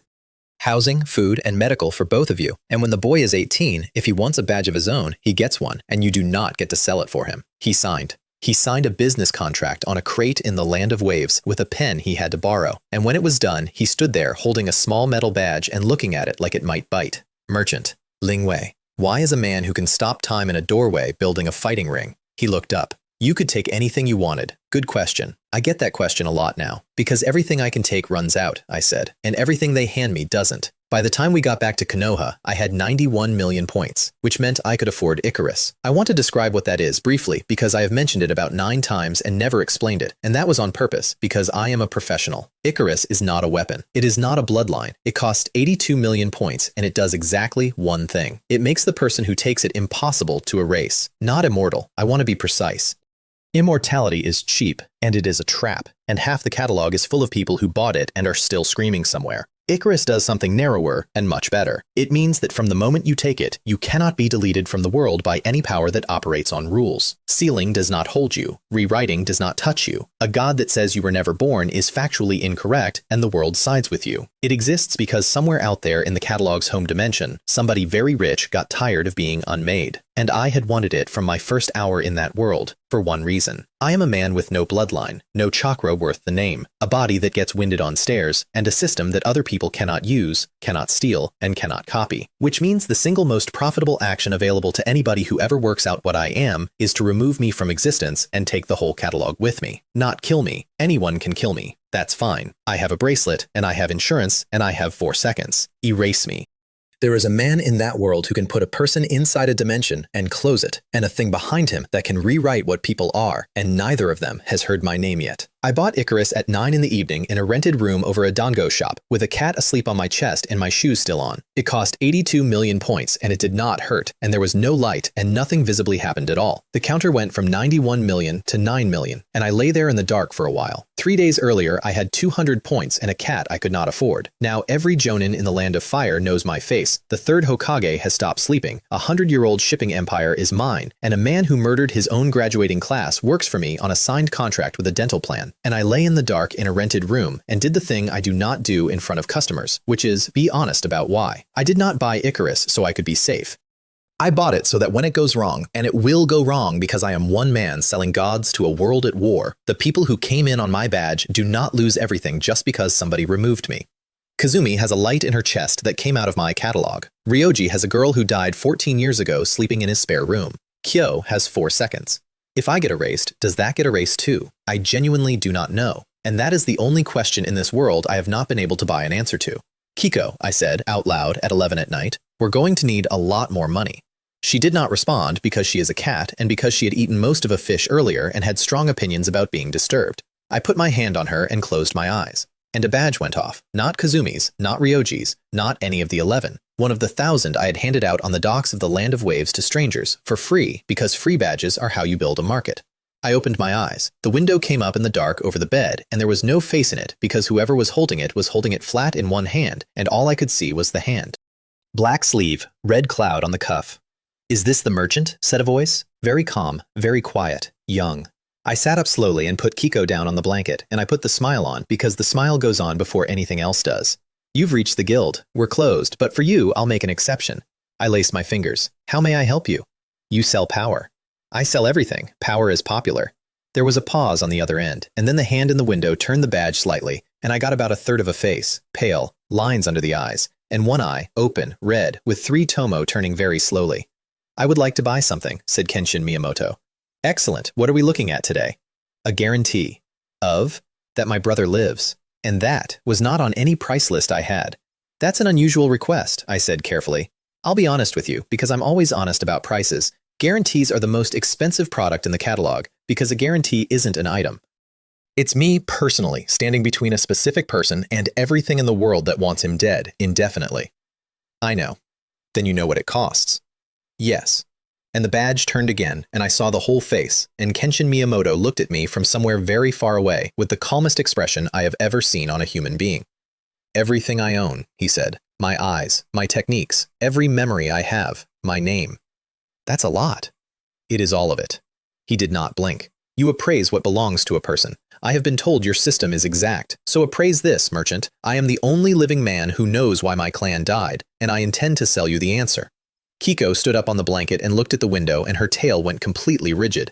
9 million points in the account. 82 spent an hour ago on being impossible to erase, which had, at that moment, stopped feeling like paranoia and started feeling like the single best purchase of my life. "Before I quote you," I said, and my voice came out completely level, which I was proud of. "One question. Why me?" "Because you gave 1,000 badges to fishermen." Kenshin Miyamoto almost smiled. "A man building an army does not arm fishermen. A man building a market does. That's flattering." "It is not. It is the reason I am willing to speak to you instead of killing you." The eye turned. "My organization has decided you are an asset to be acquired. There is a man among us who can put a person inside a place with no exit and close it. He has already been told your name." "Cool. Very cool. Love that for me." "When?" I said. "He will come for you in 9 days. A pause. "I would prefer he did not find you before we conclude our business." 9 days. The arena opens in 10. "Kenshin-san." I stood up off the bed, and the smile came back all the way, and I put my hands together and bowed to a man 300 kilometers away in a black cloak. "You've called it a very good time. In 10 days, I'm opening a place where anyone may fight anyone in front of everyone, and nobody is permitted to die." "I am aware." "Then let me make you an offer." I straightened up. "Come to the opening. Bring your organization. Bring the man who closes doors. And in front of every ninja alive, we will do business on a stage, in public, with the whole world watching. And if we simply take you, then you'll be the first customer in history to discover what happens when you try to erase a man who has already paid not to be." I picked up my cat. 9 days, Kenshin-san. Bring money." The badge went dark. I stood in a rented room over a dango shop in the middle of the night with 9 million points, 1 cat, and a 9-day deadline from an organization I had been in this world for 1. And I sat back down on the bed and started immediately doing sums. Because there is a version of me that panics here. There is a version that runs, and there is a version that hides, and both of them are already dead in this story, and I know that because I have read how it ends for people who do not sell. 9 days, 9 million points, 1 arena, 1 champion, 1 resurrected girl, 1 paladin, 1 boy with red eyes, 1 boy who makes 2 million a day and does not get tired, and a man in a black cloak coming to close a door on me. "Right," I said out loud, to nobody at midnight. I opened the catalog. "Let's talk about the promotional offer."